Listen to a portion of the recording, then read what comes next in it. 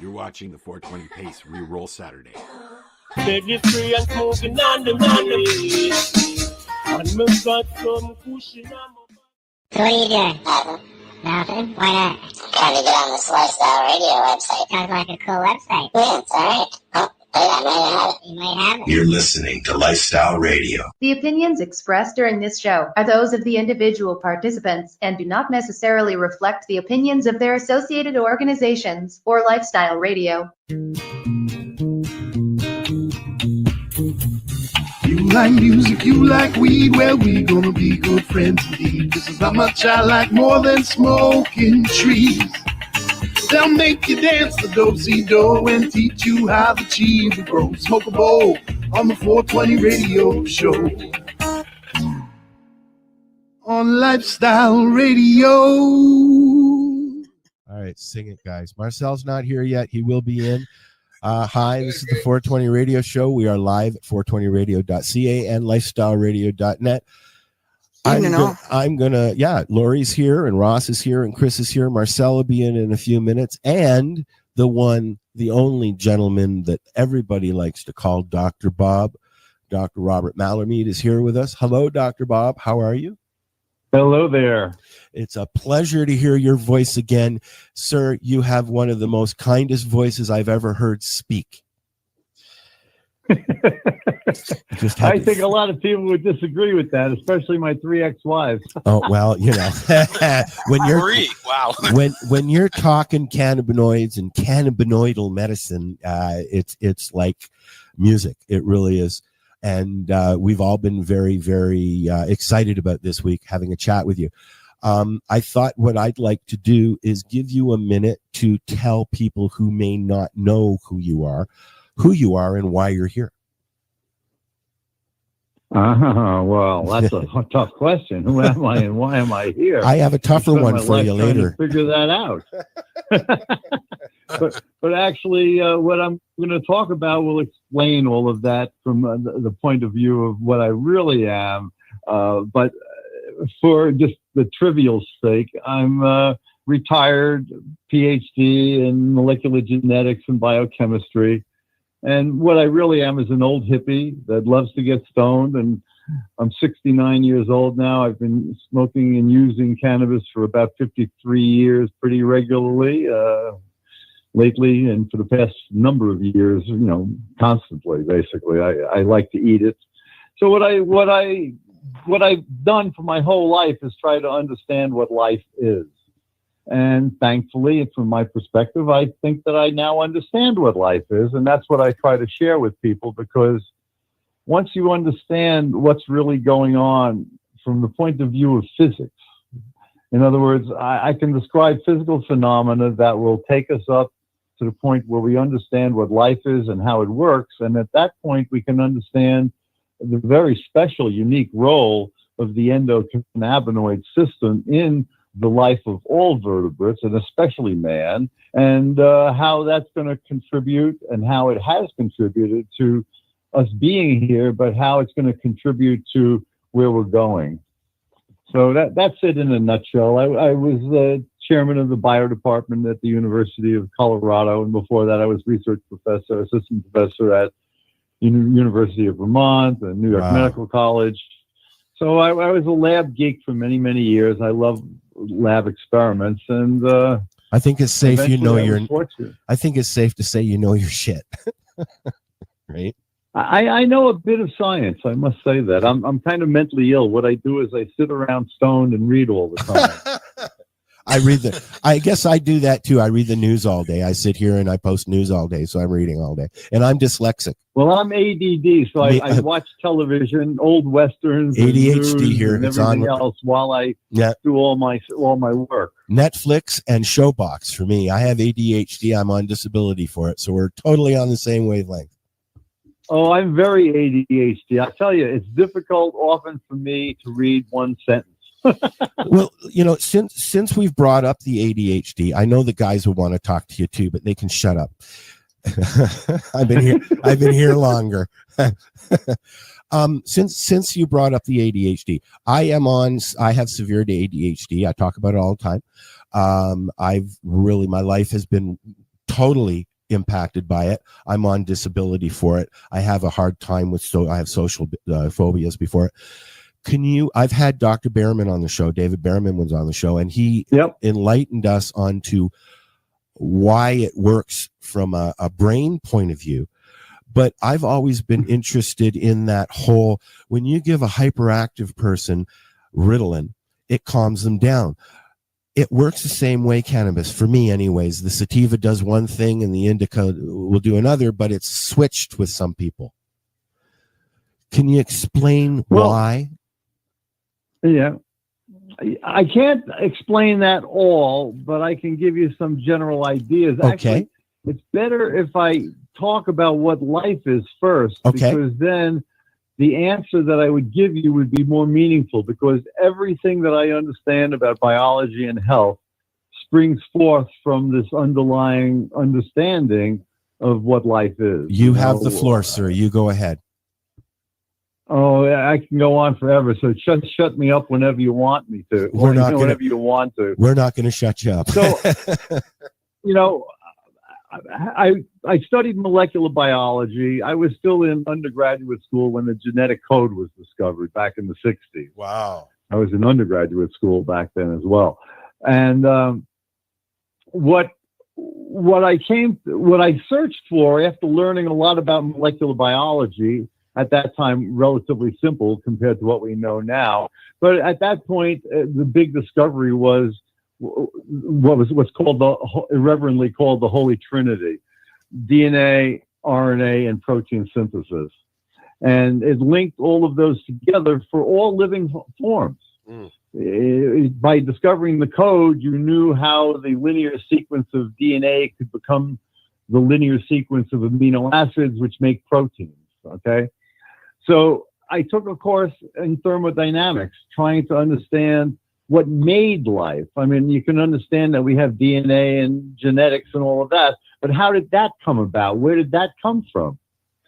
So I took a course in thermodynamics. Thermodynamics is a branch of physical chemistry, and thermo, heat, energy, dynamics, flow. So flowing energy. Unfortunately, the classical thermodynamics is not about flowing energy, and it's about what's called equilibrium conditions when things are already done, so they're not going to do anything else. So how can you look at life from that perspective? And in fact, from that perspective, life is statistically impossible. So that was kind of confusing and frustrating, especially since I'm a mathematical moron, and that course tormented the hell out of me because I'm a mathematical moron. However, along the way, I discovered the work of Ilya Prigogine, who got the Nobel Prize in 1977 for creating a new field of physics called far from equilibrium thermodynamics. And that is, in fact, what we are. We are far from equilibrium. You want to get closer to equilibrium, get sick and die. Or, wrap yourself up in a plastic bag and leave yourself rotting for 1 million years, and eventually nothing anymore will happen. So the difference between these two forms of physics, one says life is impossible, and the other basically says life must happen. So, of course, that makes a lot more sense. However, it wasn't for many years that Prigogine really kind of reached the apex of his understanding. And that came out in a book called The End of Certainty. And it's a very, very profound book. It's only, it's a short book, but my God, is it dense with, he's one of the smartest people that ever lived. No question about that. And what it basically tells you is that time is this constant change that only occurs when you're not at equilibrium. If you're at equilibrium, everything's randomized, and you can't tell. There is no time because there's no change. So with that perspective, we go back, we have a Big Bang. We don't have to worry about where the Big Bang came from or what's going on there. What we know is that we have this expanding universe, and that as things cooled and planets formed and they cooled, that at some point on our planet, life emerged. So that's where I would like to really now focus on what's going on. I'd like to give you a whole evolutionary history lesson. Please do. As to, pardon me? Please do, but I have one question first. Before you get, yes. Do you mind if we smoke pot while you're speaking? Yeah, you got to pass it to me. And All figure right. out how to do that. All right. Okay, I don't smoke very much. I'm an eater. I start my day by eating about 100 milligrams of high quality oil. Oh, wow. Yeah, and then I repeat that at least one more time during the day. Wow. I've got a lot of arthritic conditions, and when you understand what I'm talking about in this discussion today, you'll understand why I do that.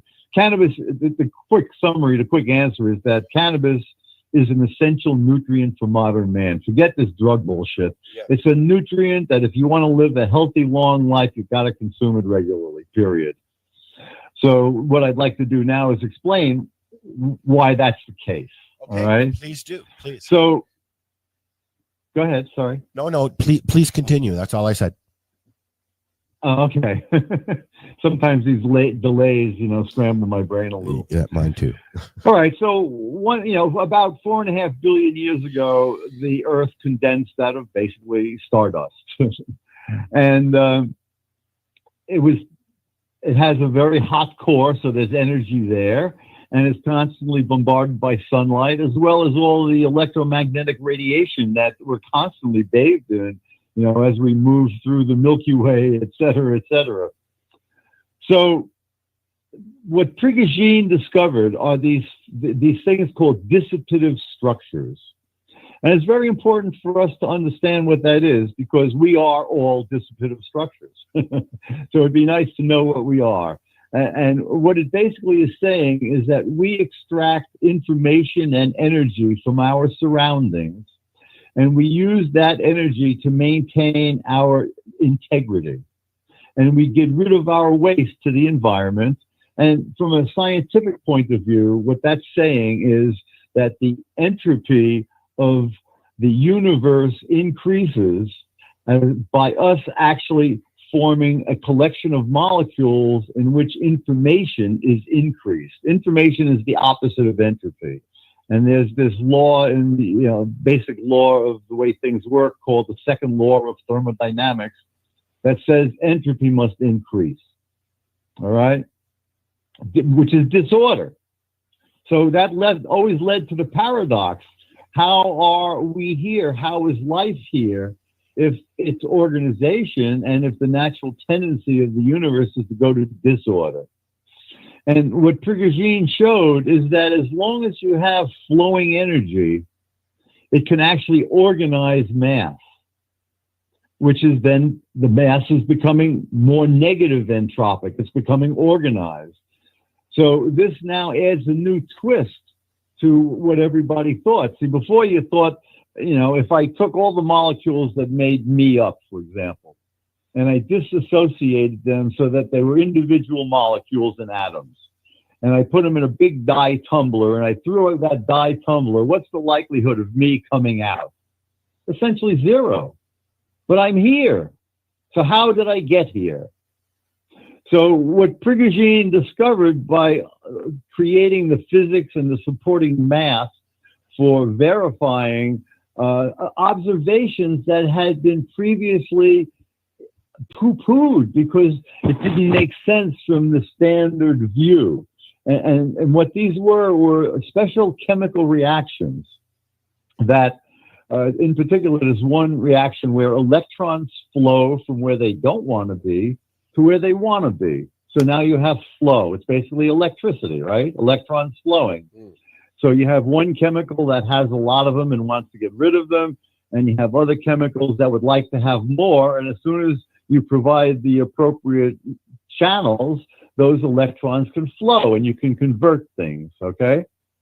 So what Prigogine showed is that there are a number of circumstances where flowing energy organizes matter. And that's what we are. You see, as soon as you stop the flow of a living system, the living system becomes a dead system. If we stop eating, we stop shitting and pissing, we stop breathing, we are stopping the flow that maintains our organization. Now, I'm going to give you a very simple example of that in a different context, because flowing energy can take on many different forms. And flowing electrons is exactly what powers life, but there are other examples that we're all familiar with, and yet we don't think about them in the context that I'm trying to describe, because we haven't been educated that way, because far from equilibrium thermodynamics, when it's taught, is typically in advanced physics courses and graduate courses, and it should be taught in kindergarten by giving people demonstrations of things so that they understand that what I'm going to describe to you is very special. So I'm going to give you a very simple explanation. We've all pulled the plug in our bathtub or flushed our toilet. What do you see? You see a whirlpool that forms. Well, that's a structure. The molecules are no longer random. So they're organized. And what's driving that organization is gravity. And once the toilet reaches the bottom, the water reaches the bottom, that spiral disappears. It's the same thing that accounts for tornadoes or hurricane weather patterns. When you look at those patterns, what you're seeing is a structure that's dependent on the flow of the wind and the heat to generate that structure, okay? So in that case, gravity or heat can be generating flow-dependent structures. In our case, it's the flow of electrons from chemicals that want to get rid of them, in particular hydrocarbons, the carbohydrates that we eat, the protein that we eat, the fats, they all are made out of carbon and hydrogen molecules. And in order to add those hydrogens onto the carbon, it requires energy. And that energy comes from the sunlight. And before life formed, what it did was it powered chemical reactions that formed these heterogeneities, these structures in liquid. You know, if you just pour a liquid and let it sit there, you're never going to see a whirlpool form. But as soon as you allow gravity to act on it, you can see the whirlpool forming. Okay, so flowing energy is the critical deal here. And so once life first emerged, well, let's go back. Before life emerged, you had these inorganic, meaning pre-life, chemical reactions that were forming in the prebiotic soup, the ocean.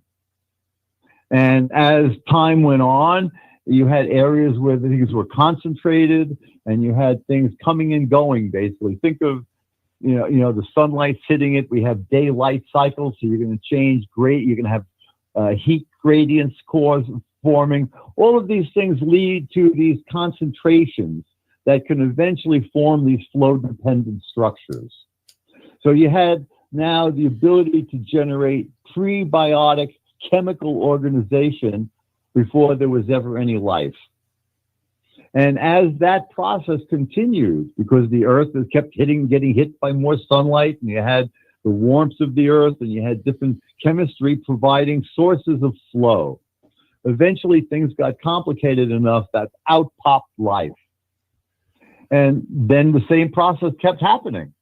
Life keeps taking in more energy, creating more complexity, because what's really going on with all living systems is they're trying to survive.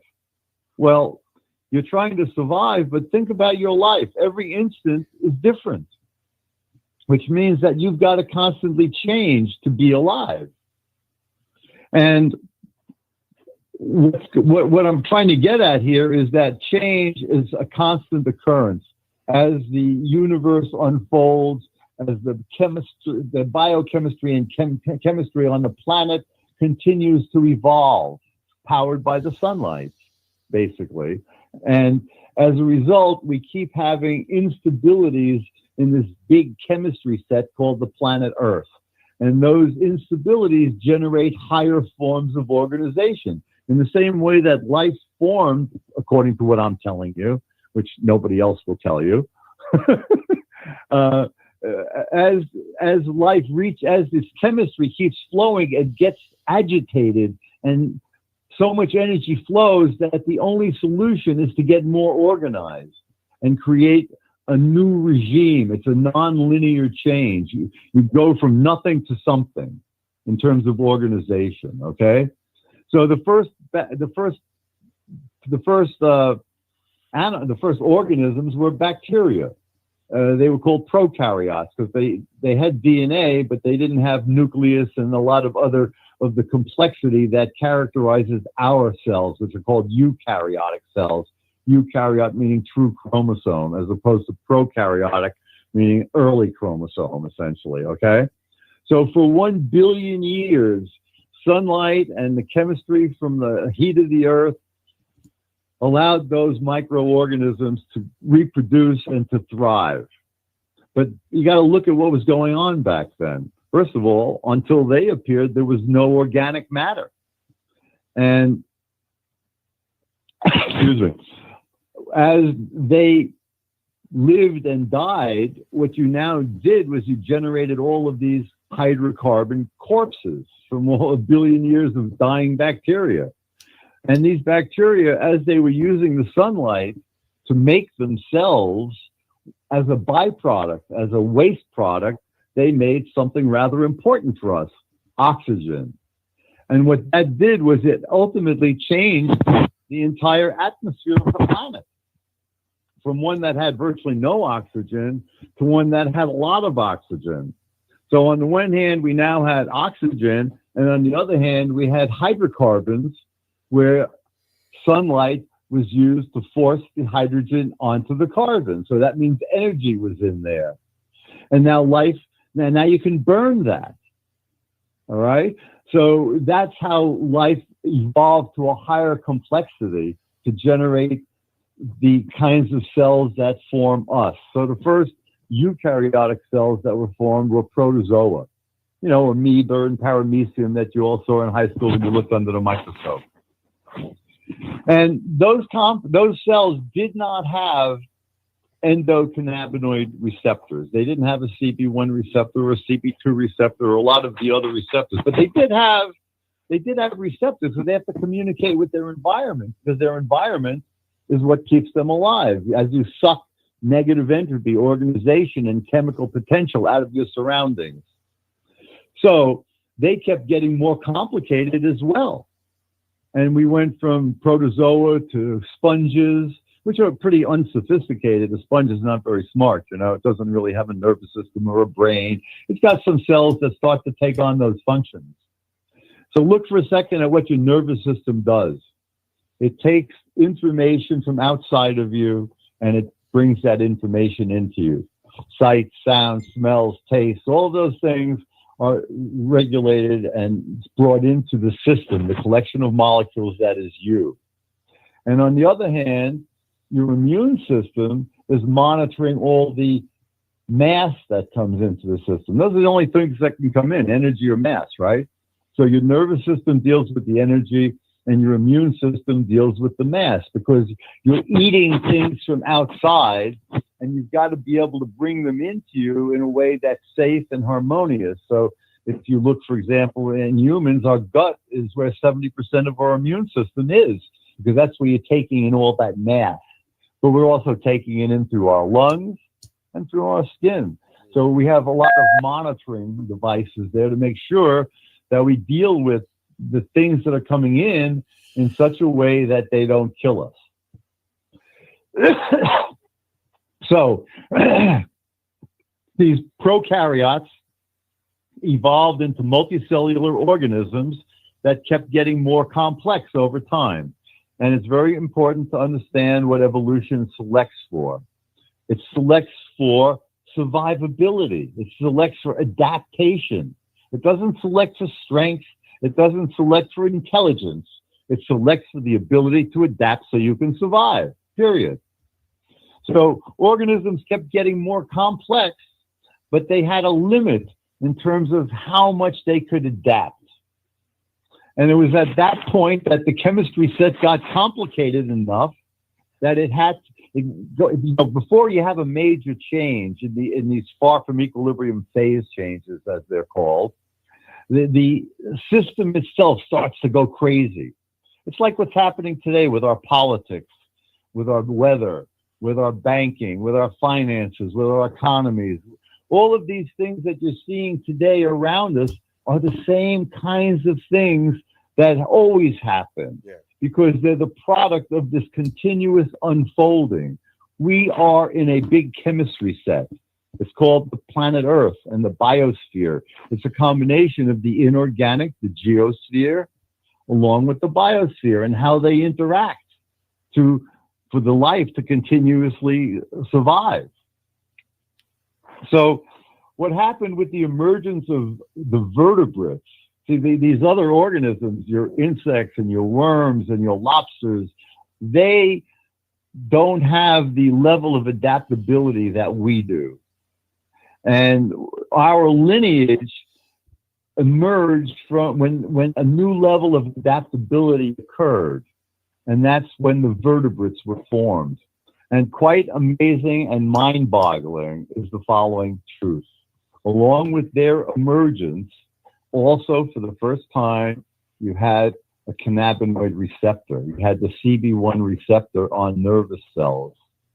Now remember, those protozoa had the biochemistry that produced endocannabinoids. You had anandamide in a protozoa, which is anandamide is one of your main endocannabinoids. But it didn't have receptors because they were part of these flowing biochemical structures that had not yet evolved the sophistication of communicating into a more complicated scenario, that of the vertebrate. So let me explain now what really is going on, because it's so simple. You see, it's just people don't understand because nobody says it other than me. So what happened is, think about your brain, think about your head. What's the big characteristic? If you put your hand on your head, what are you feeling? Heat. You're always going to be hot. Your head is the hottest part of your body, and your neck, right? They're always giving off a lot of heat. Why is that? And that's why your brain is. That's where you experience most of your pain as well, right? Yeah, but the point here is that flowing energy organizes matter. Your brain is the most complicated piece of biology on the planet. Yes. So it's got a tremendous amount of organization. It requires a tremendous amount of energy to maintain that. Because if we cut off your food supply and you die, your brain is going to decrease its complexity until it stops everything, right? So what we want to do is maintain our distance from equilibrium. We want to be charged up with life. And we want to be able to continuously adapt to our environment so that we, as a living entity, can continue to survive and thrive and grow. And with the emergence of that CB1 receptor, something very, very special happened. Again, this is only from my perspective. Everybody else will tell you that I'm nuts, but I can prove it all. And they don't even talk to me about it because their heads are so far embedded in their asses that they can't see any light. There you go. And I'm talking about doctors and professional scientists. Hello. Is there anybody out there? So what's going on is this. You couldn't develop a complicated brain with the existing biochemical machinery of the invertebrates because we generate energy in different ways. And the most efficient way that we generate energy happens to also be the most dangerous. So we have a series of chemical reactions within our mitochondria known as the electron transport system. And what that is a way of taking these electrons that are coming from the reduced hydrocarbons, the food that we eat, and passing them through the complexity of biology until they have no more energy. And what do we put out? CO2 and water, right? That's what you're breathing out, and we get rid of our water with our urine and along with our ammonium compounds, et cetera. And your feces is basically, 80-90% bacteria. We actually have more bacteria living on us and within that tube of our digestive system because they're much smaller cells. Remember, the prokaryotes are not as complicated. We actually have more bacteria living on us and part of us than we have our own cells. How's that for bizarreness, right? We tend to, it points up the stupidity. That's scary, actually. That's scary. Well, no, it's not scary because we need them. Oh, okay. So then it's not scary then. It sounds scary. No, it's though. all symbiotic. Everything has to live in harmony with everything else so that everything keeps flowing. Yes. Okay. I get you. All right. And the bacteria in your gut regulate your state of health to a tremendous degree now. It's found more and more because the right bacteria live in harmony with you and the wrong bacteria don't. Yeah, and they cause inflammation and you get all sorts of illnesses. That was the scary part. We have to live in harmony with our environment. And what you want, see that everything is so stupid because everything is driven by marketing. So every time some asshole comes up with an idea that might sell something more, the morons go and peddle shit, and we, the blind sheeple, go and buy the crap. Yeah. Let me give you a prime example, and the significance of this will become clearer later on. Okay. Today, what do we see as one of our major causes of health disease, lack of health, is what's called metabolic syndrome.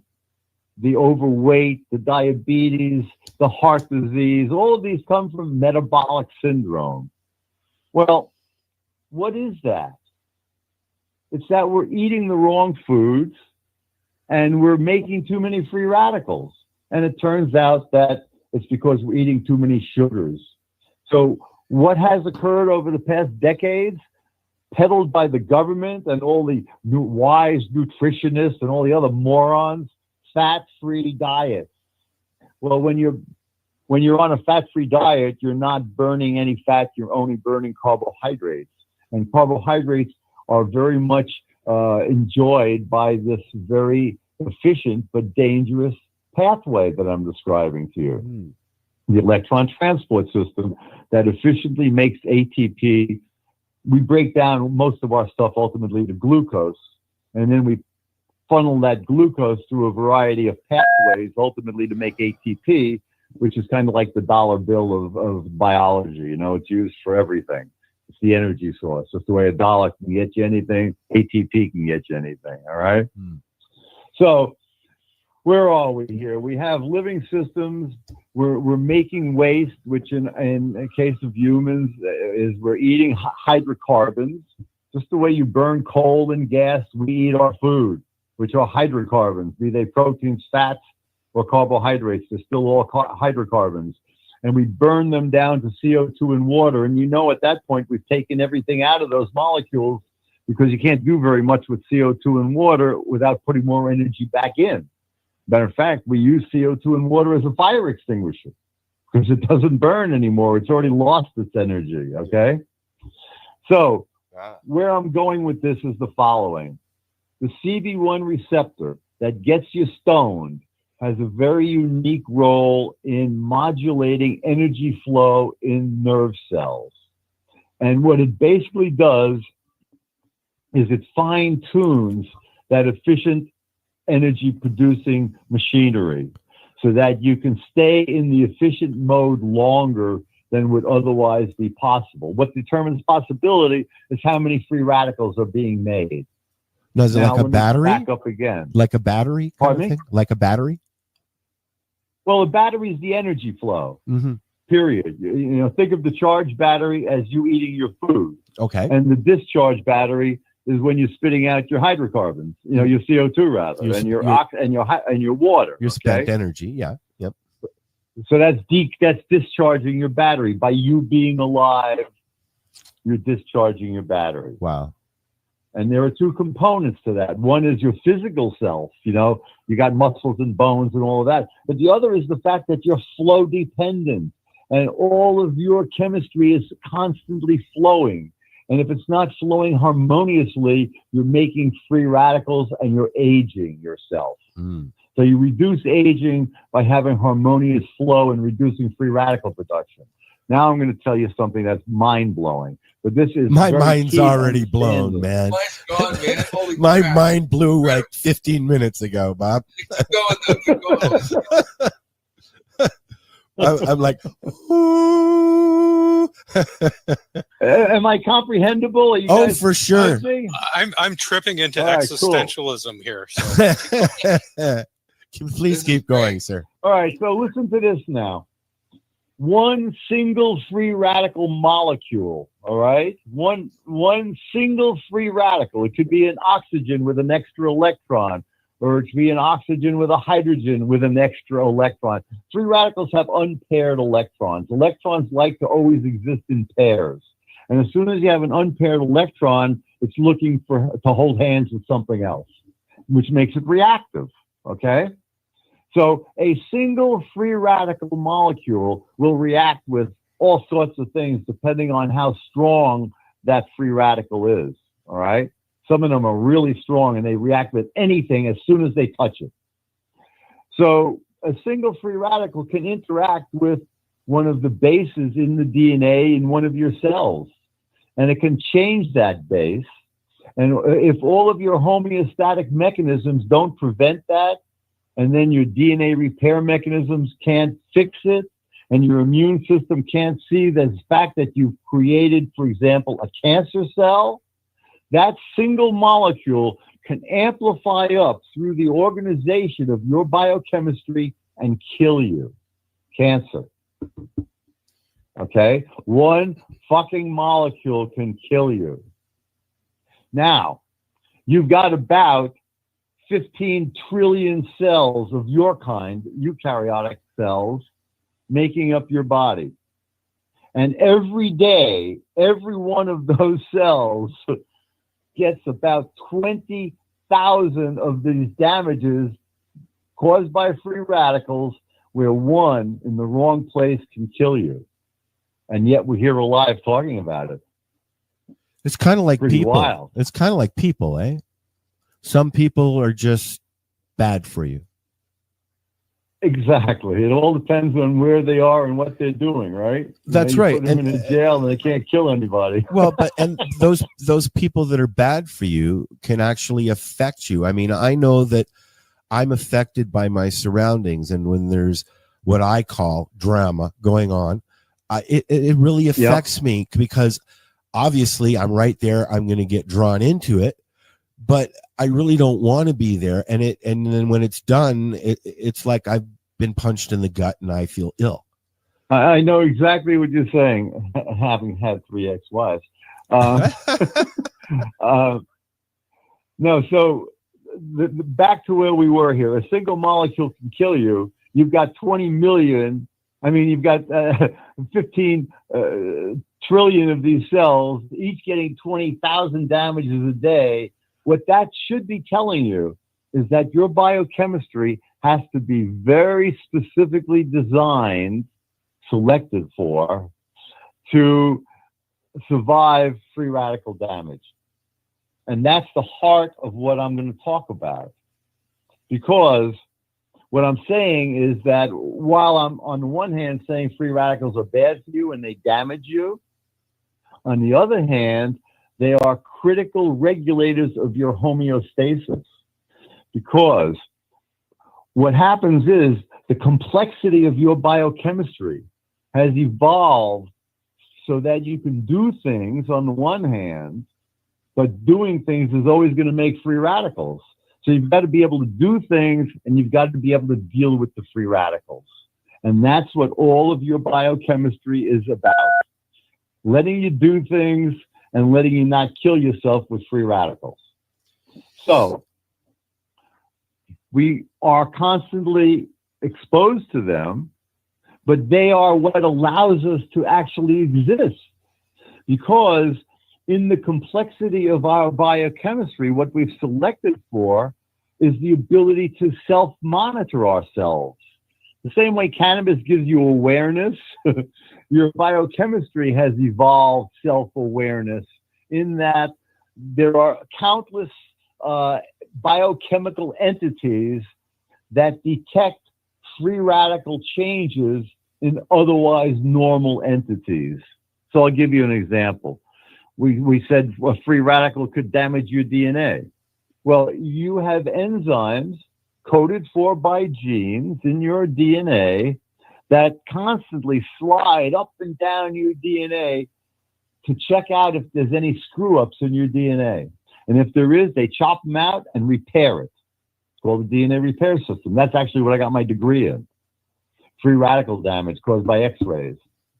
But now we're talking about free radical damage caused by our metabolism, by our very essential metabolism. So what I'm telling you now is that free radicals have two roles. On the one hand, they are damaging, and on the other hand, we wouldn't be here without them, because they are the constant signals that tell us anytime there's any imbalance in our biochemical flow. Because anytime there's an imbalance, we wind up generating free radicals to an excess degree, which starts to label things. And eventually, our biochemistry gets so screwed up that we have to shift into a safer mode. That safer mode is fat burning. So when we are burning fat, what you're really doing is you're recycling your biological molecules that were labeled with free radical damage. And what that allows you, it's the same, everything is a fractal. Our society is a fractal. Think about our society. The smarter we got, the more capable we were of doing things, the more waste we made. And now we're choking in our waste, so we're getting some feedback that says, hey, if you can't breathe your air or drink your water, maybe you're doing something wrong and you better fix it. And if you are living on a planet and you're making so much CO2 that you're changing the atmosphere, and it's going to destabilize our polar caps, and they're going to melt, and they're going to flood our shorelines. And by the way, what's going to also happen is we're going to melt the permafrost in Russia and release all that methane, and that's going to give us such an incredible, effect on our weather that the planet will turn into Mars, literally.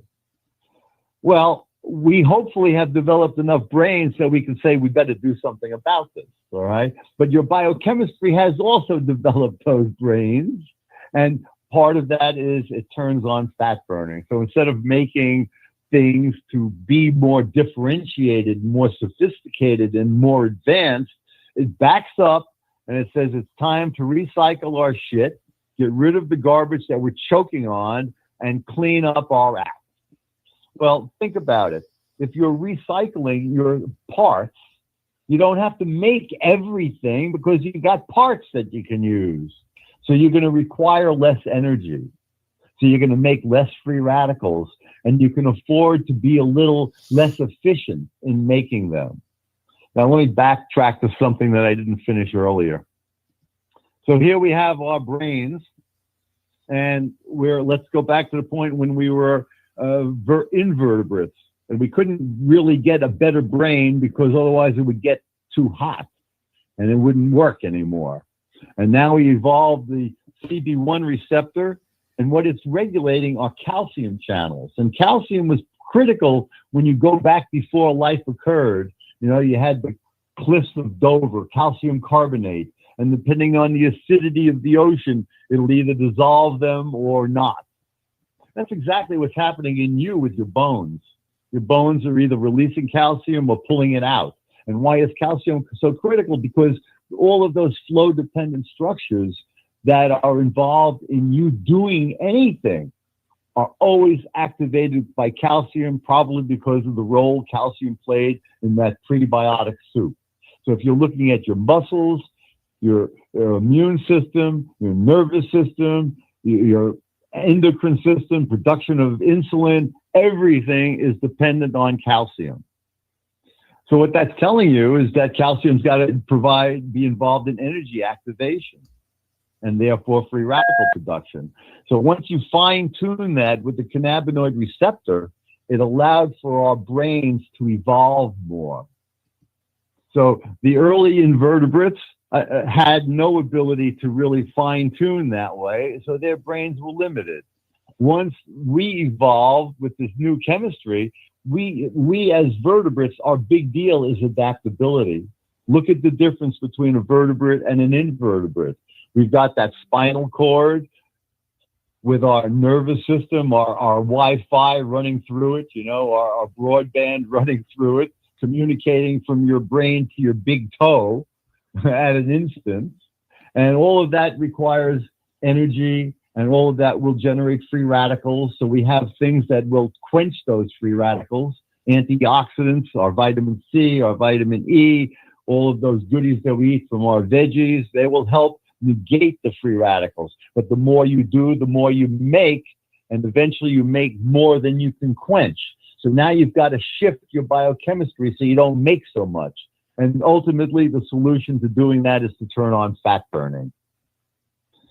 So when you turn on fat burning, you're making fewer free radicals, and it goes hand in hand with the recycling that I was talking about.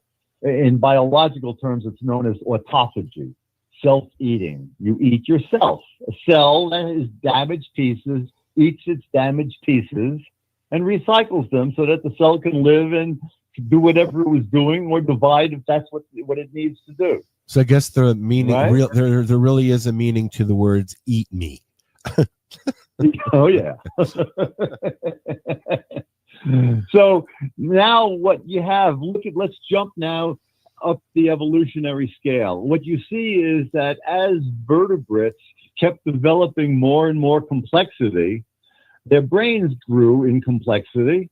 And what you see is always an increase in that CB1 receptor, to the point that the more evolutionarily advanced areas of the human brain, for example, have more receptors than a monkey or than a dog, or you go back, There's a constant increase in CB1 receptors in the most evolutionarily advanced areas of our brain.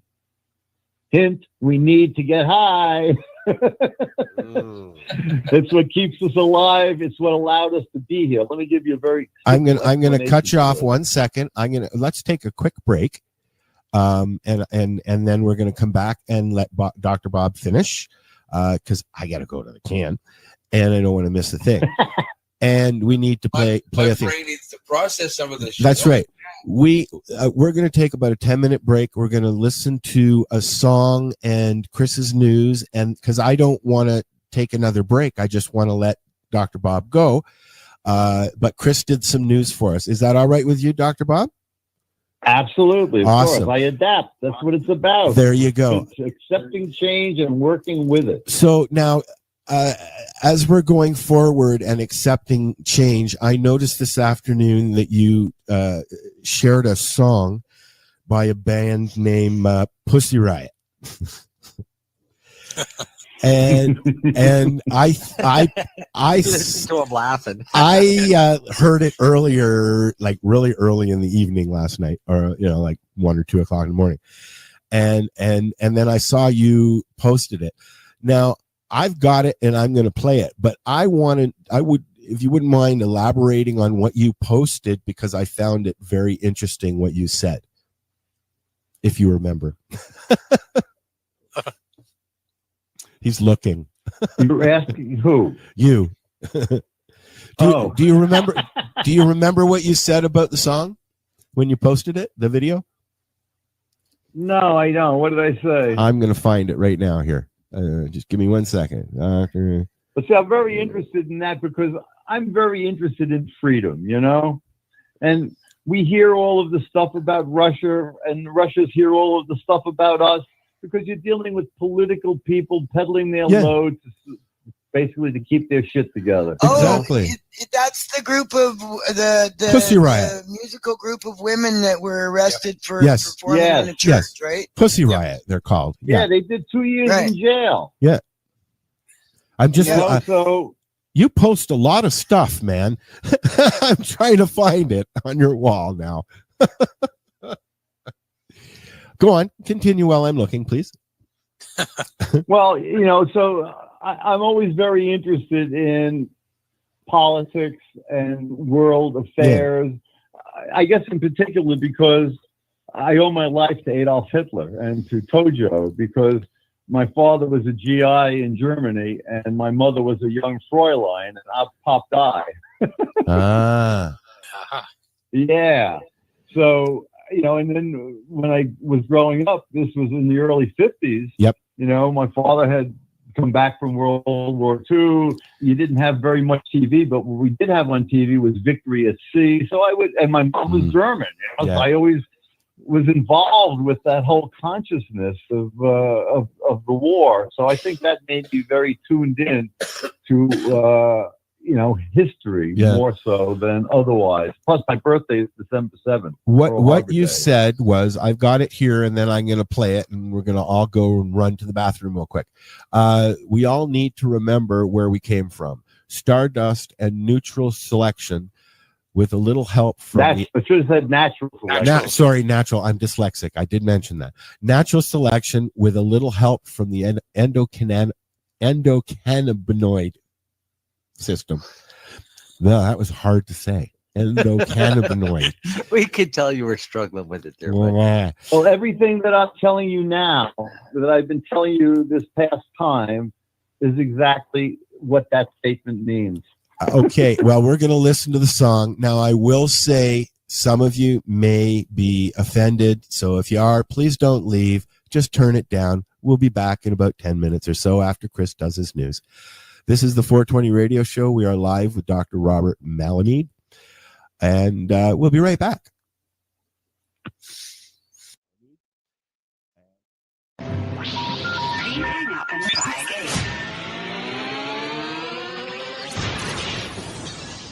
You're listening to Lifestyle Radio.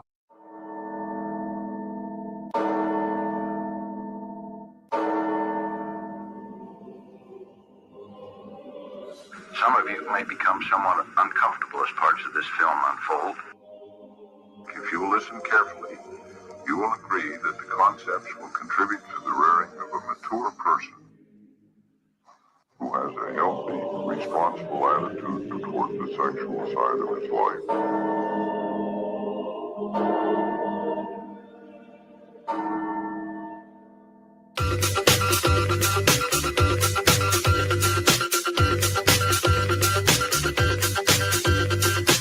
Does your vagina have a brand? Let your vagina start a band. If your vagina lands in prison, then the world is gonna listen. My vagina is tough and dangerous, shaking up the major labels. Vagina gonna take the stage, 'cause vagina got a lot to say. Don't play stupid, don't play dumb, vagina's where you're really from. Don't play stupid, don't play dumb, vagina's where you're really from. Vagina's gonna win the race. Vagina gonna play in space. Vagina gonna top the charts. Vaginas fill your shopping carts. Vaginas in the art museum, and people buying tickets just to see them. Put your pussy on a diet, then paparazzi gonna start a riot. Don't play stupid, don't play dumb, vaginas where you're really from. Don't play stupid, don't play dumb, vaginas where you're really from. V-A-G-I-N-A, we got pussy for days. Back up, pussy don't play. First they come and then they stay. You gon' always go and find it when you need it. You gon' always come back and repeat it. Oh, 'cause you know what home is. Go down like you know what dome is. Whoa, man, when I'm losing focus. But JJ on hocus pocus. Don't act like you don't know this. Girls running like US Open.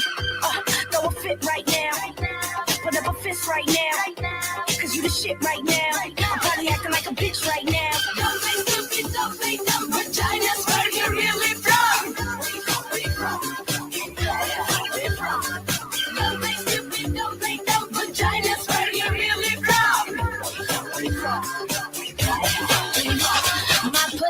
My pussy It's sweet just like a cookie. It goes to work, it makes the beats. It's CEO, no rookie. From senator to bookie, we run this shit, go looky. You could turn any page, any race, any age, from Russia to the States. We tearing up the place, I rip shit like Sinead O'Connor. I wear my badge, it's a badge of honor. I take pride in the way we rise. One love to Maya Angelou, the if we'll wonder how we do it all. Sometimes I wonder. I could play nice so I could bring that thunder. So sad I got it in right here, but this vagina gotta go make them numbers. Don't play stupid, don't play dumb. Vaginas, where you really from? Don't play stupid, don't play dumb. Vaginas, where you really from? Don't play stupid, don't play dumb. Vaginas, where you really from? Don't play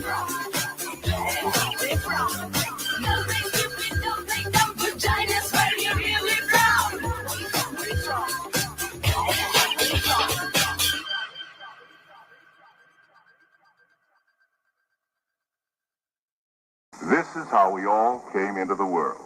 That's not all you go out with girls for, is it? Going out with girls is fun. Growing your own vegetables, flowers, or even medicinal plants can be a challenge without the right equipment and proper know-how. At BMA Hydroponics, not only are they your urban horticultural experts and suppliers, but their staff holds the customer's needs paramount to making a sale. Family-owned with decades of experience and knowledge, they offer free advice in person, by phone, or email. BMA Hydroponics wants to ensure you have the advice you need, which is why you'll find tips and tricks on different ways to grow, like wick, ebb and flow, drip, or aeroponic system, as well as other helpful links at bmahydroponics.com. If you can't find what you're looking for, just let them know, and they'll do everything they can to get what you're looking for. At BMA Hydroponics, each staff member also possesses a federal exemptee MMAR license, making their strong suit empathy, experience, and dedication to their customers. Because when you know how to grow, you'll have results that make you proud. BMA Hydroponics in Belleville, Ontario. Visit bmahydroponics.com. I'm Coulter Wonka. I'm already into the 420, damn it.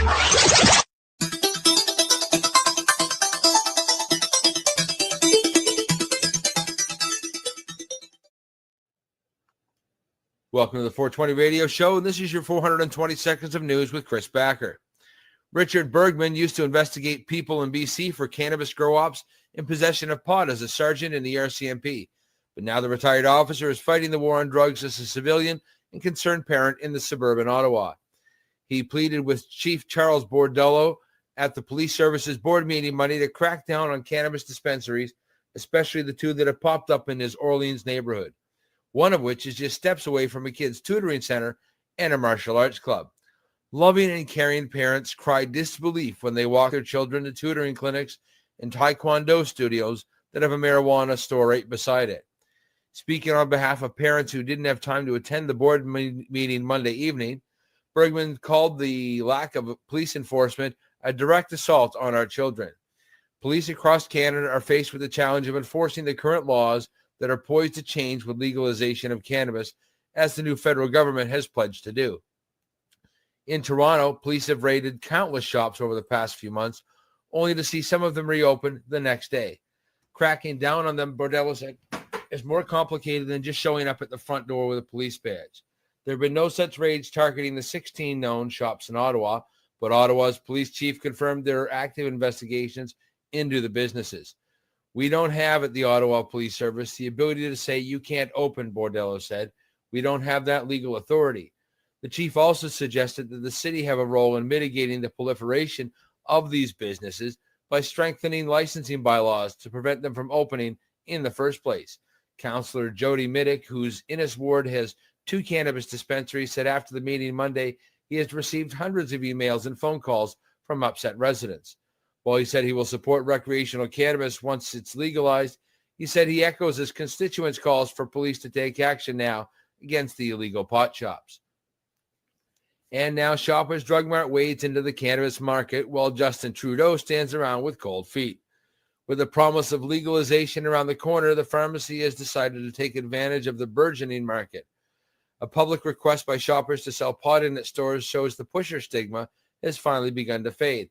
Shoppers is part of the Loblaws chain known across Canada for its family-friendly Canadian superstores and President's Choice brands. The move by Shoppers Drug Mart shows government inaction can't stop the evolving position of cannabis in Canadian society, but the longer Ottawa waits to make its rules, the more it loses control. Sky High Holistic of Santa Ana, California, was involved in a controversial raid over the summer in which 3 police officers with the Santa Ana Police Department were caught on Sky High's surveillance camera eating cannabis edibles and playing darts. One officer can even be heard making jokes about wanting to kick Marla James, an amputee, in her quote-unquote fucking nub. The dispensary was now applied enough legal pressure that the city of Santa Ana has agreed to pay a settlement of $100,000, money that will be split between dispensary volunteers Marla and David James and a physician who lost the use of his utilities as a result of the raid. The city has also agreed to drop all charges. The 3 police officers responsible for embarrassing the entire Santa Ana police force had either resigned or been terminated at this point.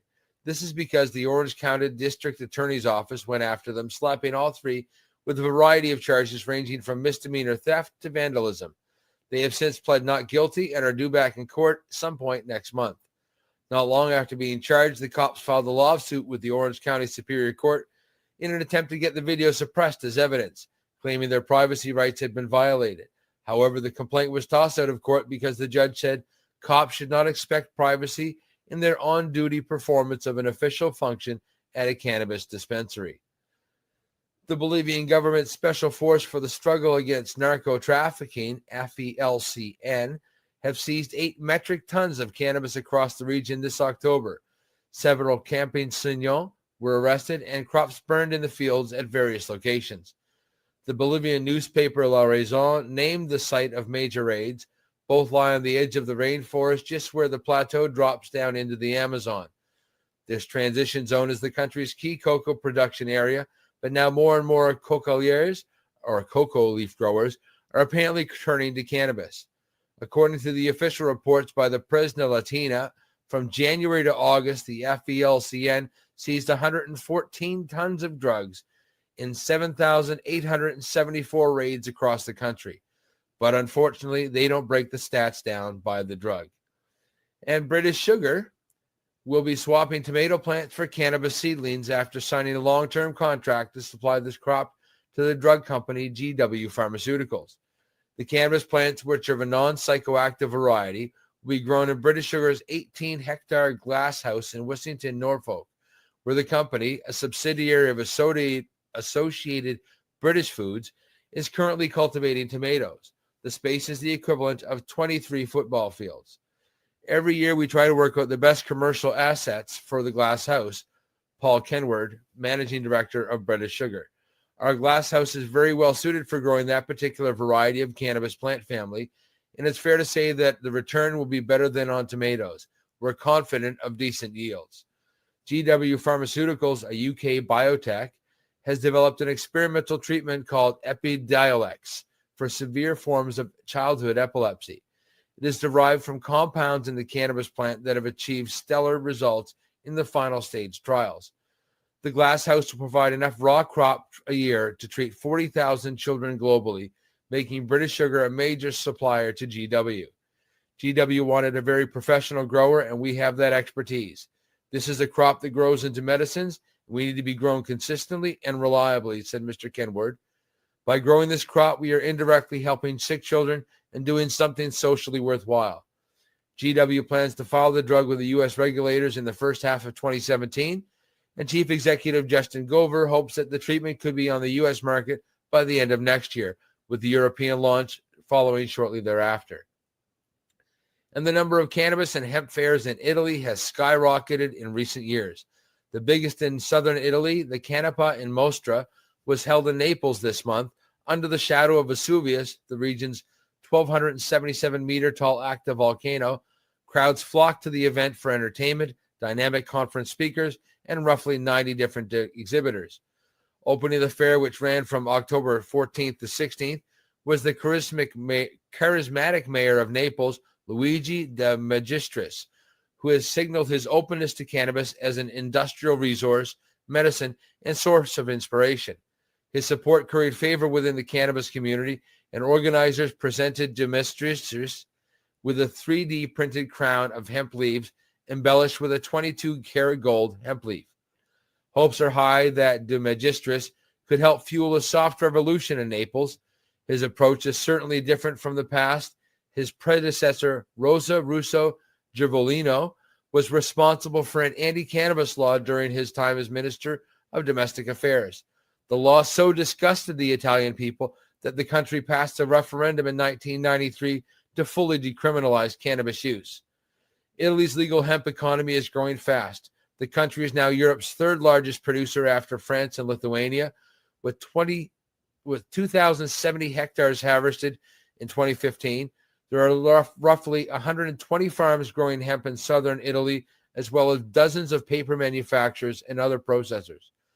Kinesis of Sicily produces bioplastics from hemp, and one of the bigger players, South Hemp Techno, opened a hemp processing plant in Crispiano Tarantino in 2014 that it's widely considered the best in Italy.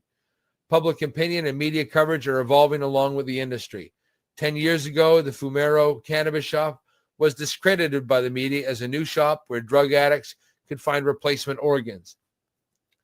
These days, the same publications seem much more open to cannabis becoming part of the mainstream. All this is unfolding as Naples works to reinvent itself as an open, modern, and tolerant city. And that's been your news. Peace, love, and hippie shit. Back to you guys. Tune into the Pace Radio Show and catch Kim Cooper, Debbie Stoll-Skiffen, or Allison Merlin, along with myself, Al Grant, as we talk to Canadian and international cannabis advocates who are working hard to help patients and to end cannabis prohibition. Catch us live every Wednesday at 8 p.m. Eastern Standard Time here at lifestyleradio.ca. You're listening to Lifestyle Radio.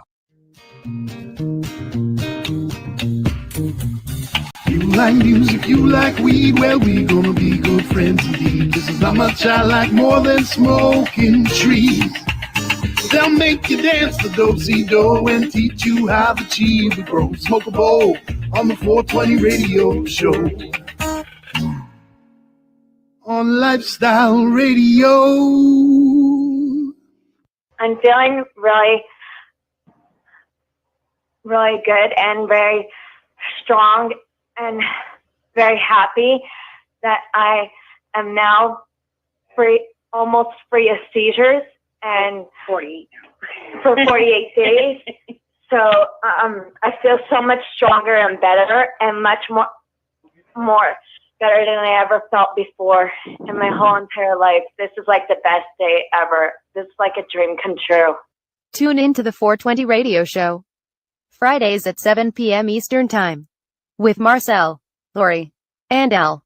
Along with their guests. Tunes. 420 seconds of news with Chris Backer.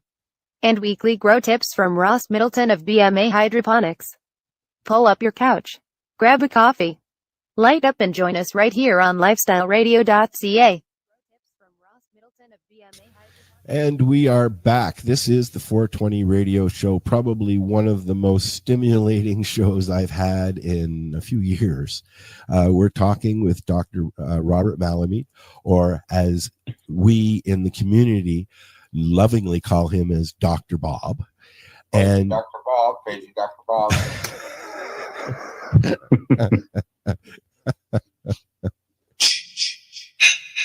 Your bong is ready, sir. Jason's here too. Dr. Bob wanted to continue where he left off, so we're going to let him. So enjoy. All right. So we were talking about complexity and how evolution continues to generate more complexity, and how with the emergence of the vertebrates, something new happened. We had the CB1 receptor, that gets you high. And what I want to explain now is how, by virtue of that modulating efficient energy production, it led to the human brain.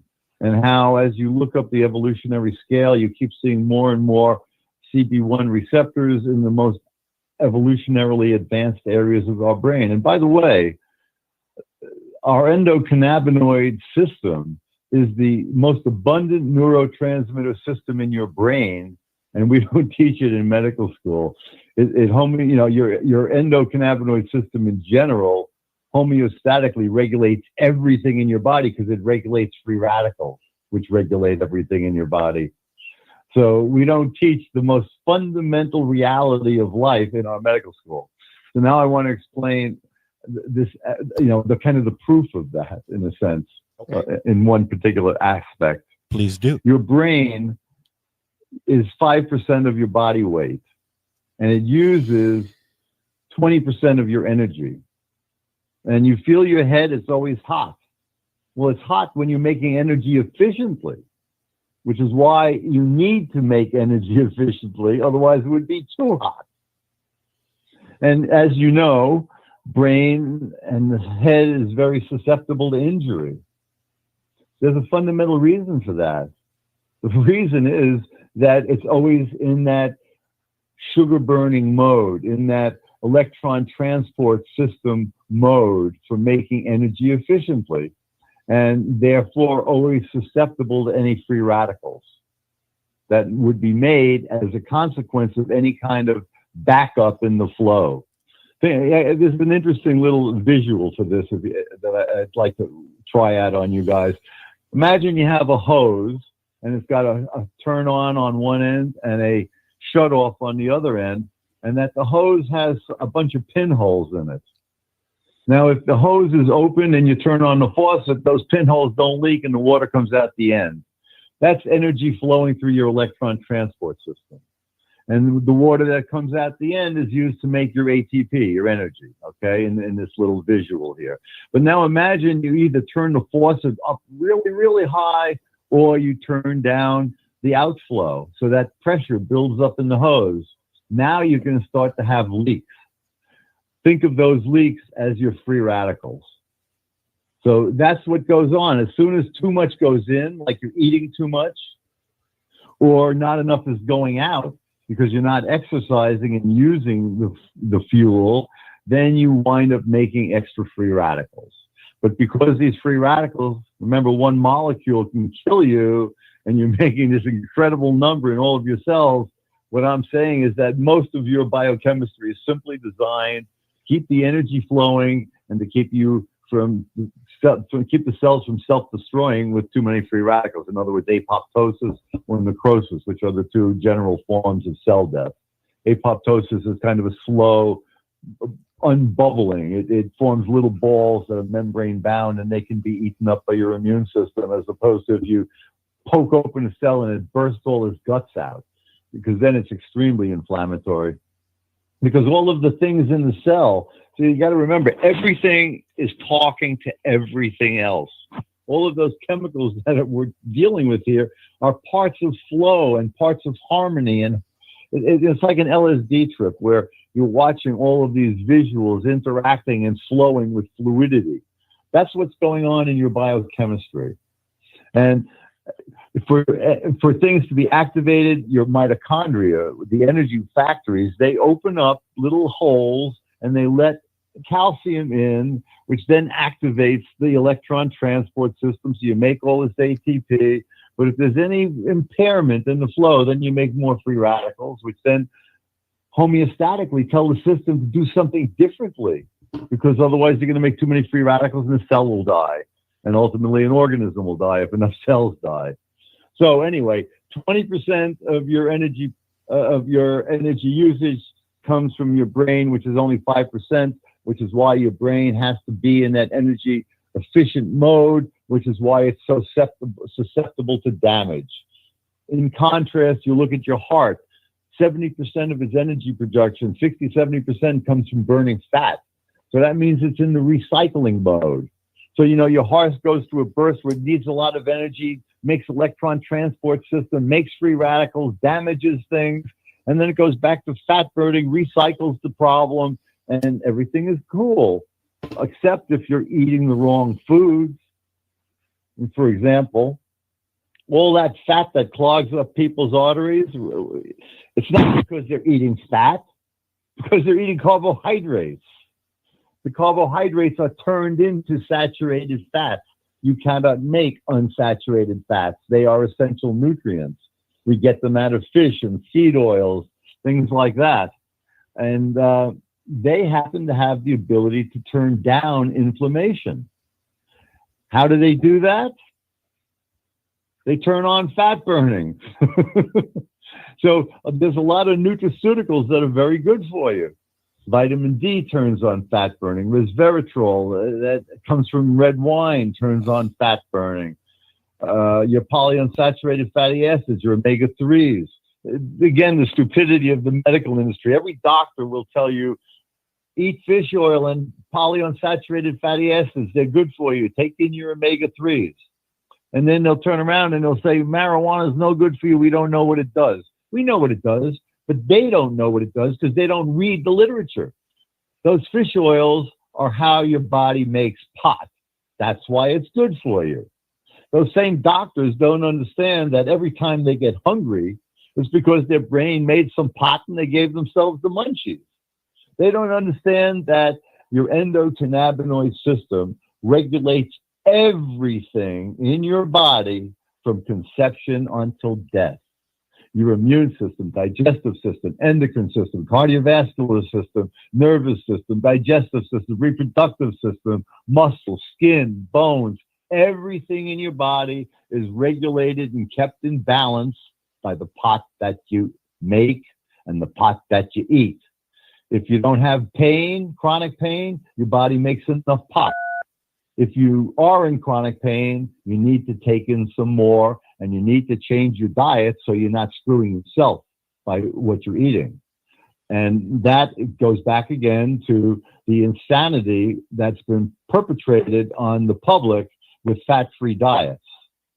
You know, just think, use simple little logic here. You think your arteries are going to clog up with fat if you're burning fat or if you're making fat? You know, it's that simple. And that simplicity holds everywhere. You know, for example, let's look at diabetes quick. You know, here you have either insulin-resistant diabetes or you have type 1 where you don't make any insulin at all. All right. Well, let's look what's going on.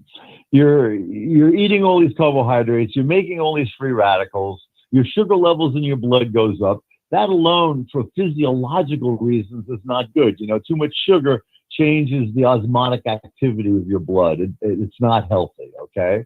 So your pancreas senses that and makes insulin. And what's that insulin do? It binds to receptors on cells throughout your body and tells them to take up the sugar and burn it. Well, what if they've been burning too much and they've been making too many free radicals and the cell has said, too many free radicals, shift pathways, do not burn any more sugar. Well, guess what? That's what's called type 2 diabetes, insulin-resistant diabetes. And what is it? It's simply your cells saying, stop killing me. I don't want any more sugar. But being stupid as we are, we ignore that and we keep giving them the shitty diet until the pancreas is burnt out making insulin. Because it keeps trying to make insulin because the sugar levels are too high in your blood, but the cells are saying, I ain't going to help you anymore because you're killing me. And then finally the cells stop producing any insulin because they undergo apoptosis because they made too many free radicals trying. It's crazy. And if you have type 1 diabetes or if you're insulin dependent, I have many friends now who no longer use insulin. Why? Because they go on a ketogenic diet. A ketogenic diet, you make ketone bodies when you burn fat. And if you make enough of them, then it shows up in your blood. So it's a big fad right now, a ketogenic diet. Why? Because guess what? You lose weight when you're burning fat. So my one friend who's like 300 pounds, he just lost 20. He hasn't been taking insulin for about 3 months now. His sugar levels are normal because he uses oil every day, which turns on fat burner. See what's going on. I didn't get into the CB2 receptor yet. Let me back up and try to dissect this further. Your CB1 receptor regulates your calcium channels so that you can stay in the sugar burning mode and make energy efficiently so that you can have a brain. In contrast, and it evolved later. Your CB2 receptor turns on fat burning. Now, the more your brain is advanced, the more, those early vertebrates were able to run around, which means they were exposed to more things, which meant that they needed to develop their immune system in order to survive the greater levels of exposure by being more alive because they were using the CB1 receptor, okay? So, because remember, your immune system is monitoring mass that comes into the system. Well, it turns out that CB2 was first discovered in the immune system. It was called the peripheral receptor or the immune receptor. But after all this time, and I've been talking about this for years, the scientific literature never really talks about what I'm telling you. CB2 turns on fat burning. It turns on autophagy, self-eating, okay? Now, let's look at what goes on with viruses. Let's look at HIV, okay? HIV developed in a differentiated environment. It's developed, in humans, and we have this very complicated system of everything, us, and yet this virus has evolved the ability to kill us. Well, that virus evolved, all of its adaptability evolved in the differentiated sugar burning mode of our cells, of our immune cells, that for the most part, when they're making antibodies or doing these other things, they have to turn on sugar burning, all right? Because they need to make the energy efficiently. So HIV has evolved and lives in a world of sugar burning, where cells are communicating with each other because they're differentiated and sophisticated because they make energy efficiently. Well, guess what happens if you turn on fat burning by eating lots of cannabis and taking nutrients like I've described that turn on fat burning? You control HIV. So I've got one friend who's had HIV for 26 years. When I first met him about 5 years ago, he was fully drug resistant and had full-blown HIV. He had HIV count in the millions, had no T cells, had dyslipidemia from all the years of using the antiretrovirals. And we were in Washington, D.C. lobbying for a biotech bill because he needed new drugs. This guy's a piece of work. And he comes down with a Kaposi sarcoma. These, this is what killed everybody back in the day before the antiretrovirals. You see people with HIV with purple blotches all over them. It's basically a blood cancer. It looks like a skin cancer, but it's really blood vessels that are growing cancerously. And eventually it hits your organs inside and you die. There's no cure. It's all bullshit. The doctors say, we could treat it. Yeah, they pick off a couple of your scabs and then you die. That's treatment. How ridiculous can you be? This is the #1 cancer in Africa. Wow. Because you got so much untreated AIDS. Okay. Yeah. And they just let the people die horrible, painful deaths. All right, so my friend comes down with one. We're in Washington, D.C., in Congress, and I pull out my jar of oil. I say, here, put this on. And he was hesitant because this guy's a character in his own right, but I don't want to go off into that right now. I go back to Colorado. He goes back to New York. 3 days later, I get a phone call. He goes, Bob, what the fuck is going on here? I'm holding a Kaposi sarcoma in my hand. They're not supposed to fall off.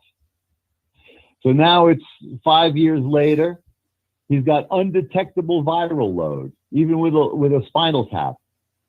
He has normal levels of T cells, although they're not all functional. And he got rid of the dyslipidemia on his back. You should already know what's going on here. You're not going to deposit fat on your back or in your gut, in your organs. If you're burning fat, you're not storing fat. You're only storing fat when you're eating all those carbohydrates and burning all those sugars. All of that fat is there because your body is trying to protect your cells from you killing them with all the sugar. So we can control viral infections. We can control cancers. It's all the same kind of a story. You see, when you're always in the sugar burning mode, that's normal for us because we eat too many sugars. 100 years ago, we ate much more fat, and that's why the ketogenic diets are so healthy for people. So we're able to promote health by reducing free radical production. And again, free radicals are the heart of aging. They're the heart of all age-related illnesses. So whether you're talking about cognitive dysfunction, Alzheimer's, or you're talking about autoimmunity, multiple sclerosis, you're talking about heart disease, cancer, all of these things tend to start, for the most part, as sugar-burning cells making too many free radicals. And then, and now I'll tell you some very radical things now that nobody in the scientific world believes except for me, but they don't even know it because they don't want to hear it. The metabolism that changes between fat and sugar burning changes by virtue of chromosomal architecture. You've got every one of your cells has 1 yard's worth of DNA in it. That's crazy. When you think you can't even see the cell and it's got a yard's worth of DNA, and it's got to duplicate that and then partition it into dividing cells. That's just insane. It's beyond comprehension to visualize that. Anyway, where was I going? I forgot where I was going. While you're thinking, I have a question, actually.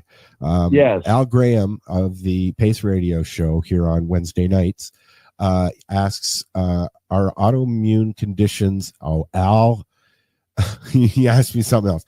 I got to find it again here. 1 second here. Sorry. Are autoimmune conditions related cannabinoid deficiencies?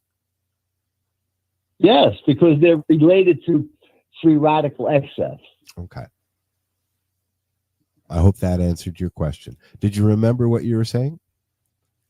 No, of course not. I don't remember what else. I don't remember saying anything. Marcel, maybe we should take a second here. Marcel, why don't we were talking off break about the fact that Marcel had MS. Why don't you elaborate, Marcel? Oh, actually, that's a perfect thing to talk about here. What was that? So that's a perfect thing to talk about. MS is an autoimmune disease, and it winds up basically destroying the myelin sheaths, which is basically insulation over your wires, your nerves. And without that insulation, your nerves don't conduct properly. And as a result of not conducting properly, they make more free radicals and they eventually die. So that's why you progress from bad to worse, typically.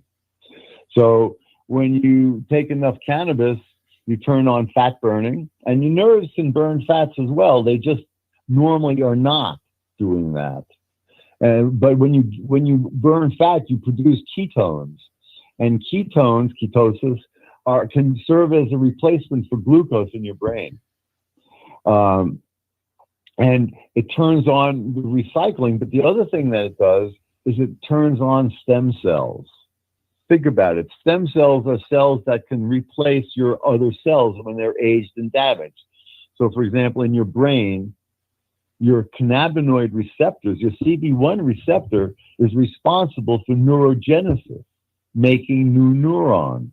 Okay? What does it make new neurons from? Stem cells. So you want to have enough stem cells that you can make enough neurons to replace the ones that are dying. Okay?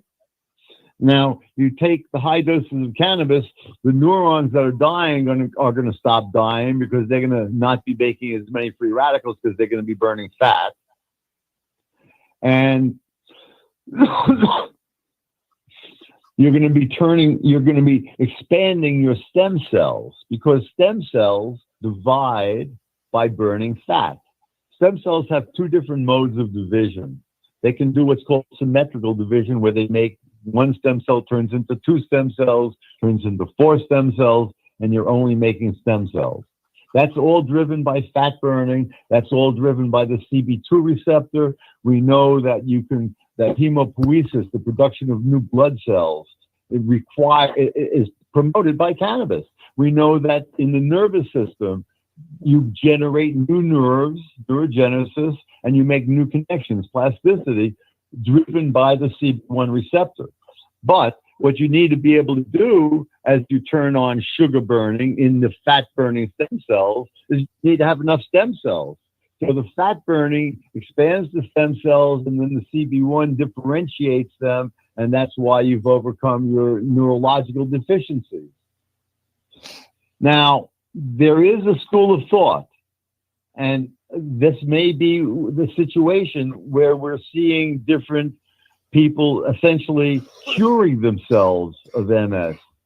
Because I've seen that as well now with people who've taken the high doses.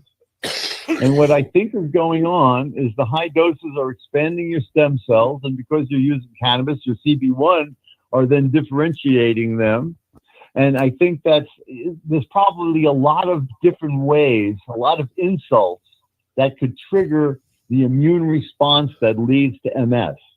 And there is a whole school of thought that MS is caused by things like Lyme disease, Burgdorfia, the bacteria that causes Lyme disease, or other viruses or bacteria that wind up promoting this neurological deterioration as a result of immune cells acting on inflamed and in an inflammatory situation. So taking the high doses of cannabis could have actually killed whatever pathogens were leading to the immune response that led to the MS. So that would be my take on what's going on there. Right. Chlamydia pneumoniae is the one in the lungs that's been associated with MS, and that was back in the 1800s. So no, there's a variety of things that have been implicated, but and I know of one doctor that I haven't spoken with him for 20, 30 years, but he was down in Tennessee there. I forgot the University of Vanderbilt, and he believed that all MS came from different kinds of pathological infections. And he was using PCR, which is a very sensitive technique to amplify DNA or RNA, if you're looking at an RNA virus, for example, so that you could detect things that you couldn't detect by other means. It's extremely sensitive. So this has been going around for a while here. And I was actually on the phone the other day with an alternative physician friend of mine who hasn't drank the pharmaceutical Kool-Aid. And she was saying as well that a lot of this MS is again, just a variant on certain types of infection. So it's out there, and that would certainly be an easy way of explaining how cannabis was able to reverse it. Oh, I figured that out a long time ago. Oh, no, that's awesome. Yeah, but you didn't explain it like that, Marcel. No, but see, here was my take on You've MS, never really no. I was told that it was an autoimmune disorder. I was told that it was by, of course, neurologists.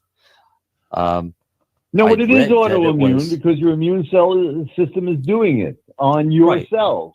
But the question is why. But then the other aspects were the vascular aspects, and this is why the CCSVI treatment is so successful for so many, because they actually get some blood flow out of their brain. And then, of course, the fungal one, which was the chlamydia, the pneumonia chlamydia. I looked at cannabis as well. It works and is patented as a neuroprotectant. So if it's neurological, then I'll use cannabis. Antifungal and antibacterial, cannabis does that, so I could cover that base. And cannabis is a vasodilator. So it would cover the vascular issue. So no matter what they threw at me of this is the reason of MS, cannabis was already proven to be able to correct all of those conditions. So again, remember, everything in life is holistic. So if you're healthy holistic. If you're ill holistic. And cannabis regulates everything. So it's the ultimate modulator of your holistic biochemistry, being able to drive you through either safely through sugar burning or by protecting you and turning you into the fat burning. It's just amazing because it will promote, from what I'm believing, your stem cell regeneration of your organisms, your organisms. That'd be nice, though. I'm 69 years old. I have all sorts of nasty inflammatory crap because of my genetics. And cannabis has kept me, quite remarkably well through having gone through a variety of nasties. I've got what's called HLA-B27. It's one of your immune genes that tends to promote pro-inflammatory stuff. in particular something called ankylosing spondylitis, which is basically arthritis of your back and spine, as well as psoriasis. And well, I've got psoriasis. I don't have the ankylosing because I've used cannabis my whole life. Doctors are quite surprised. I've got a variety of arthritic conditions. At times, like 1 year ago, every joint in my body hurt. I was in so much pain. I had gout on top of all of that, and I was recovering from heart failure from having AFib for 12 years. So what I wound up doing is just significantly increasing my already high doses of cannabis and doubling or quadrupling all of the fat burning and antioxidants that I consume. And now, a year later, I haven't had gout for a year. And that, in conjunction with going to a chiropractor regularly, so that to help with the sciatica, all of these things come together, and I'm feeling pretty remarkably good. I run regularly. I go to the gym. I should have been there tonight, but I'm on the phone with you guys. I forgot. You could have done it running. You could have done it from the gym. Yeah, you could have been on running and working out on your phone. No, I don't run in gyms. I can't stand treadmills. I run outside. I go to the gym and I use the weight machines, workout machines. So I've exercised my whole life. When I was in high school, I was on the gym team, gymnastics team, and when I went to college, I started out as a chemistry major, but my second year in school, I used to like explosives. And I played with explosives and blew myself up and wound up in the hospital. So I dropped out of being a chemistry major. When I was 16, two things happened. I started college and I started smoking dope, and then I blew myself up at 17. And so I changed my attitude towards schooling and everything else, because I was, even though I started young, I'm not a very good student because I'm basically very ADD. I have trouble reading a sentence. Yeah, me too. So I jump around, and jumping around is great because that means I read a little bit of everything. That's right. And that's why I know so much. They taught me in public school. They taught me how to scan because I have ADHD and I'm dyslexic. So they taught me how to scan, and that helped me a little bit. But what really helped me was the screen right in front of my face. I mean, I get an exam and I freeze up. I have a hard time. I forget everything. I fail automatically. But you give me a practical exam, a hands-on exam, and 90s. Yep. Right. The computer screen has helped me. I sit in front of 3 computer screens all the time. I read news. I won't say for a living because I don't make a living at this, but I read the news 99% of the day. And I was never able to do that as a kid. I don't think I've ever read through a book completely in my life. Yeah, I don't read books either. I can't. Movies, yeah. I don't read whole scientific articles either because I can't. It's plus at this point I know everything they say. As soon as I read the beginning, I know where they're going, and as long as I know the techniques, I understand it all. You see, but yeah, but it allows me to just jump around. You take it from a different perspective, though.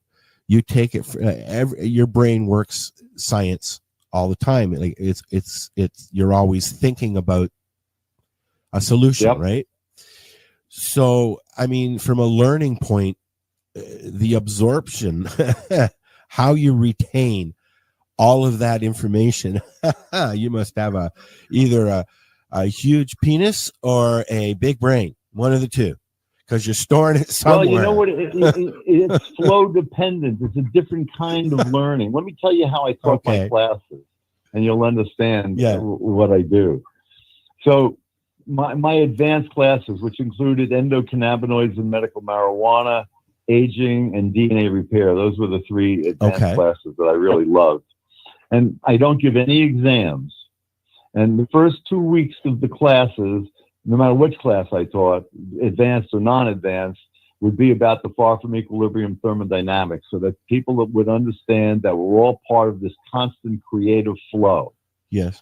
And then I would take attendance, and I would give the students credit for asking me questions or answering my question. And I made them sure they understood that my class was a joint research project between them and me, trying to show whether the things I'm talking about, which are the things I've talked about tonight, are real or not. Their job is to question me and show me where something is wrong, or let's work together and show that something is right. So now at the end of the year, here comes the skill testing question.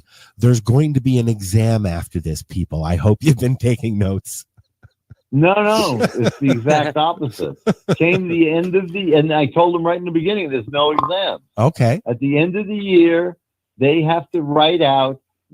I give them their grades based on their attendance and the questions. I give them a number, and I show what the numbers, different people in the class had their numbers. Yeah. Okay.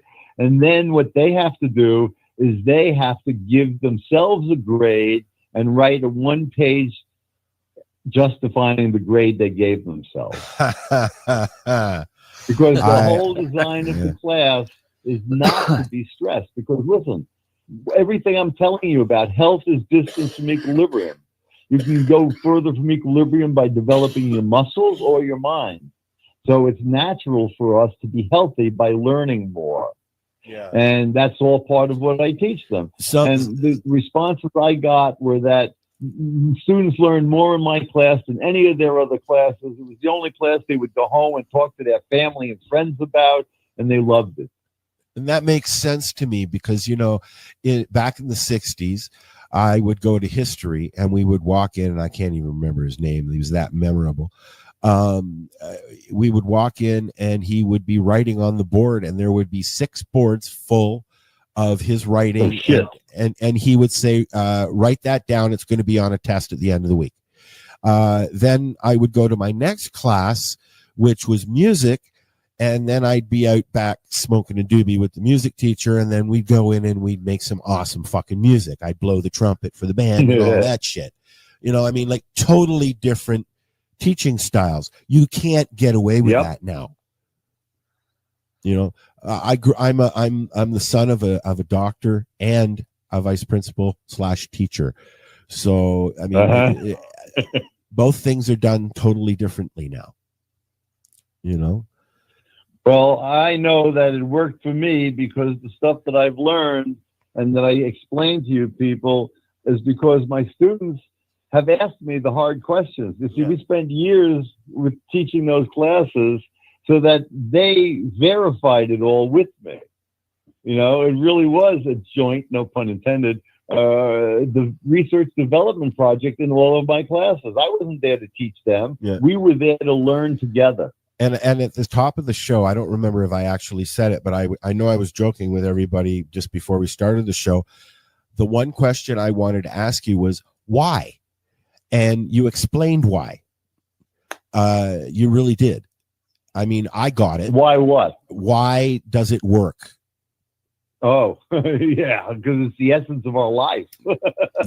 Do you think that cannabis could be considered the tree of life? Absolutely. I work, my friends, I work with people all over the world. I have a lot of crazy friends. And in Jamaica, my friends are the Ethiopian Zion Coptic Church, leaders of the church. I'm involved in a $350 million project there because they're reorienting the entire economy of the country. It's a whole deal. But anyway, for them, cannabis is the sacrament. And for me, scientifically, they are correct.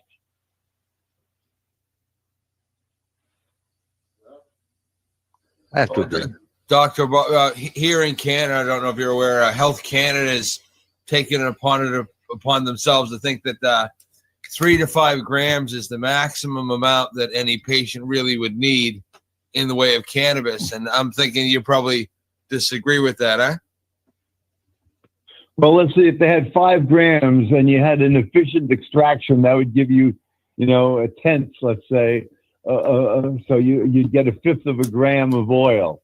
That's not nearly enough for most people who need it for serious health reasons. So that's ridiculous. Yeah, beautiful. That's what I thought you'd say. Especially when at one point I was using 5 grams a day. Yes. Is that the person who had MS? Yeah, that was 5 grams of oil Yeah. per day. Yep. So you don't need to take that anymore, 5 grams, do you? No, actually, I'm taking. How long did you take it for before things got fixed? I was researching it and changing formulations to find better way to work, and that didn't happen until about 2012. So from 2012 is when I figured it out. 2013 is when I started implementing it, and I started cutting back on my dosage in 2015 because the neurological damage was already repaired, and I was starting to get high. And what I found is my body was repairing. I was starting to get high where I was never high before. Now I'm taking maybe 1/50th of a gram a day. Oh, in 20 a different milligrams formulation. a day. Very little. Yeah, I'm taking an extremely small amount. You also smoke a lot too, right? But I smoke a lot. Well? Microdosing now. Yeah, I microdose now and for me, it's more. I stay completely pain-free. I stay completely symptom-free, and I don't get high, so I'll just leave it at that dose. Oh, nice. But let's also remind people that even though that works for Marcel, it doesn't necessarily going to work for everybody else. That's right. But there may be a combination of what Marcel is doing and what another patient is doing. That's why. That's one of the things clinical trials. I always emphasize. You know, we as individuals, even if you took twins, the biochemistry of 2 twins is not the same. No way in one cell is it the same, let alone in 15 trillion cells. So we are all completely different. Even if we have the same genetics, our biochemistry is completely different. And the cannabis plant is so unique in its ability, not just with THC and CBD and the other cannabinoids, but all the other terpenes that are in there are all profoundly important in terms of modifying these biochemical pathways. Something that I've come to realize, and I now absolutely am convinced it's true, is that when you look at other herbal medicines, when you look at all of the Chinese medicines, almost every medicine you look at, when you look at what the active ingredient is, you will find that that active ingredient turns on fat burning and hence is anti-inflammatory. And all of these terpenes that we can get out of all of these different fruits and vegetables are in cannabis. So different strains emphasize different cannabinoids, different terpenes, and different other things. And the key is to match up the plant with the person. There's no way to do that up front. People should just get out there, get stoned, use different ones, find what works, and then, live a happy life. I'm glad you said that. Amen. Amen. Hear, hear. If I had a hand clapping machine people, right now, it would be going off. Everybody's saying, what's the ratio of C? That's bullshit. There's no magic ratio. How much do I take is the question that I got. How much do I take every day? Yeah, that's becoming stupid like the FDA. The FDA is the biggest farce. The fact that these assholes talk about the double-blind standard as the golden standard, the double-blind control. Think of what they're doing. They take some poison pill and they figure out that you can take certain amount of this and not die, and that they can demonstrate some statistically significant change in some parameter that may be so insignificant as to have nothing to do with your health, but it was still statistically significant. It makes it justifiable.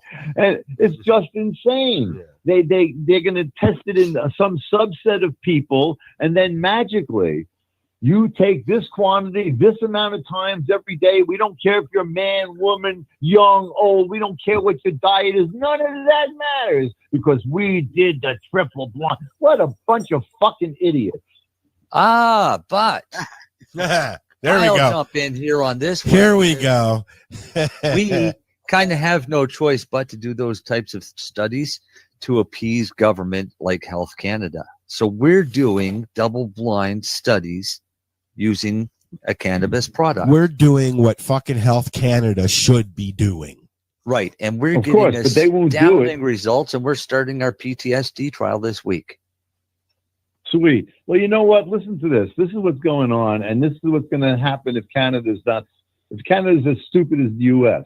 But looking at what's happening in the U.S., it's actually beautiful because they're the idiots, the blips, the backward-looking cannabinoid deficient people are committing suicide and they don't even know it. So it's my contention that backward-looking cannabinoid deficient people run the world. That's why the world's so screwed up. And what we're experiencing right now is a phase change and an evolutionary change. Remember, I told you that cannabinoid levels have always been selected for increased levels. So we now know that, and we are experiencing it by using more. We don't have to wait to evolve more cannabinoids like has always happened. We can do it ourselves because we're smart enough to know that we can use the plant. So what's happening in the United States is you're going to have the backward-looking people adhering to the big pharma model, going to the doctors, wasting their money, getting sick and poisoned, and you're going to have the people who are operating on state-level medical systems going to their dispensaries, and we've already seen it happen now in Colorado and other states where it's legal. A dramatic reduction in Medicare costs, Medicaid costs, because people would rather spend money out of their own pocket and feel better than take free poison. We've actually been proving that in Canada for quite some time. Well, this is now an epidemiological experiment because within the next few years, it's going to be completely apparent that the one side does better. We already know, for example, that cannabis users have thinner waists, that they have lower levels of diabetes, that they have lower levels of bladder cancer. We know that it inhibits Alzheimer's. There's going to be so much Alzheimer's in the United States that it's going to bankrupt the healthcare system, which is already bankrupt, but totally by the year 2050, they estimated it. Well, who's going to be the ones who get Alzheimer's? The people who are using pharmaceuticals, who are eating the shit diets, the GMOs, and all the other crap. And what you're seeing now, we're in the middle of an evolutionary change. You see, one of the things I haven't talked about today, and this is really, I believe, to be extremely profoundly important science. The metabolism, as I told you, the fat-burning cells have a unique architecture. They close up the genes that burn sugar, and the genes that are burning fat are exposed. You can change the architecture by what's called epigenetics. You modify not the sequence of the DNA, but either the bases or the sugars and other things so that the architecture changes, all right? You acetylate your histones, and that opens them up. You deacetylate the histones, and it closes them up, all right? But when they're open and expressed, that's also when they're more susceptible to genetic change, to DNA damages. A stalled transcription fork will cause strand breaks in the DNA. Strand breaks in the DNA are recombinogenic, and they promote changes and duplications, which is how you wind up evolving genes. So what I'm telling you is that metabolism becomes epigenetics, and then epigenetics becomes genetics. This is totally against everything that everybody in the standard scientific world believes. And I am quite certain that I'm correct. I think you're it's correct. Targeted mutagenesis for a targeted evolution. Wow. Wow is It's right. very wow. Wow. They really You can't see, really so say let me that give you like some that. examples of what this means, all right? You take a person with breast cancer, and they have a hormone responsive breast cancer. So what do the doctors do? They give you some anti-estrogen, tamoxifen, or they have newer ones. It doesn't matter. It's the same point. What they're going to do is they're going to block some of the roadways, all right? You're on one side of town and you want to get to the other side of town. Well, there's the highways, there's the back ways, etc. Okay? And as soon as one area clogs up, the traffic goes someplace else. Well, that's what happens with your biochemical pathways. So when you're in the differentiated mode, when cells are talking with their neighbors and they're working together, even if they're working together bad, they're still talking to one another, okay? And when you have a cancer, they're working together bad and they're promoting a solution for the cell to survive. Guess what that solution is? Cell division. They're dividing to live. And when you have drug-resistant cancers and you treat them with chemo or radiation, guess what? They grow faster because that's how they're surviving. Instead of just burning and making the free radicals, they're shifting synthesis so that they're making more. You know, there's always a balance between synthesis and degradation and energy use and energy burning. And if they're not appropriately harmonious, that's when you make too many free radicals. So cells select different roadways, you know. All right, let me back up and give you another story here. Okay. All of these different roadways are used at different times.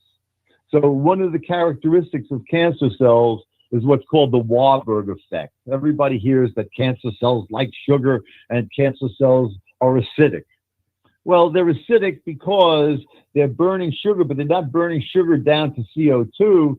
They only burn them down to make lactic acid, which is acidic, okay? Because by doing that, they're bypassing the electron transport system. They're making energy inefficiently but safely, all right? So I forgot where I was going with this. Now there's one downfall. I know where. That's the one downfall. Memory. Well, but you know, that's actually a good thing. Because if you didn't forget, you would be hardwired. If you're hardwired, you don't have creation. Fair You're enough. Stuck. I get that. It's anti-life. There you have you to go. learn. You have to remember and forget, because it's only by forgetting that you have creation. So kids, remember when your dad is telling you fucked up, he's telling you he loves you. Yeah. It depends on the dad. I guess. Yeah, I suppose. I guess so. Yeah. You see, I've one of my sons is very normal and linear and remembers and knows everything. My other one is as big of an airhead as I am, and it's only by the grace of God, so to speak, that I survived in the world and succeeded, because I'm such an airhead, you know. I was suspended in 6th grade, and then they skipped me, so I never did the 8th grade. I always felt stupid, though, because people would learn things. You know, people get to learn a song. They'd come back the next day. They'd know songs and poems. I could never do that. Crazy. So anyway, I hope I've given you a lot of stuff to think about. Certainly have. It's been really mind-bending. Just following along and trying to comprehend everything that you're saying is just... It's been a challenge, but it's been so informative and has led to a lot of deep thought for me. That's for sure. I've got about 80, almost 90 YouTubes out there that explain all of the basis of what I've talked about in more detail. You know, so you can look at individual I watched 2 of them today. I've watched a few of them over the last little while too. So where I was going a minute ago is that this Warburg effect that so characterizes all cancers is also part of our normal cell cycle. Because think about it, everything's obvious when you see the clear with clarity, you know. When that yard of DNA has to replicate inside of that little teeny cell, you don't want to expose it to free radicals, because when it's replicating, it's not protected with histones and other proteins. It's not all wrapped up. It's out there naked and exposed to free radicals. So guess what? Cells don't use the electron transport system when they're replicating their DNA. They use aerobic glycolysis, the Warburg effect. So it's a normal part of our cell fluidity. The problem comes when you select for the wrong stuff in the wrong place. Just the same way that you don't want free radicals to be produced when cells are dividing like that.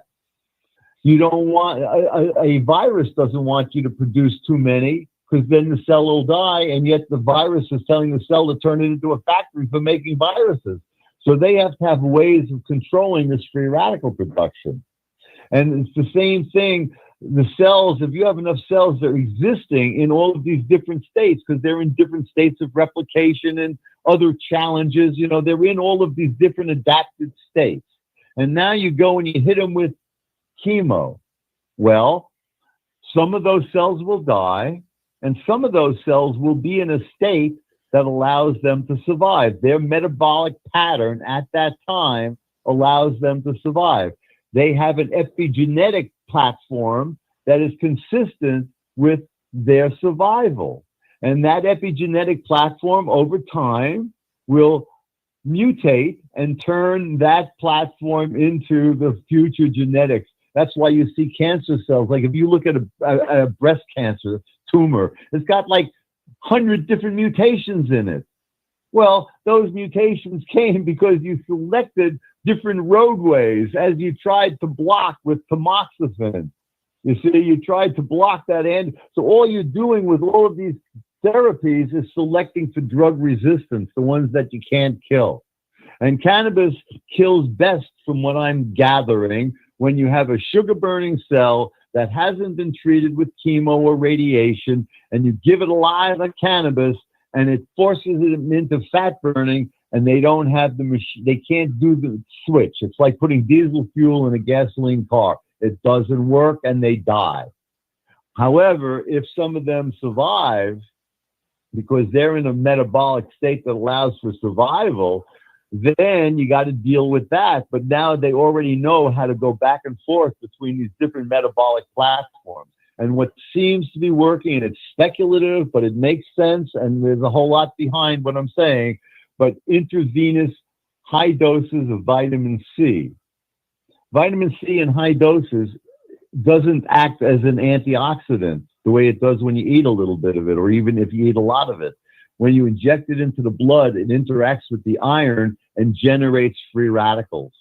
So cells like cancer cells or virally infected cells or bacterial cells, infected cells, they have all dealt with different ways of protecting themselves from the excess free radicals that occurred from the perturbation. So you've got to be able to screw that up. And when you add the vitamin C intravenously, when it interacts with the iron and generates all of these free radicals, that causes the drug-resistant cells to overload and kills them.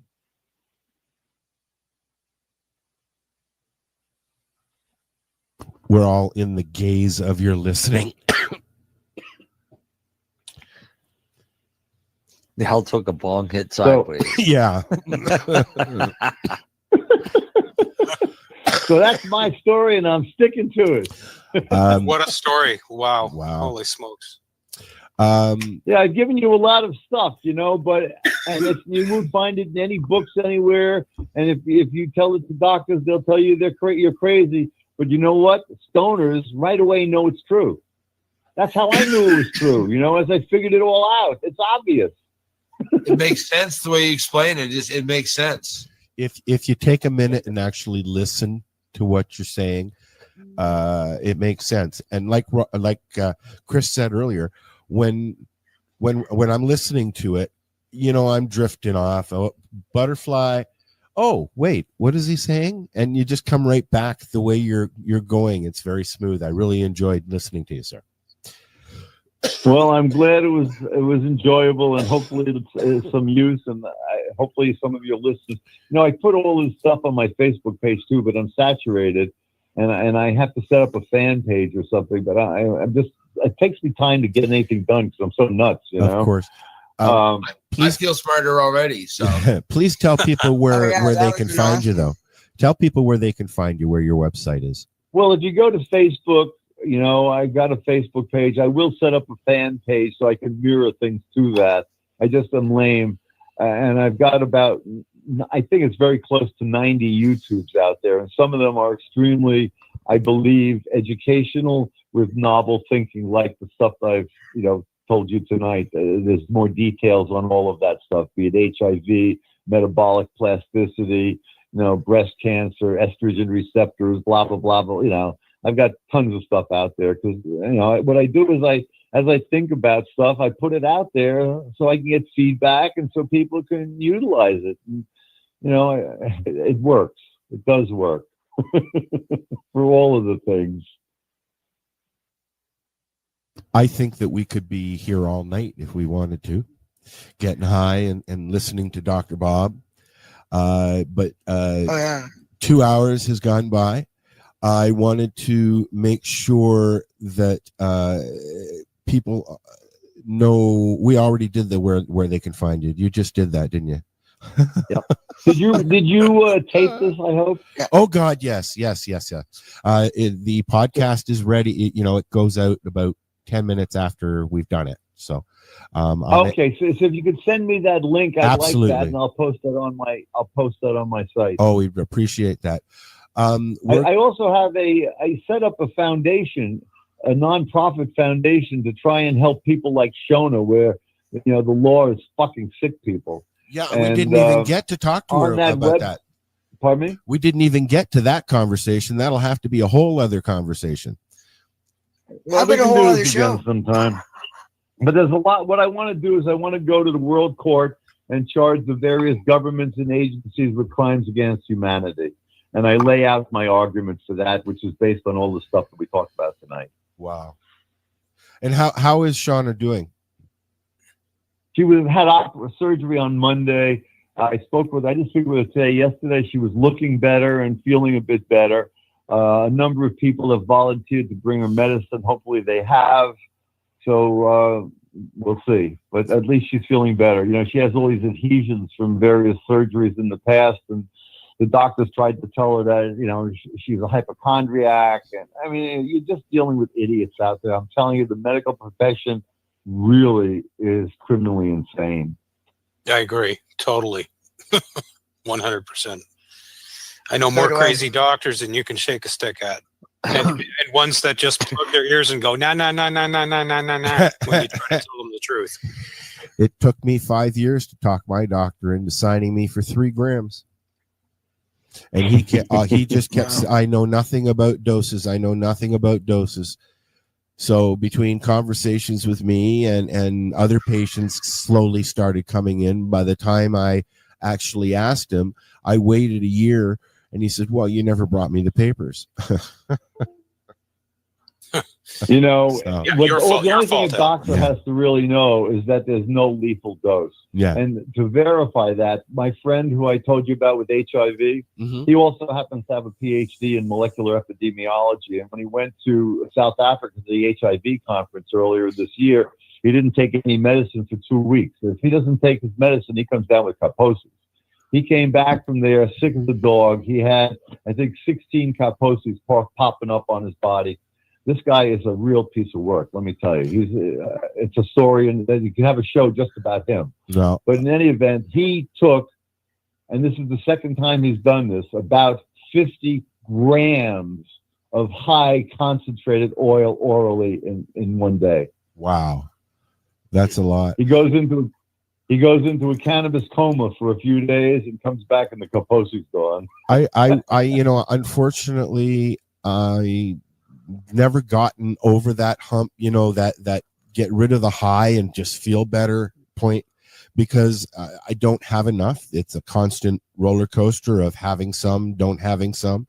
There's no 50 gram hump, Al. No, of course not. No, well, that's the crime. That's the crimes against humanity, right there. That's the whole point. This is an essential nutrient. If we don't consume enough of it, we die younger, and we suffer along the way to a greater degree with all of the age-related illnesses. And this is the condition our government wants us in. Fuck them. That's all I got to say. Fuck them. On that note, fuck them for sure. Dr. Bob, it has been a complete pleasure talking to you, and I hope you'll come back and do it again. All right, guys. You be well. We're going to Yes, thank you, Doctor. say goodbye. Thank you very much. I got one Halloween song we're going to listen to before we leave, and then we'll be back next week. I don't know what's going on. Does anybody else? I don't know. We'll figure it out. Not next week. I got the week after that. I don't know. We'll figure it out. This is the 420 radio show. Again, thank you very much, Dr. Bob, for spending the last couple of hours enlightening us. The podcast. Thank you for having me. The podcast will be literally up when I push the button. And we'll be back next week. Thanks for listening. Have fun, guys. Take care. Night, everybody. Peace. Yep. This is Bubbles from the trailer park, and they're playing some fucking excellent music on lifestyleradio.ca. I hope I didn't sound too nervous there.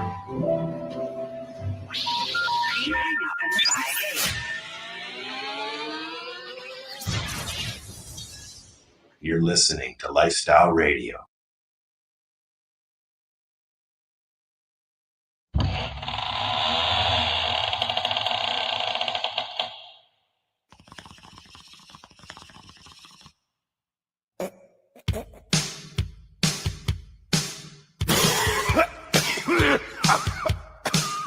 I was working in the lab late one night when I heard the gurgle of a water pipe.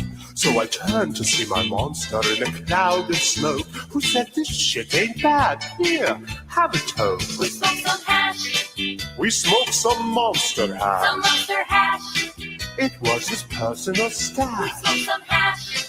We got completely trashed. On monster hash. We smoked some monster hash as we partied in the castle with the living dead. Mouths were dry and eyes were red. The ghouls and goblins shrieked and screamed.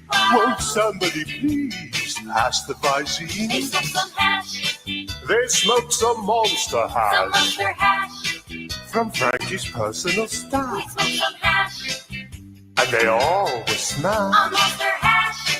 They smoked some monster hash. The mummy was toking on a ball.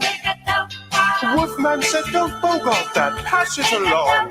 The swamp thing was toasted, rolling on the floor, laughing hysterically and pleading for more. The scene was rocking as the werewolves moved to the undead reggae band's dance hall grooves. Meanwhile, in the kitchen, Frankenstein baked some Alice B. Tokeless brownies and cakes. We ate some hash. We ate some monster hash. Some monster hash. It had the graveyard We smash. ate some hash. And we all got On trashed. monster hash. We ate some monster hash. The party would have gone on till we all passed out. But just then we heard a blood-curdling shout. "Watch out! Beware! Cover your necks! Dracula's got the munchies and he's totally wrecked." He smoked some hash. He smoked some monster hash. Some monster hash. He was completely He smashed. smoked some hash. That Transylvanian's On trash. monster hash. He smoked some monster hash. Now every night the dead rise up from the grave to partake in a happening THC rave. For you, the living, this hash was meant to. When you get to my door, just say the toys sent you. We smoked some hash. We'll smoke some monster Some hash, monster hash. and we'll all get We trashed smoked some hash. from my personal On stash. monster hash. We'll smoke some monster hash. Yes. Easy, boy. Save some for daddy. This is good.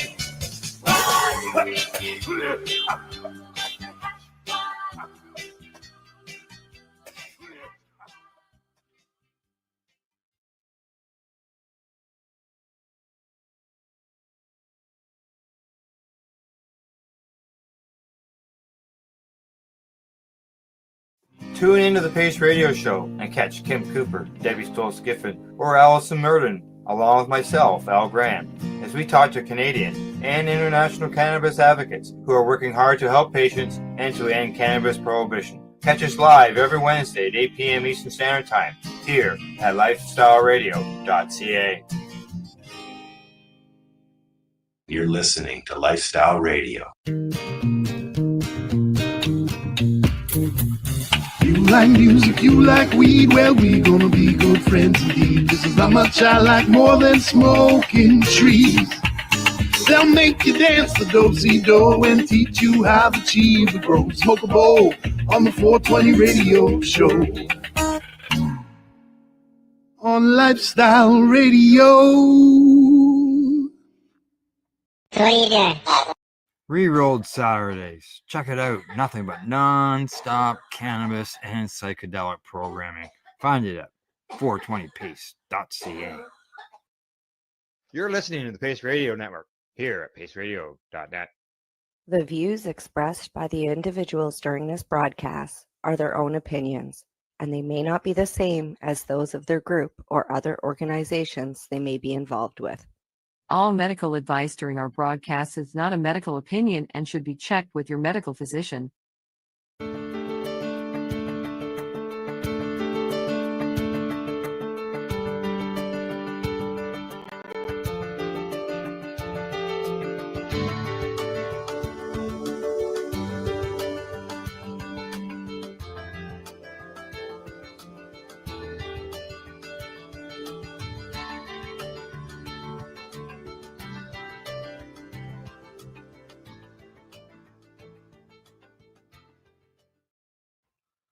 Thank you, everybody, for joining us today. I would like to thank you for joining us, and more importantly, our special guest tonight, who is joining us, which is Major Neil Franklin, who is retired. He was able to join us. If you're unaware, there was a hurricane that just happened, and it came right through where he lives, and we're thankful that he was able to have electricity and to be able to join us today. So thank you, Neil, and all the best to your family and friends and your surrounding community there in Florida there. Yeah, well, thanks for having me this evening. Truly blessed, and you're right, electricity just came back, so we're going to have a good show here, hopefully. Great questions you guys have for me. So, well, thank you very much. As due to your law enforcement experience, there were various issues that have come up for us as veterans. We just spent an interesting couple of days up on Capitol Hill. We had 26 meetings, and we met with all different types of law enforcement, basically, based on the Armed Services and Veteran Services committees. And many things came up for us while we were there. But at the same time, we wanted to reach out to an experienced law enforcement professional because more questions came up for us that we were just kind of curious about. And so with that in mind, I'm going to kind of go into our first question, which is we were curious since how do your fellow law enforcement officials at your level, being that you were a high-ranking officer, you've come up through the ranks. How do your fellow law enforcement at your level feel about cannabis prohibition? You were led to enforce it over the decades, and you have, and being, needless to say, extremely seasoned. How do those officers and yourself feel about it after all these years, or decades, really? yeah, well, I would say that the feelings are rather mixed. And a lot of it depends upon your background. Okay. For instance, most of the commanders at my level, if their background is narcotics investigation, maybe criminal investigation, maybe coming from a place where they've been able to use cannabis prohibition laws to their benefit in the work that they do, you would find that many of them still support it. If their work has been relative to, drug and addiction on highways, and, for those who are familiar with our strategies when we're doing drug and addiction on highways, when we're looking for drugs like cocaine and heroin, and unfortunately now fentanyl is being trafficked up and down our interstate highways and more. When you're looking for that, marijuana is that one way that we can easily get into your car, into your truck, or your boat, whatever it may be that we're looking at, because of its distinct odor. But now, as we're starting to change state by state, there are a number of states that have already said, well, we, law enforcement, can no longer use the odor of marijuana to search. It's no longer probable cause to search, and legislation has been passed at our state levels to deal with that.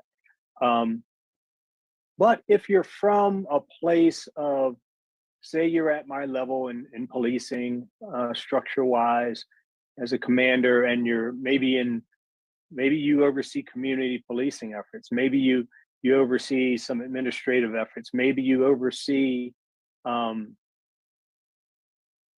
maybe you're running a precinct and patrol or more, maybe you have a command area, a broad area that you oversee, and you're trying to improve relationships with those people in the community so that you can get more information to solve violent crimes. Because any commander that really knows his or her business in policing, they know that you can't solve violent crime in that community without the input, consistent input, information coming from the community. And we know the evidence is clear, it's there. Just look in New York City, where we, stop and frisk, where we've had that issue for a while. We know that cannabis, marijuana, creates a barrier. When you're enforcing those minor cannabis laws, it creates a barrier between police and community and citizens. So it depends on your background, and where your work is in policing.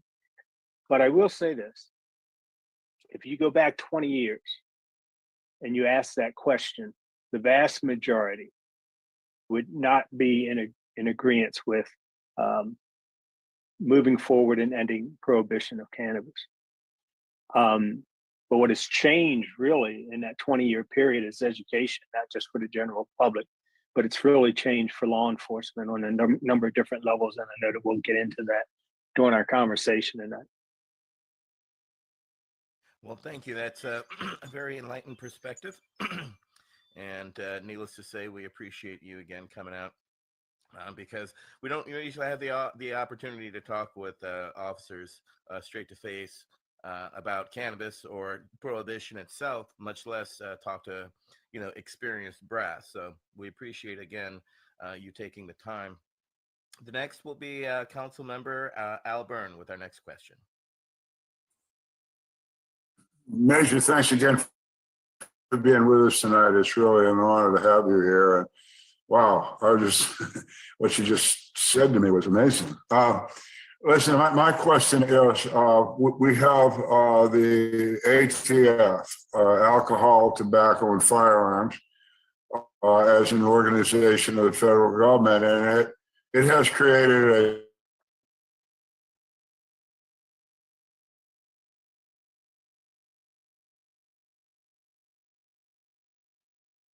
Al, I lost you there for a second. Yeah. Got him.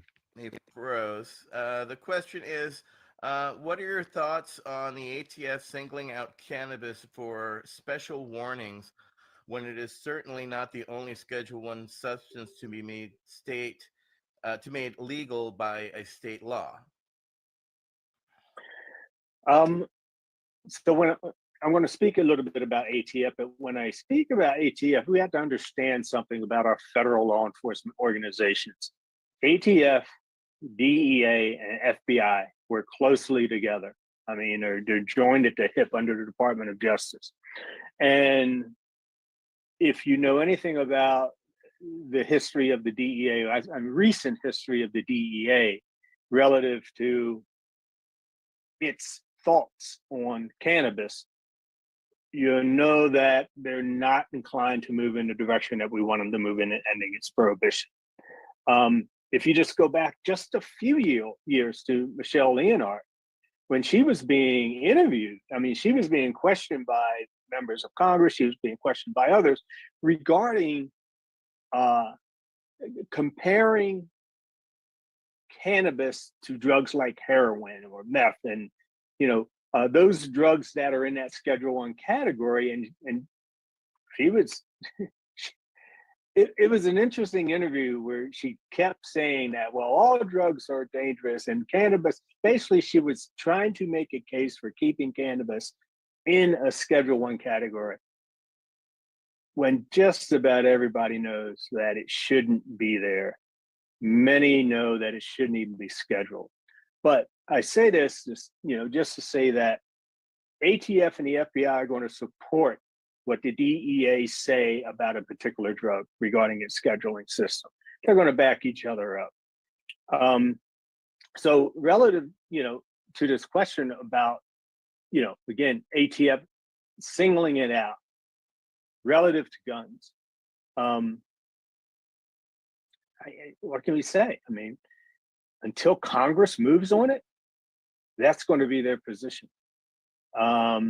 Until we get our legislative body to finally step forward and say, okay, enough of this, it's over.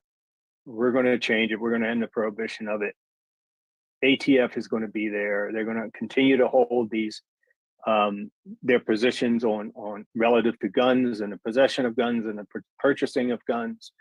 The FBI is going to be right there with them. DEA is obviously going to be right there with them. So we got to get Congress to move on this.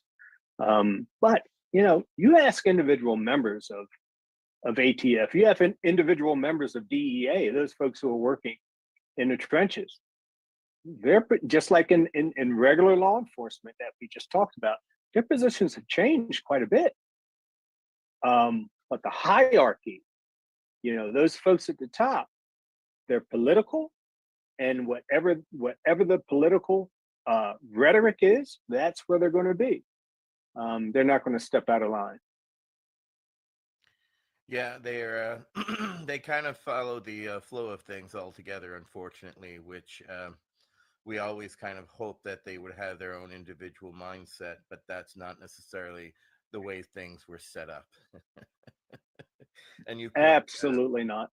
Right. Absolutely not. And just real quick, when we're talking about this, is one of the things that we've been working on in LEAP. We have numerous discussions around, and LEAP, for those who don't know, Law Enforcement Action Partnership,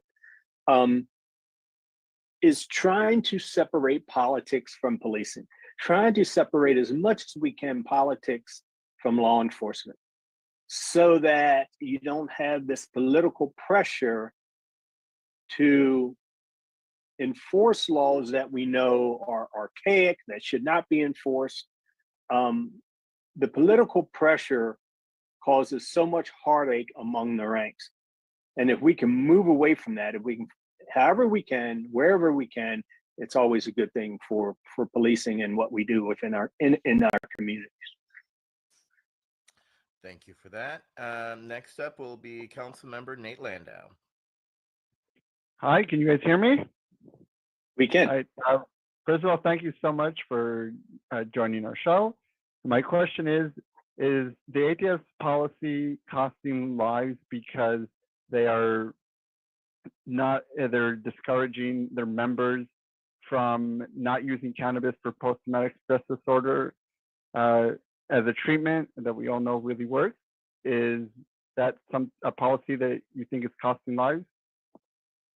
Well, Nate, I'm a firm believer that it's costing lives in a number of different ways. Let me first begin with the rank and file members. We know that we have enormous amounts, just like with veterans, we know that we have enormous amounts of PTSD among the ranks. You look at our suicide rate in policing, extremely high.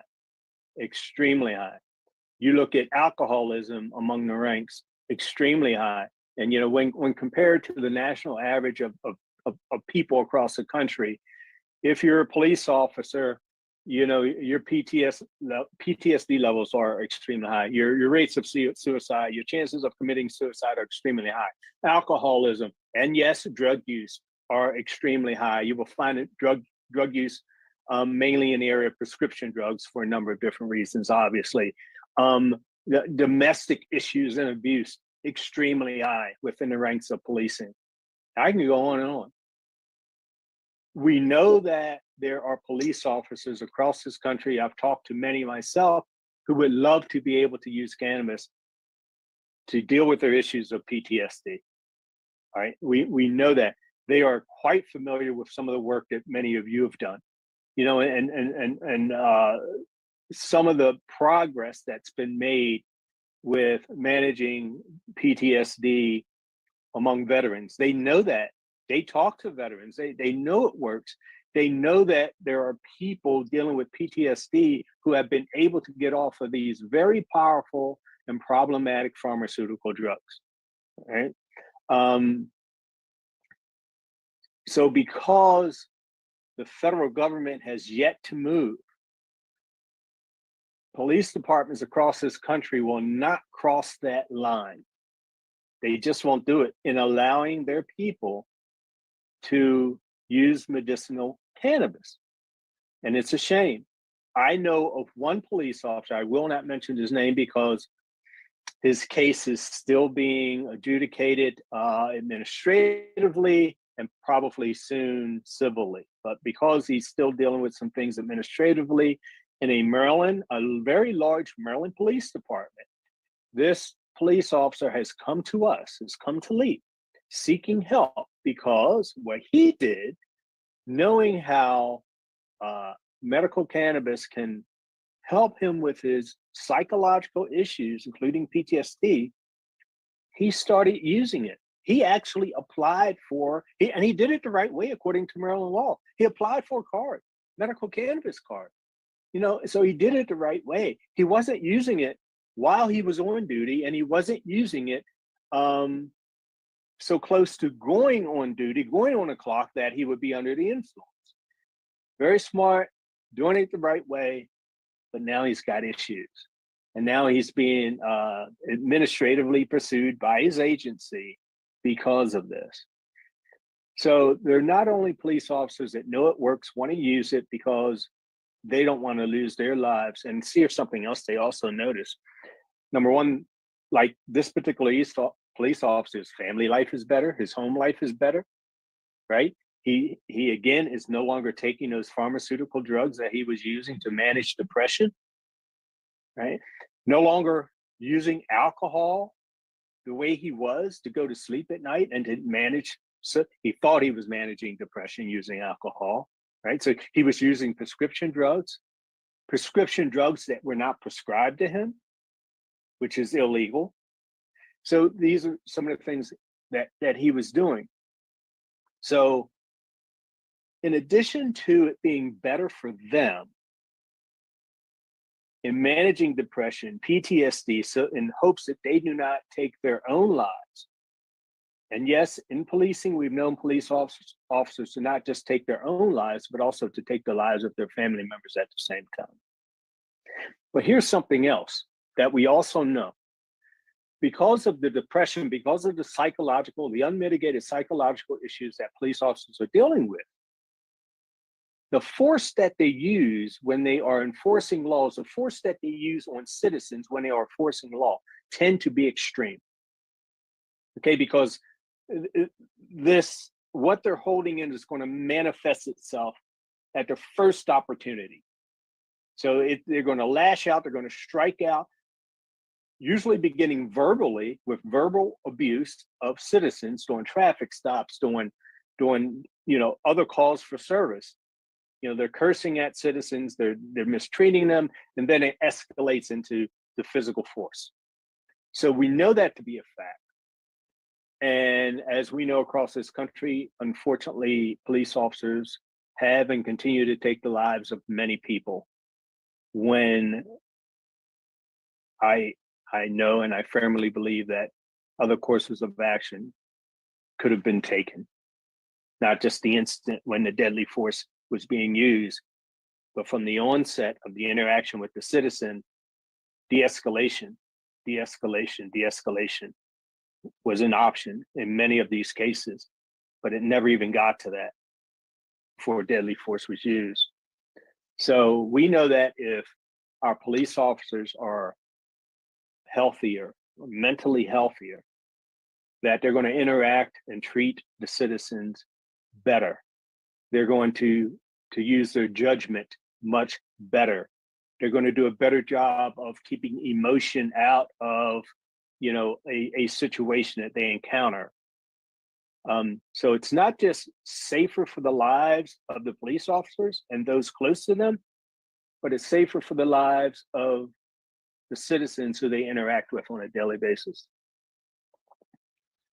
Oh, that is. Thank you for that. I just wanted to add that in Canada, all law enforcement and all military, when they're off duty, they're allowed to consume that. Well, unfortunately, this is the United States, and we're not supposed to follow other countries. Other countries follow us. Well, unfortunately, we're using other countries' policies to help change our own U.S. policies, and one is the Canadian Veterans Policy, because they actually give away 3 grams of cannabis to their veterans who receive 100% disability. So that's 3 grams per day, any modality, and ordered and coming directly to you. So I did not know that. That's fantastic. Thanks for that information. That's a program they've been running since 2007, and they spent last year about $120 million providing their veteran service members with that free cannabis. So that's one of the things that we were talking on Capitol Hill that we're trying to do, is get introductions between them. So next up is Council Member Michael Green for question number 4. Well, again, thank you so much, ATM, and thank you so much for being our guest this evening. What you've just said, in response to the previous 3 questions, all fascinating. That, and the question we had drafted for number 4 dovetails very tightly into what has preceded.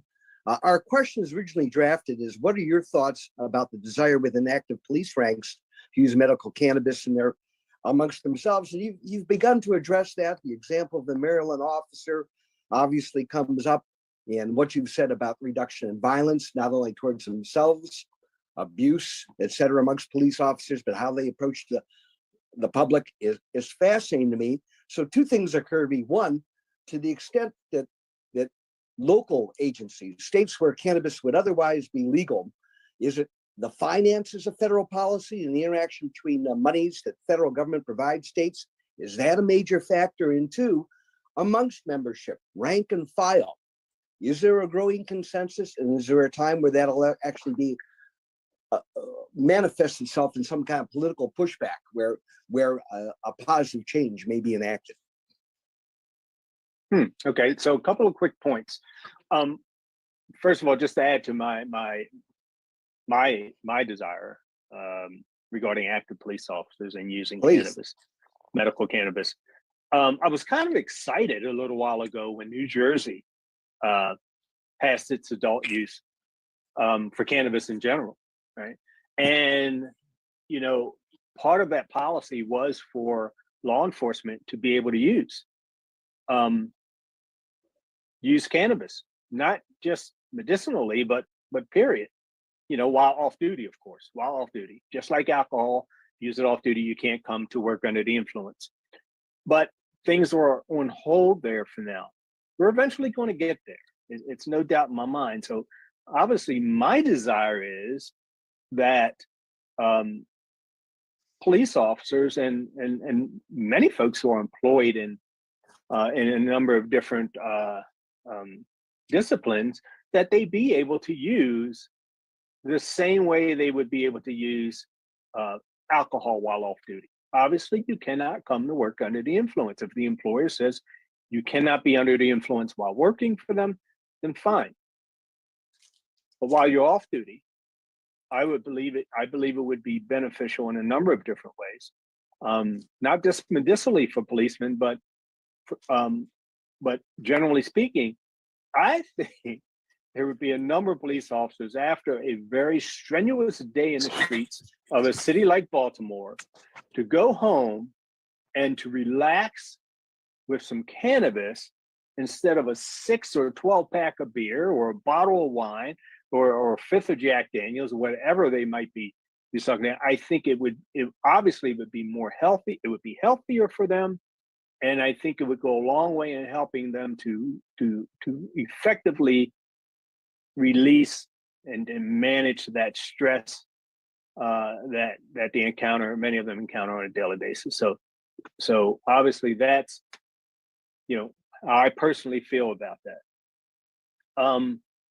Regarding the money that law enforcement may be receiving, and they do receive for certain levels of drug enforcement, to my knowledge, there's no longer anything that specifically addresses cannabis enforcement. However, there are still funds available through the Department of Justice for drug enforcement. I just heard, now, she didn't mention any money when I heard the current head of the DEA speak a few days ago about the influx of fentanyl coming in to the country in the form of pills, multicolored pills, which she says is very attractive to children who would happen to come across these or see them. And I don't disagree with that, not one bit at all. But she's talking about ramping up, here we go, drug war, no longer 101. This is drug war like 2.5 or 2.8. We're taking it to the next level. She's talking about doing the same things over and over again, going after the cartels south of the border, spending who knows how much money doing that. We've seen this movie over and over again, but here's how law enforcement does that. The most effective way to stop and search cars and trucks and people on our highways and in our cities to look for other drugs like fentanyl or heroin or what have you, the most effective way to do that, to get into someone's pockets, which I mentioned earlier, is the odor of cannabis, is the odor of marijuana, whether it's burning or whether it's, sometimes large, bundles of marijuana you can smell. But the burning odor, which most police officers are very familiar with and trained in many of our states can still use that burning odor as probable cause to search you or your car. Now, when those dollars are attached to finding drugs like fentanyl, finding drugs like heroin and cocaine, and reporting those numbers back to the Department of Justice, to satisfy a grant application so that you can get more funds, then yeah, a good way to get into someone's house or car to search is cannabis. So that's kind of the nuance relative to that. Well, that's interesting you say that, because it occurs to me, if that were the case, and if drug enforcement continued to step up and made those stops, claiming they had probable cause, but found nothing, which would have to these days be more often the truth than not. We're not talking about mules running 50 kilos in from Arizona here. You're talking about some serious drugs with heroin, fentanyl, et cetera, I would have to surmise statistically it'd be looking like we're wasting like a tremendous amount of money on less than meaningful stops as opposed to real interdiction. So I don't know if you want to respond to that comment, and then please. Yeah, you don't have to wonder about that. You're absolutely correct.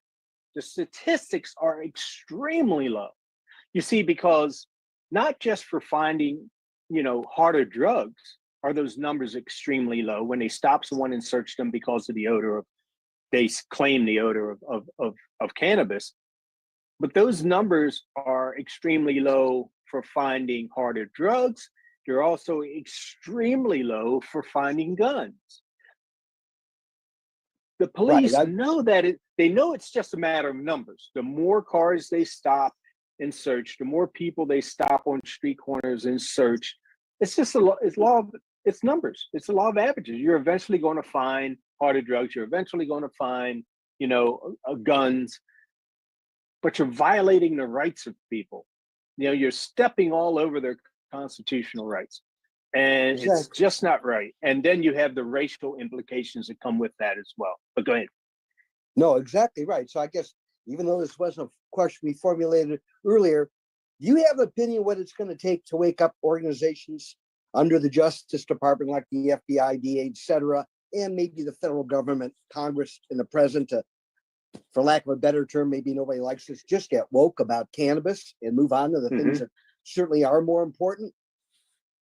Well, what may happen before Congress gets to the point where they move, what could happen before that to help it on? Maybe a lawsuit or two, right? Maybe it's something for the higher courts to deal with. I mean, it's about time. I mean, we kind of thought that we were kind of like almost at critical mass, because I like to look at history. I like to look at history,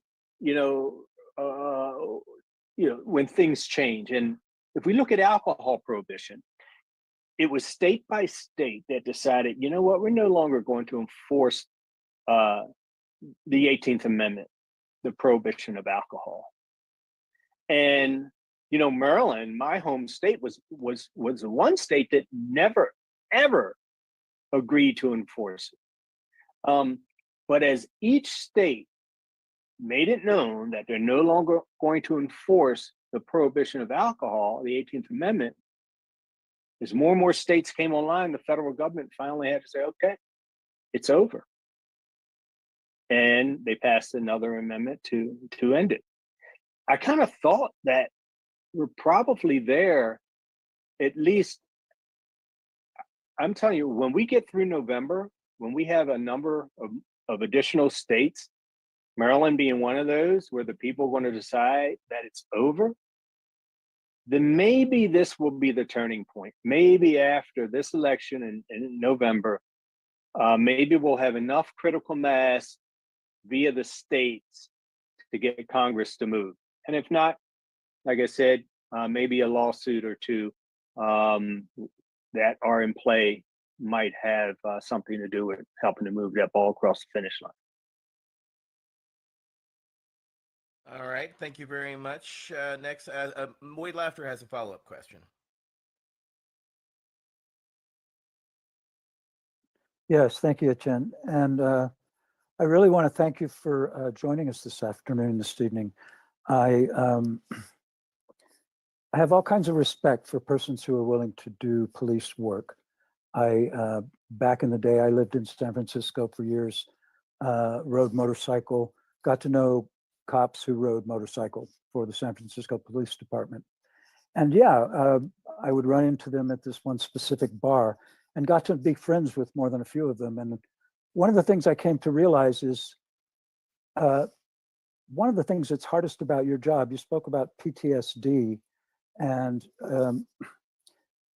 in a police officer's day, every single person they interact with is having one of the worst days of their life, right? Over and over and over and over, simply because you needed to come there, be it because someone was killed or there was a robbery or a horrible car accident, whatever.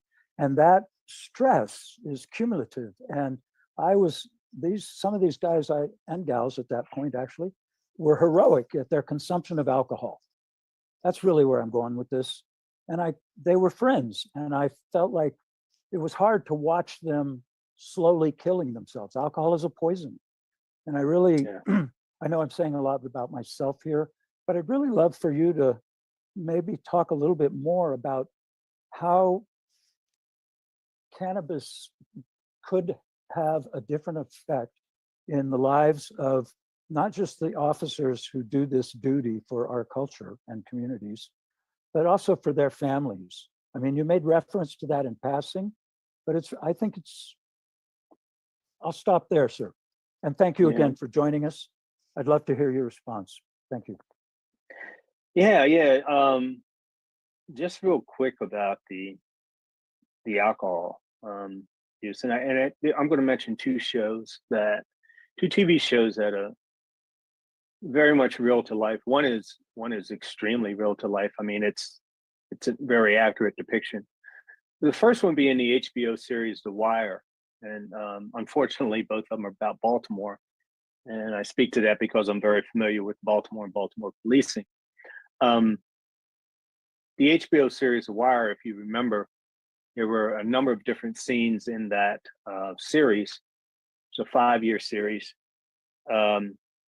One particular bar that the police officers would frequent, after work, and they would get extremely intoxicated. And there's nothing worse than an intoxicated police officer who believes that they're above the law. They become intoxicated and they go out and do things. Their behavior is obnoxious because they carry this badge in their hip pocket and a gun on their hip, and then and they know if they get stopped by another police officer because someone calls in a complaint, or they get stopped for driving while under the influence, then it's most likely that they're not going to be held accountable for that behavior. So, in episode after episode, you see this real life depiction of what happens at this particular bar, and how intoxicated these police officers get. A second show is more recent. This is about the gun trace task force in Baltimore that was recently discovered, and big case by the FBI, uncovering this squad of police officers who were out committing robberies of people. They were committing home invasions of people. They were stealing drugs, selling drugs, stealing money, you name it. They were doing it, planting evidence, whole laundry list of things. And as a matter of fact, the FBI is still looking into the Baltimore Police Department because there are probably others who were somewhere involved on the peripheral. But if you watch that, they would have the shift parties, where they go drinking, but right behind the police station, the precinct, the district station, after work. They would go out to these strip clubs and become extremely intoxicated, abusing the patrons as well as the sex workers at these clubs. And it doesn't stop there. It goes home with them. So this is where I'm leaning. They go home intoxicated, and they go home and they become intoxicated while there. It affects their children. We know that alcoholism, whether it's psychological or otherwise, can be transferred from a parent to a child. Seeing this day in and day out. We know that kids mimic their parents. Many of them want to be like their parents. But this causes a lot of trouble at home. We do get a lot of calls in policing, to the homes of police officers who had been drinking, who are intoxicated. And it doesn't do a lot of good for the home life, their spouse or their children, whoever else might be in that household at the time. But again, that second show, it's called We Own This City. I forgot to give you the title. It's called We Own This City. And it's a very short series. Again, I believe it's by HBO, but I encourage you to watch that as well. And you can just see how much drinking goes on. And I'll end with this. So did you understand that this show, We Own This City, is a real life depiction? The writers of that show are actual media, newspaper investigators of that gun trace task force. They use the actual court dockets, the court records, the records from the FBI and their investigation, interviews. It's so real that they use the actual names of everyone who's involved. They don't substitute names. They use the actual name of the sergeant, the actual name of a police officer, the actual name of the captain and the commissioner and the state's attorney and all of that. This is real. I mean, it's horrible. If we could just, again, the difference that substituting alcohol with cannabis would make is just unfreaking believable. And every cop knows this. And the reason every cop knows this is because whenever you get called to an incident involving violence, it's highly likely that someone's intoxicated. Not all the time, but highly likely that someone's intoxicated. And every one of these police officers will tell you that they probably have never had, like me, have never had a call of violence where the person was under the influence of cannabis alone. Never, never. And if you find a police officer who handled a call of violence and the perpetrator was using cannabis only, it's going to be extremely rare, or maybe the person had some underlying mental health issues prior to using the cannabis. Yes, that one is usually the most important one there. Next up is Gage Ansler. Gage.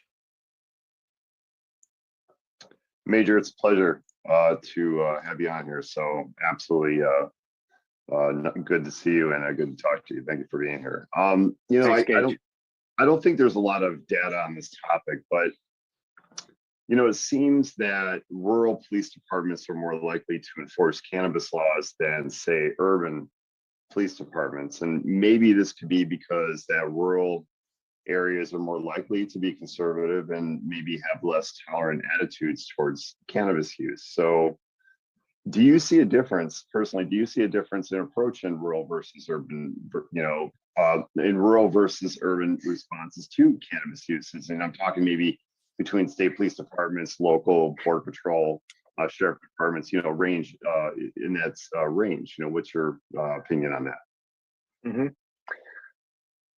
I think you're going to see a direct correlation with, so it's, earlier we talked about federal organizations, right? ATF, FBI, DEA, so on. So if you start there at that, you know, 40,000 foot view of law enforcement being the feds, and you work your way down, and you come down around 20,000, 25,000 feet, this is your state law enforcement organization. And then you keep coming down, now you've got your major cities, then all the way down to your rural and small town police departments. I think that you'll find, generally speaking, is that the farther down you come, the more likely you're to find a police department that is in line with using cannabis off duty, at least for medicinal purposes. And you know, the politics is just completely different, as I mentioned earlier.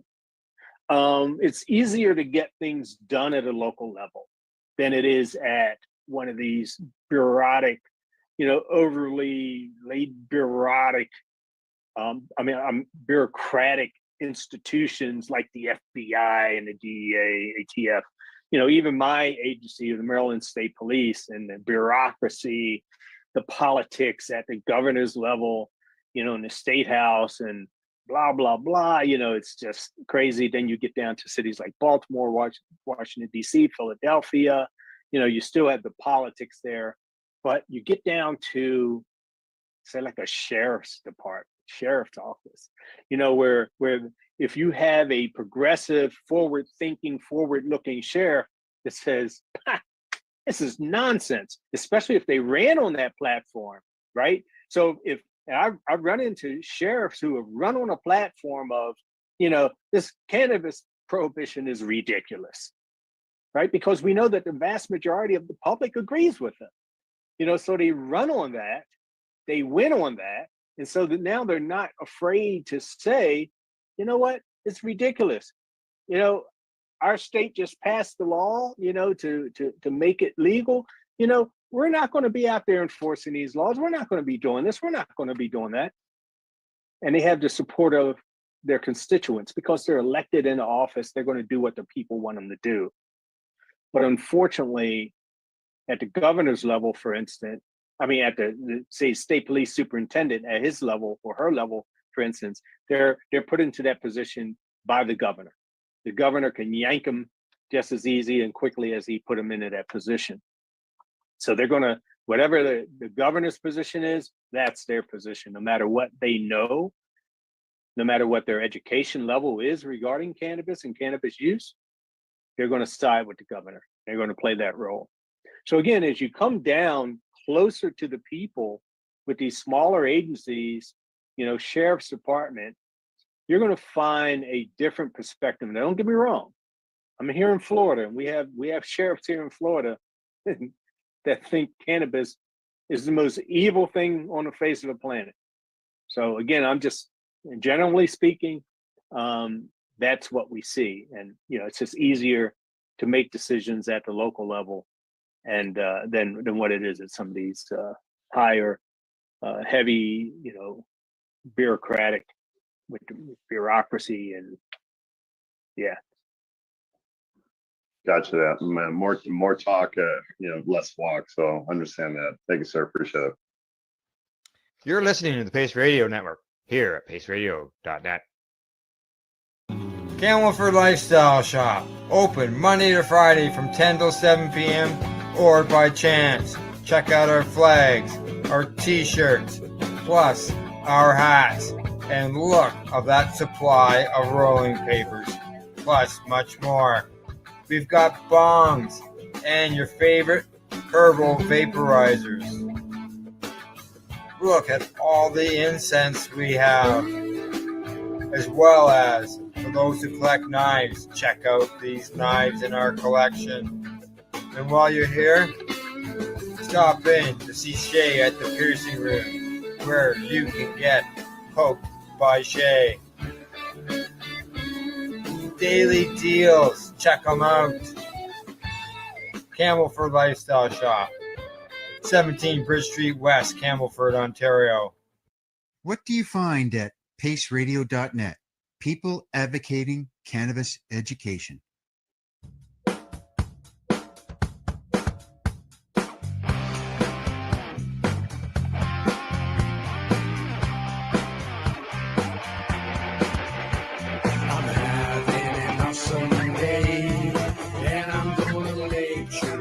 That way. I'm having an awesome day, and I'm gonna make sure it stays that way.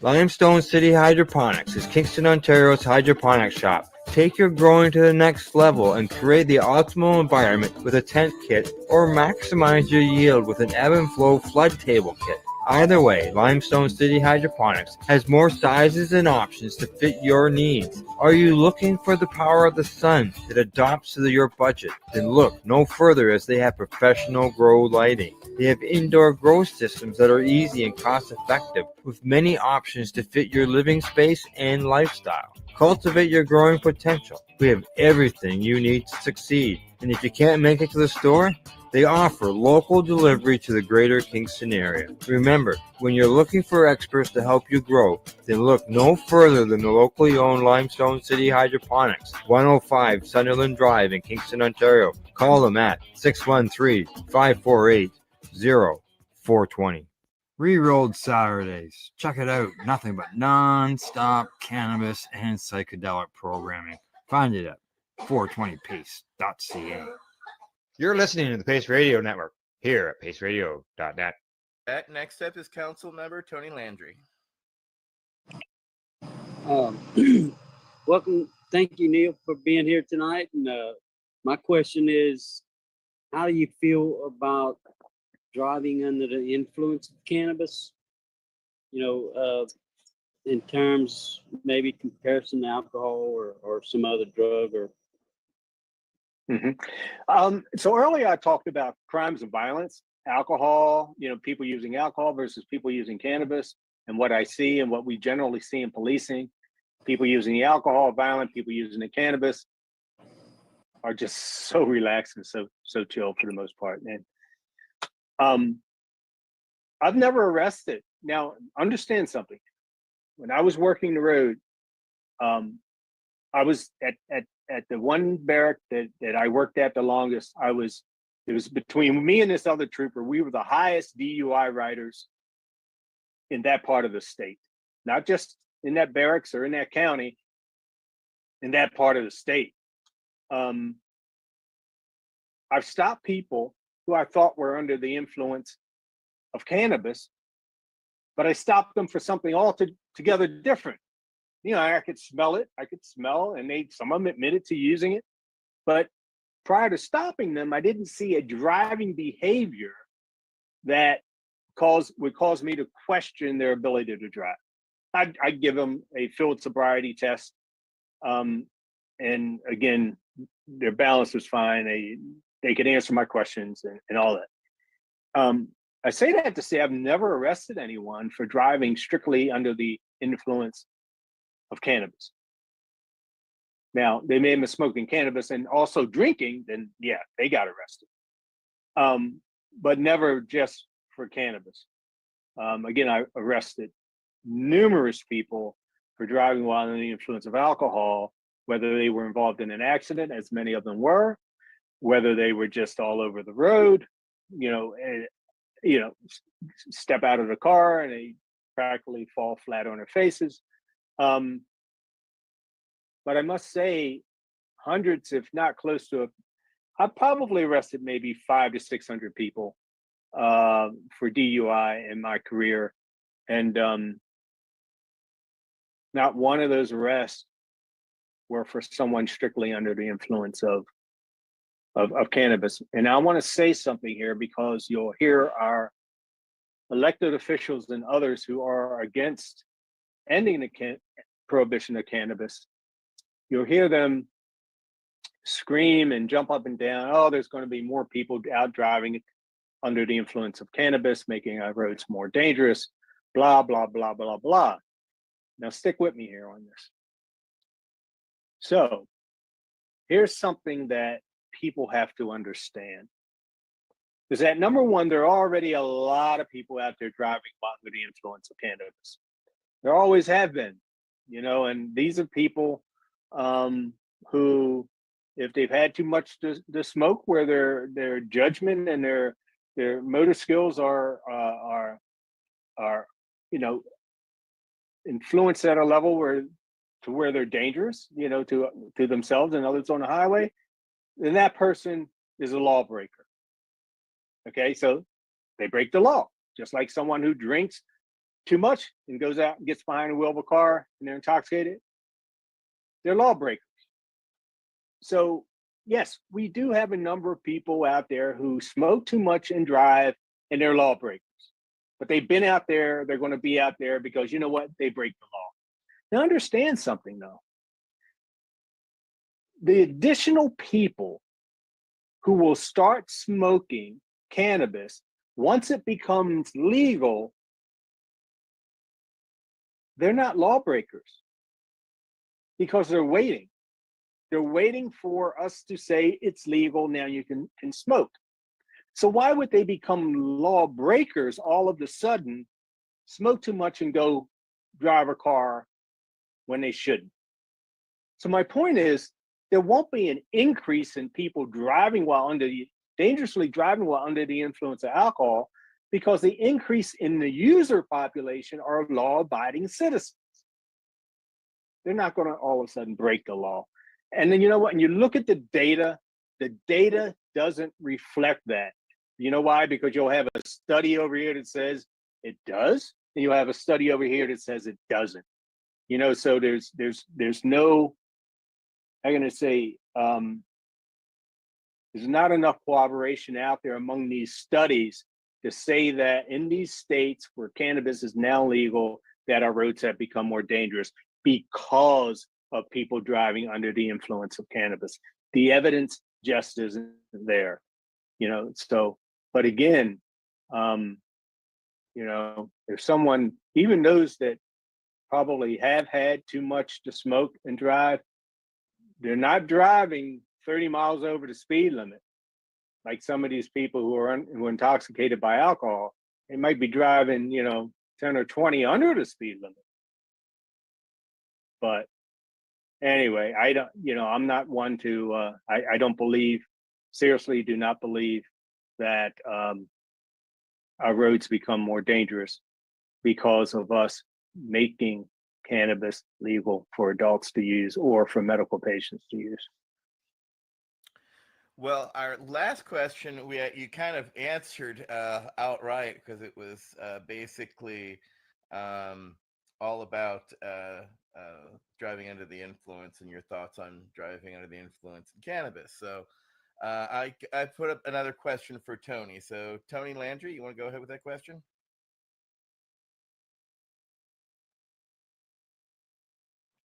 Yeah, sure. At what year did you realize, or did you come to realization that the drug war was an absolute failure? Does that sound right? Yeah. So I would say that it really didn't even happen within like 1 year. It was a process for me. And I think it was a somewhat of a lengthy process for me, is because many of you know that I spent a lot of years in drug investigation, in policing. I mean, man, I not only drank the Kool-Aid, I was making the Kool-Aid. I was the one in the kitchen with the big, glass pitcher with the smiley face on it, and packs of Kool-Aid, and a 5-pound bag of sugar, just mixing the Kool-Aid. Because I not only worked undercover, I commanded drug task forces. I commanded a whole region in the state of Maryland, of 9 drug task forces at one time. So I'm not just going out there doing the work. I'm ordering people to do it. I'm giving them direction, and I'm feeding them this propaganda that I was taught about why we had to do this. And I was doing this with a lack of education about the history of drugs and the history of our drug laws in this country.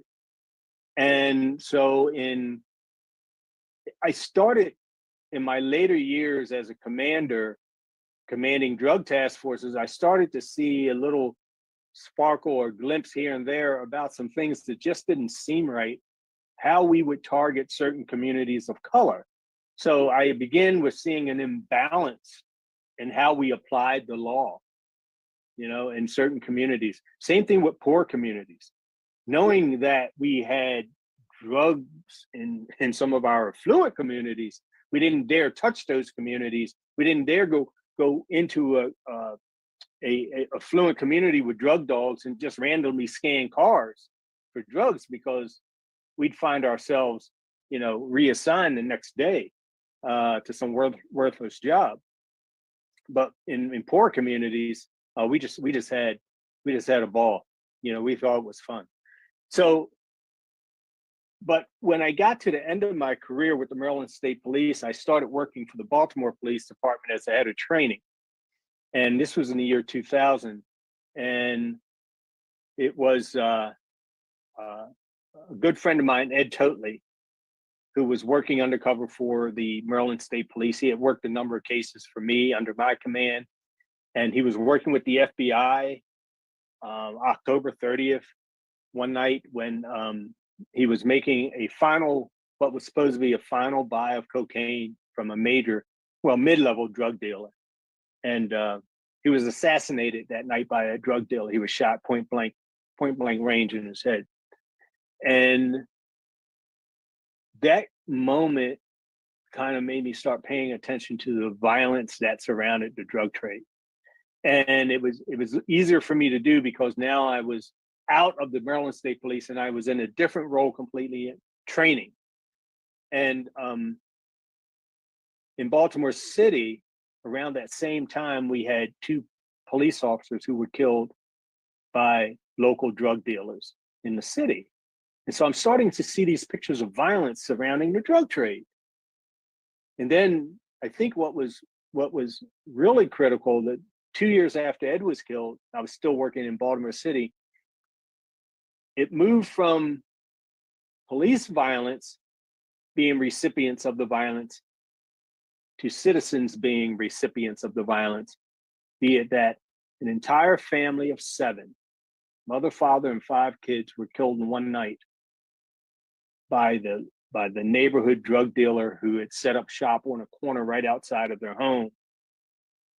And she was doing what we tell every citizen to do: work with us, come work with us, the police, give us the information we need on these people selling these dangerous drugs in your neighborhood. Work with us and we'll come clean them up and, make the arrests and take them away. and you'll be in a better position. She started working with the police, giving us information on this drug dealer and his crew, the mother, Angela. She wasn't afraid that her boys would become addicted to drugs. Her fear was that her boys would be recruited by this crew and then would be in a completely dangerous situation. She knew that their lives would be over, either in jail or dead. So she started working with the police. When this guy found out about it, the head of this crew, he said it was time to send a message that you don't screw with him or his money. And he set their home on fire in the middle of the night while they were asleep, killed the entire family. So it made me I started paying attention to the bodies, right? The shootings, the shootouts, the retaliation, the people getting caught in the crossfire, these kids. And I eventually, even though locally I was doing some searching, I eventually stumbled across Jack Cole and the Law Enforcement Against Prohibition. And I just started meeting other cops who started feeling the same way, and many for different reasons. But that journey, which started my education, my true education regarding drug policies and drugs in this country, led me on to seeing our prison population and what that was about. It led me on to seeing and understanding what was doing more harm to policing than any other set of policies in this country. And I love policing. And I quickly learned that our drug prohibition policies have separated us more from the people we're supposed to be serving than anything else you can think of. I started learning that these drug prohibition policies, if we were to end, would solve more ancillary issues and problems in our society, within our society, and in any other single issue on the globe.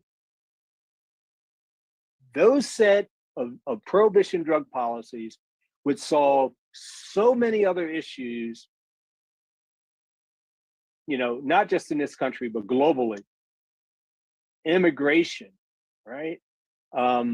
It would solve the cartels who are doing things other than moving drugs. They're heavily into human trafficking.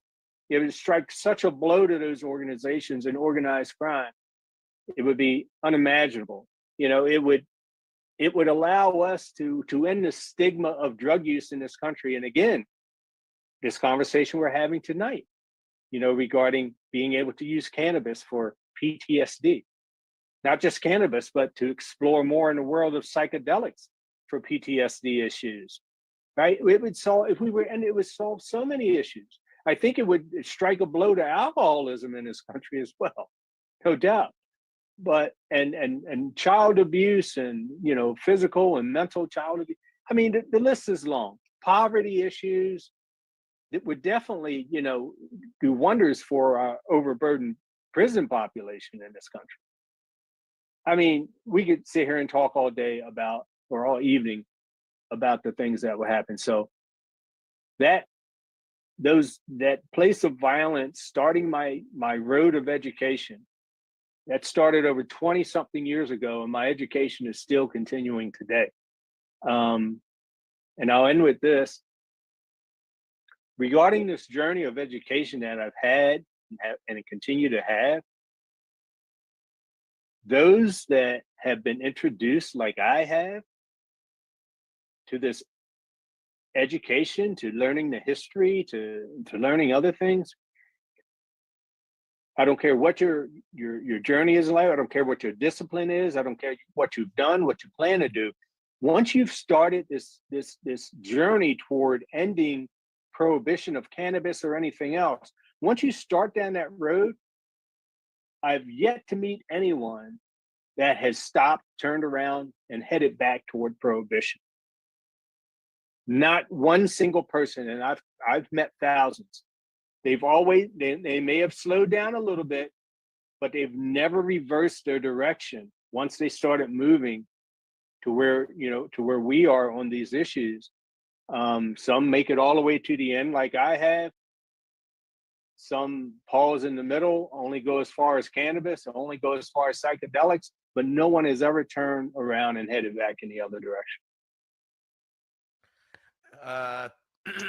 Going along that line of discussion, I think Wade Laughter had a follow-up.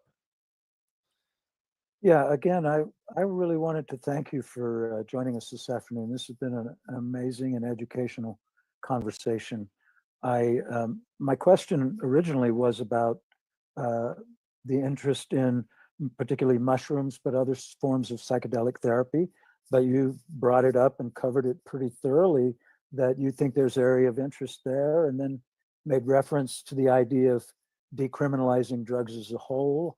I was going to ask you what you thought about how Portugal is handling drugs in the use of drugs in their communities. But you've just done an amazing job of covering the bulk of what I wanted to ask you about already. And so I guess I'll just close again by thanking you for taking the time to talk with us this afternoon. And I think we could all look forward to ending the war on drugs and treating drug addiction, because there are drugs that have high potential for addiction and little, if any, redeeming medical value, which is the whole concept of scheduling. But cannabis obviously doesn't fit in there. And I think informed as versus political choices would be ideal in this area of policy. And I'll stop there, sir. Thank you. Yeah, sure. And you mentioned Portugal just real quick. Absolutely wonderful. Their harm reduction approach to drug use is it's special. And I know that members of the law enforcement community, high-ranking folks, have made trips, along with some of our political folks, have made trips over to Portugal and have looked in deeply into their program over there. I'm very excited about it. Unfortunately, it hasn't moved too much here. But when you look at things like psychedelics, we worked on decriminalizing them in the district, in Washington, D.C. We worked on some of those policies out in the Northwest. We worked on some of those issues in Canada, by the way, along with cannabis in Canada. We had a very strong branch up there in Canada right prior to them legalizing cannabis there. But psychedelics, I just returned a couple of weeks ago from a retreat in upstate New York of law enforcement folks who were talking about police officer wellness, health and wellness. And it was primarily about psychedelics. What do we think about the potential? And it followed really what you guys have done in the veteran community regarding the use of psychedelics for PTSD. I'm excited about that. Again, I was advocating for it. We've been working with MAPS for a very long time, regarding psychedelics and decriminalizing psychedelics, and the research that still needs to be done and should be done. But this retreat really got me excited. And hoping that somewhere soon down the road we can begin the use of psychedelics within the law enforcement community as it relates to PTSD, depression, and some of the other things that we're challenged with and dealing with. Thank you. Councilmember Al Byrne, you have a follow-up. No, actually, I don't. Neil, the talk of Portugal just gave me a question.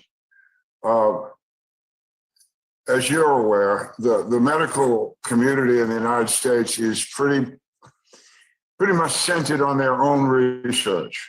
In other words, I've used the term ethnocentric a lot. The research that our government looks at is ethnocentric U.S. research, whereas the rest of the world has done quite a bit of research on their own.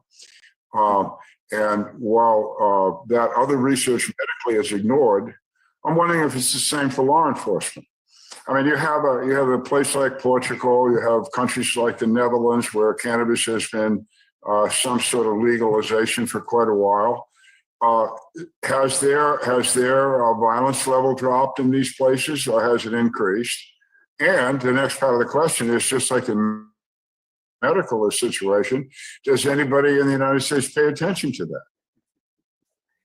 Yeah, so again, that's one of the reasons we have been advocating for, and LEAP was also trying to build its own coalition of law enforcement police chiefs to send over to Portugal. And you're absolutely right, the violence has decreased in places like Portugal. But one place in particular is Switzerland, where Switzerland has a heroin maintenance program, and what the police, initially when, President Dreyfus in Switzerland, implemented this program, they weren't on board.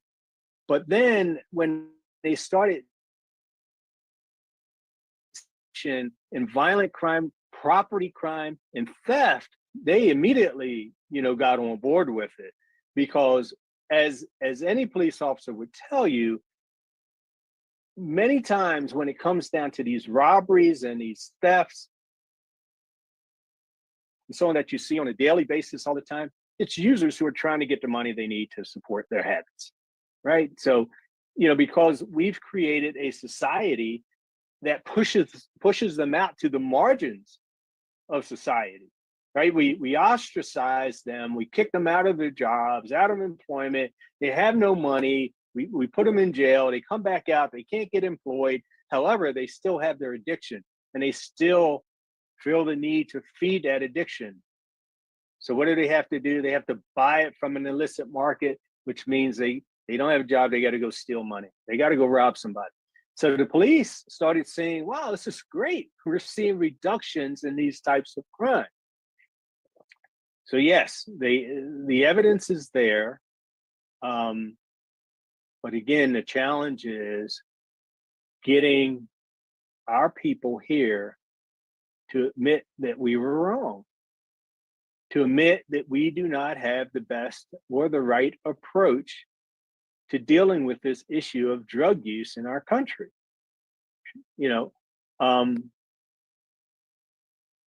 It's very difficult it was difficult for me. It's very difficult for a police officer who's spent so much time enforcing these laws, literally your entire career, enforcing these laws, and then to get 10, 20, 30 years into your career and to have someone tell you that, you know what, it wasn't, not only did you not make any progress, truly, you didn't make any, may have looked like progress, but when you gauge progress like this in policing, say you have rapes, or say you have burglaries in a particular area, and you finally latch onto the person who's committing the rapes, or you finally latch onto the small crew that's committing the burglaries or store robberies, you know what? The rapes go down, the robberies go down, the burglaries go down when you make those arrests. That's progress. That's clear, crystal clear evidence of progress. But when you take off a drug crew on a corner, the drug activity on that corner doesn't stop. Not only that, before you know it, you've got shootings now occurring within that 5 square block area. What happened? Well, you've just arrested the regulator of that 5 block area. You just arrested the crew that actually had the violence. Yeah, they were selling dope, but you know what? They had the violence under control. They had it tamped down because they want to make money. Now you've got a void in that marketplace, and now you've got the neighboring crews fighting for those valuable street corners. And so they shoot it out, and then you have retaliation. And you know what? You still got people selling drugs there. That's not progress. That's when you realize you've actually made things worse for your community. And when you tell a police officer that, when you explain that to them, when you really sit down with them and say, look, man, these laws we've been enforcing, we haven't really been doing all this good work for our communities. Let me tell you why. this is what happens. Bam, bam, bam, bam, bam, bam, bam. It's hard to accept. For me, it was hard to accept the fact that I arrested all these people for smoking marijuana. All these people, all they did was just smoke a little bit of weed, a little bit of cannabis, and maybe sell me a dime bag, back then, or a couple of grams here, a couple of grams there. No violence whatsoever. And their freaking lives were ruined. Hundreds of people like this. Hundreds of people like this. And now to tell a cop that, you know what? That wasn't good for your neighborhood or your community. That actually made it worse. And here's why. You just gave all these people criminal records that they really didn't deserve because of these screwed up policies we had. Not that it was your fault, but you were taught something that and given a job to do that wasn't for the benefit of your society, for the benefit of your community. And this is why these people are now, for the most part, unemployable. That means they're a financial drain upon your community, your society. These particular people, maybe that person was the head of a household. You can go on and on with the list of people that you arrested and what happened to that family unit. Not just that person, but in many cases, that family unit, that household. You arrested that person for selling a little bit of weed, but they weren't carrying guns. They weren't shooting people. They were making just enough money by selling weed to put food on the table, or maybe to pay that electric bill or to pay that rent. And now that income's not coming in, and that family is now out on the street, and they're now receiving money from social services. He may have been doing this, but you know what? He had a great relationship with his kids, and he kept his kids in line. Now he's locked up. Where are his kids? So when you go through story after story after that and explain it to the cops, it's hard. It's a bitter pill to swallow to think that you've spent 10, 20, 30 years doing this type of work. And not only was it for nothing, but in many ways, you probably made things worse for your community. Councilmember Tony Landry has a follow-up. Yeah, you had mentioned the psychedelics. I wanted to know if you were familiar with the Concord study in 1961 to 63. They gave psilocybin-assisted therapy to 32 prisoners on the reentry program, and it reduced the recidivism. Upon coming out of prison, they went through a ceremony about a week of psilocybin-assisted psychotherapy, and the majority of them didn't return back to prison. I was wondering what you thought on that, if you had ever heard of that study by, I think, Dr. Leary. I'm not sure the first name, but the Concord Prison Project study. So I'm not familiar with that, but I'm not surprised at it, because the many people I've spoken to who have undergone the therapy, for whatever their issue or reason, they speak to not just how their lives have improved, but why, because of now how they see things and what they understand, and how they feel about the meaning of it all. So I haven't heard of it, but I'm not surprised at the results of that you just explained to me. Not at all. Thank you. Councilmember Todd Scatini. How you doing, guys? Thanks, Neil, and please accept my apologies for showing up late. It is homecoming here in No problem. So I just want to say thanks for giving your time tonight. I am the son of a Kern County Sheriff's deputy. I grew up in a cop house in California. Both my mom and my stepfather worked for the Sheriff's Department, and I saw a lot of PTSD within, now I recognize it as PTSD within their friend circle, and I watched them experience losing at least 5 members of their friend circle to suicide or other significant illnesses that were born from wearing the badge. And I was wondering if, did the police or does law enforcement look at the military and the veteran community as a real ally, because I think we certainly have a synergy. Now after having spent 27 years in the Army and having seen kind of law enforcement from a kid's point of view, I recognize that a lot of the issues that we suffer from are very similar to what's going on in the law enforcement community. And I was wondering if there's any sort of like potential for alliance or a coalition that we could create, because I think our voices really resonate together.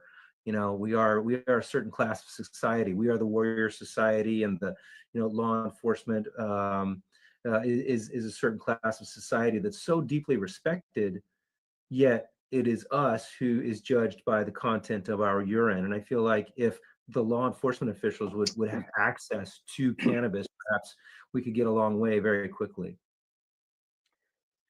Yeah, that's a really good question, because obviously, if you can build a coalition of folks and continue to grow that coalition, you can really get things done. Just real quick, and that's kind of like what LEAP is about. Trying to assemble this coalition of folks, teach them what we've been taught. Show them not just teach, but show them the data, give them the history. Building a coalition on a number of different topics. Obviously, drug policy being one of those. We actually modeled the organization after veterans following the Vietnam War, right? And assembling these voices to help change the landscape, the policy landscape. And one of the challenges that we do have in policing is this. First of all, with retired folks from policing, piece of cakewalk. I mean, these guys get it. They don't feel the political pressure. They no longer feel the pressure of a squad or a division can place upon you, or your patrol squad or whatever can place upon you while you're active. And my point is this, and this is why it tends to be so different for us in policing. So we have this thing in LEAP that when we're trying to convince law enforcement of these issues and where we need to go and what we need to do, we really try to stay away from doing it in a group setting. In a group setting, what we find is that we'll start the conversation. It could be at the FOP Lodge, it could be at a convention somewhere or at a conference, and we have the group setting. They're in the room, they're sitting, they're listening intently. And as we start going and talking about this, doing it in a good way, that work, you'll see them, the heads perk up, they'll sit up and they start leaning a little forward, and they're like, damn, I never thought of it that way. You can just see eyes open up. Then all of a sudden, the good old how can I say, the cop's cop, right? The guy that's been there for 25, 30 years, yeah. who's sitting back like this, and he'll say something like, say we're talking about, or so we had the question about driving under the influence of cannabis, right? And he'll be sitting back and say, yeah, come on, man, this is a bunch of bullshit. You know it, I know it. Everybody in here knows it, that we're going to have people driving stoned all over the daggone place out there. There's no way in the world we're going to agree to legalizing cannabis. And he uses the word like we and us and all that, and he's looking around at people. And first of all, nobody in that crowd wants to rebuff, wants to push back against that guy, because that's the guy, right? Nobody wants to push back. So if you don't have a presenter who is savvy enough to be able to, to come back and answer, to confront that guy, and to do it in a way where you're not disrespectful, but by asking the right questions And so if you're not talented enough or savvy enough to do that, you just lost the room because of groupthink, because of, just in that policing world, you want to be as part of that group or that crowd as you can be. And you don't want to say or do anything different than the crowd. And when that guy speaks up, that's the crowd speaking for the most part. So we tell our speakers, we tell our members, speak to people one-on-one, and then when they ask the questions, you answer the questions, and you answer the questions a lot of time with asking them a question, but speak to them one-on-one. It's hard. It's very difficult to get an active cop, especially if they're like members of a drug squad or a drug unit or another unit. It's very difficult to get them to do something that's different than the rest of their squad or crew because they don't want to be ostracized. They don't want to feel like when they're out there on patrol, they don't want to feel like they're by themselves because they want to make sure they get backup when they need backup. And it's just a very interesting world. But again, I think that we have done enough work over the past 10 to 20 years to create a significant groundswell within policing, especially as these states continue to come on board, online one after another with cannabis. Again, it's really this can drop it any day now. It could literally drop any day now. The floodgates open up and then the feds move on. Are there any police forces that you know of, Neil? I know the New York Police Department initially they had dropped testing for THC, but then immediately put it back on. Are there any police forces that you can think of in the U.S. that are no longer testing for THC? That's a really good question, and this is why it's a difficult question to answer. Is because in most states, by far, it's not that the police department that sets those standards. It's not an individual police department. It is, in some states, they refer to as the police certification regulatory as POST, Police Officer Standards and Training, which is run by the state. And they certify every police officer who's hired by an individual police department. In the state of Maryland, it's called the Maryland Police and Correctional. No, it's no longer correctional. Maryland Police Training Commission. So they set those standards of testing for THC. There might be a few states where you can do it as an individual police department. Now, you can set higher standards, but you can't go below what those state standards are. Thank you very much. Thank you for that. Councilmember Al Byrne. Neil, we're getting close to the end, and I wanted you not to depart from us without saying you're forgiven for arresting all those cannabis people in your past. You did your job. We've all been where we had to do our job. Yeah, you're welcome. Just to support your position now, which of course I agree with. You might know this book, but it was written by a guy named Scott Baum, and it's called Smoke and Mirrors. It's probably 20 years old, and Scott interviewed 200 government employees, ex-government employees, who had been somehow involved in the war on drugs. And now they were ex, and he asked them, did you think you did the right thing? And they said, at the time I did my job, but I would never do it again. Now I think that the number was 199 out of 200 of those men and women thought the war on drugs was not the right thing to do. But Neil, thank you for your service. You've done a good job for a lot of people in a lot of places. We really appreciate it. Thank you. Thank you. And I just want to, say this, and of course, thanks for that. I appreciate that, Al. I'm involved in I'm actually a plaintiff, one of a few plaintiffs in a lawsuit against the Department of Justice right now. regarding medical cannabis and the Second Amendment. As a matter of fact, I'm hoping to be able to make the October 12th. There's going to be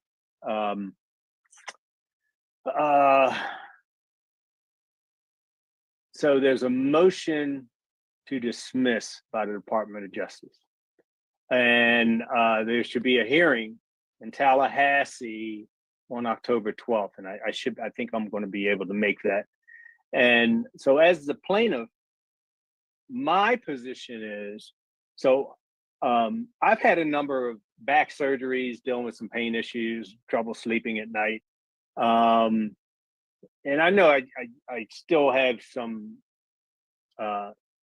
maybe some mild depression issues from policing and some of the stuff, but mainly for me, I got this pain issue.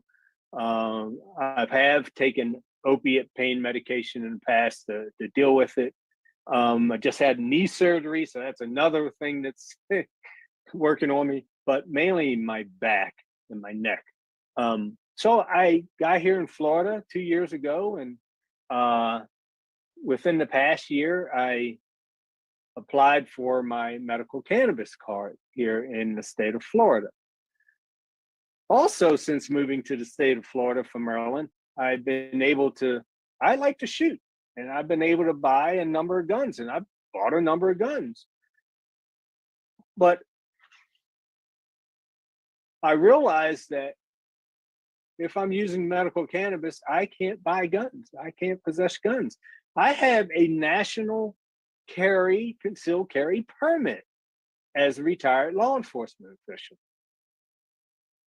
And now I haven't used medical cannabis yet, because when I got my card, I realized that, oh, wait a minute, on this federal form, I can't lie and check no as to whether or not I use an illicit drug at the federal level, because cannabis is still illicit.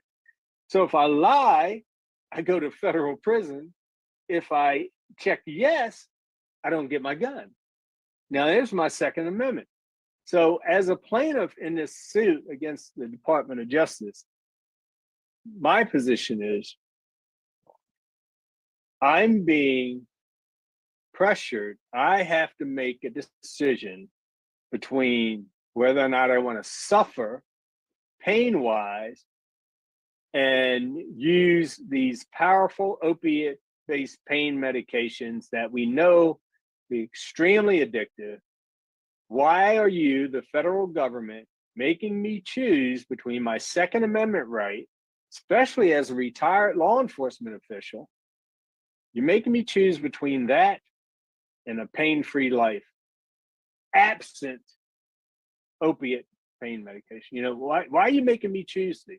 And so therefore, you know, they need to settle this. They need to remove cannabis, at least from that form, medical cannabis. They need to, in my opinion, they just need to move it from the scheduling system so that people like me can abide by my state law, get my medical cannabis card, deal with my issues for whatever they are for obtaining that card, and still have and exercise my Second Amendment rights as relates to buying, purchasing, and carrying firearms.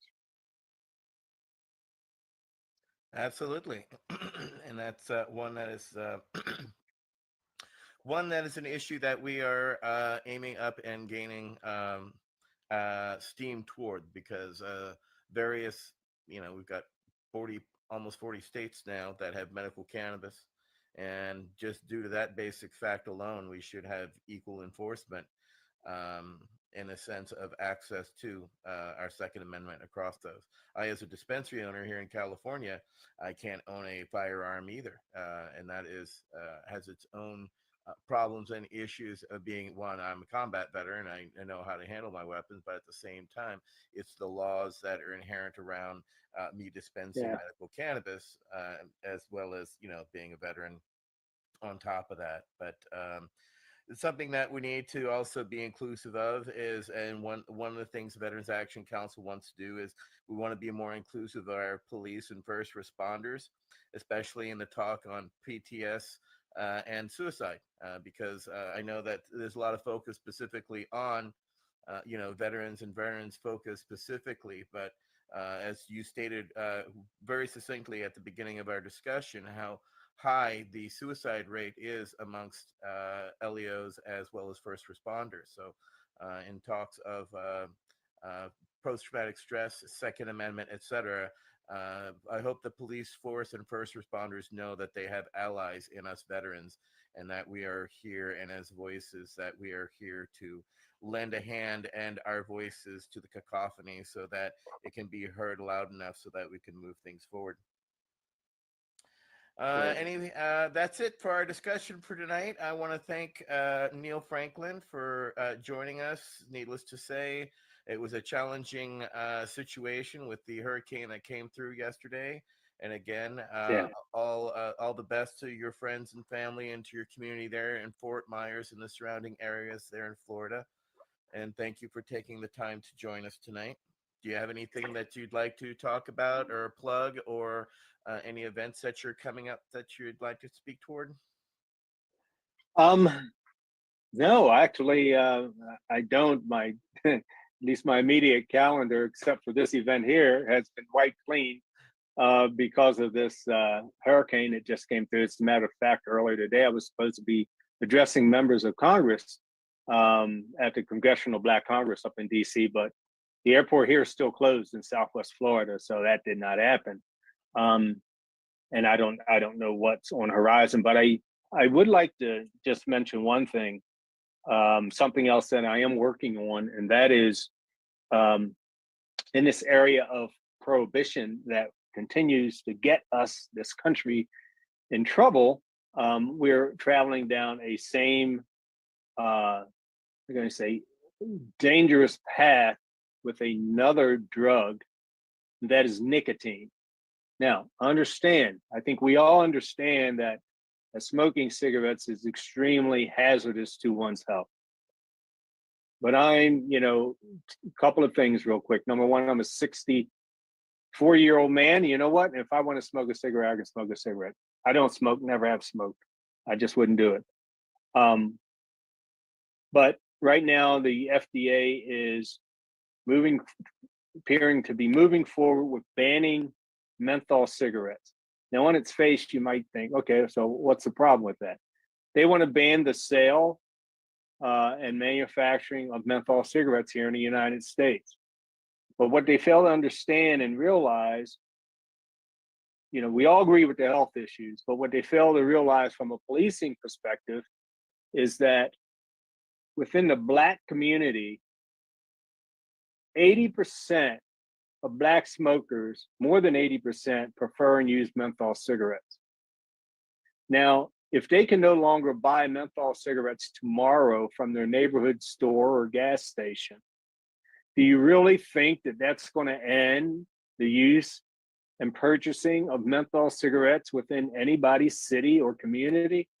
The answer is hell no, because they will become just as valuable as other drugs being smuggled across the border. They will be coming from China. Menthol cigarettes will be coming from who knows where. Menthol infusion kits will be sold over the internet and elsewhere. Basically, we would be generating a $30 billion underground illicit market for menthol cigarettes. So you know what? I'll stop selling heroin on a corner and I'll start selling menthol cigarettes on a corner, because you know what? The laws, the penalties are not as severe. However, the competition is just as severe. So guns, tools of the trade, as gangs and crews compete for corners of selling menthol cigarettes. Basically, we haven't learned our lesson from alcohol prohibition or drug prohibition. And here we have the FDA attempting to move forward with something like this. And unfortunately, there are groups out there that don't want to stop at menthol cigarettes. They want to take it clear across the board for all tobacco products. And that would be just another huge disaster for this country. And we would have more violent crime on our streets. And we'd have deadly cigarettes now flowing through our neighborhoods. And and with this, when you have any type of illicit market like that, the first people that you hire, that these crews hire, are kids. You know what? So if your goal is to keep cigarettes out of the hands of our future generation, you're just going to open the doors, because they're going to sell to other kids. They're going to take them to school and sell them, and they're going to be the ones carrying the guns. And it's a nightmare. So we're working on that. Hopefully we'll have some success. That was one of the things I wanted to speak to members of Congress about today. But just keep that in your mind when you see this information coming out regarding the FDA. Whatever you can do to push back at it, just tell them, hey, let's not try to solve yet another health issue with cops, courtrooms, and prisons. We don't need it. And violence. We don't need it. Absolutely. Couldn't have said it better. What an honor it was to have you tonight. Cannot thank you enough for your hard work and dedication over the years and your continued work with Law Enforcement Action Partnership. And we wish you nothing but the best. I would like to, I'm wearing my Bud for Blood shirt that I got today, my hip shirt. We did a Bud for Blood campaign with Kristen Yoder, Nice. where we got cannabis users to go out and donate blood. So I want to thank you again for that successful campaign. She's actually turning that into an organization. It's been so successful because, cannabis users don't give blood as well as they should. And she's shaming them into giving their blood, and it's working. So keep at it, sister. And again, I want to thank Neil Franklin, our council members, Michael Green, Tony Landry, Gage Amsler, Michael Crowitz, Al Byrne, Nate Landau, Todd Scatini, and Wade Laughter. I myself and Etienne Fontan. I'd like to thank you all for joining us for our our VAC roundtable tonight. It is to enforce or not to enforce with our special guest, Neil Franklin. So thank you, everybody, for tuning in, and we'll be back in 2 weeks. Y'all have a Thank you, guys. Pleasure seeing you all. Thank you, Neil. The Veterans Action Council is a Pace Radio Network content provider.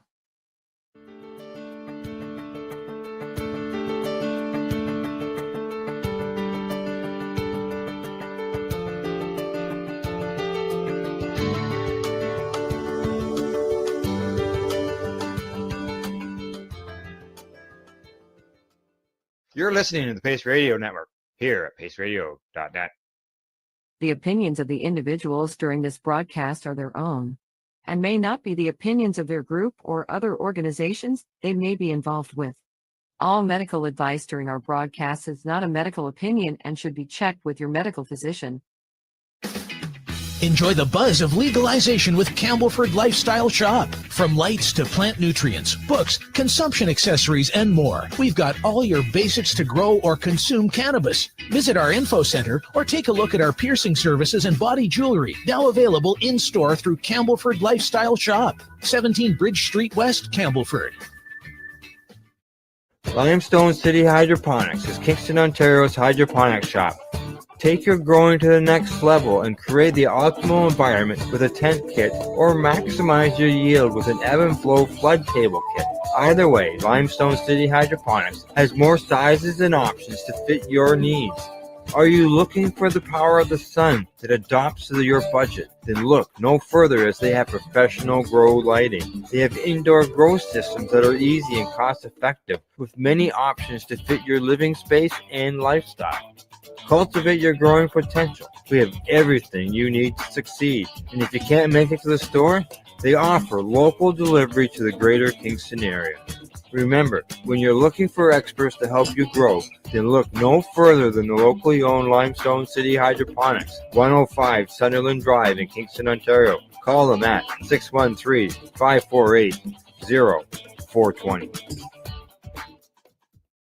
We are people advocating cannabis education here at paceradio.net.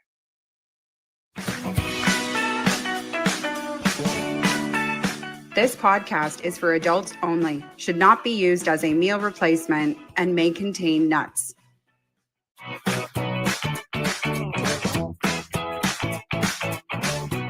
Hey, everybody, and welcome back to another episode of The Newbie and the Doobie. My name is Timmy. I am the newbie. Mary Jane, I am the doobie. We are very excited to have with us today on the spot Jazz Samra, the owner of Sativa Bliss, as well as the founder of the VIP Media Group, which is hosting the Elevate Conference coming up this week, September 12th to 15th, 2023. Just for those people that might tune in, a year from now. You've missed it, but hopefully this will be an annual thing. Jazz, thank you so much for joining us here on the show. It's my pleasure to be here. Thank you very much for having me. We have been hearing a lot about Elevate. We have heard a lot about you. We have frequented Sativa Bliss multiple times out where we live. All of that stuff we are going to eventually talk about and find out kind of all those business connections.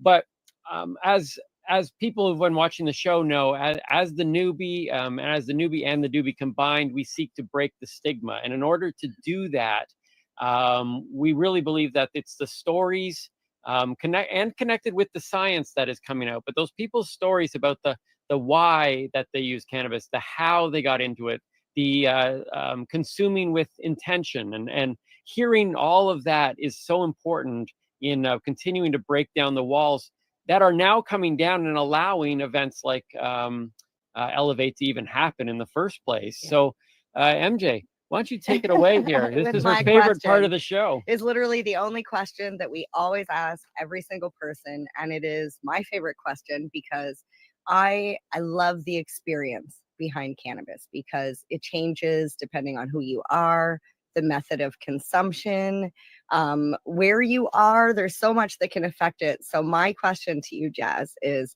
I want to know about your very, very first experience with cannabis, whether it was pleasurable, not pleasurable, whether you smoked it, ate it, topicals. So I'm gonna sit back and let you go wild with your story there. I think my very first experience was probably a good, almost 30 years ago. I started really late. I think I was 24 years old. Okay. It was at my friend's he's getting married. I grew up in Vancouver. So my friend was getting married and we knew nothing about cannabis. I never grew up in the culture, didn't even ever seen it in my life. And he brought a joint and we just went across the street from the house we were at. Mm-hmm. and smoked it. I guess all it took is a few puffs. My friends that smoked it were all beginners, and we had a really good time. A lot of giggling was happening when the adults would come downstairs and check in on us. We couldn't stop giggling. It was just a lot of consuming food and snacks and giggles is what I remember the most out of it. So if you were with a group of friends that you were all first-time consumers, who was the ringleader? You have to give their name, but who would be the ringleader in that group to say, "Hey guys, let's try this," and everyone goes, "Sure, why not?" Brought it. I can't remember who that person was, but somebody brought it, right? And it was we just kind of casually tried it, right?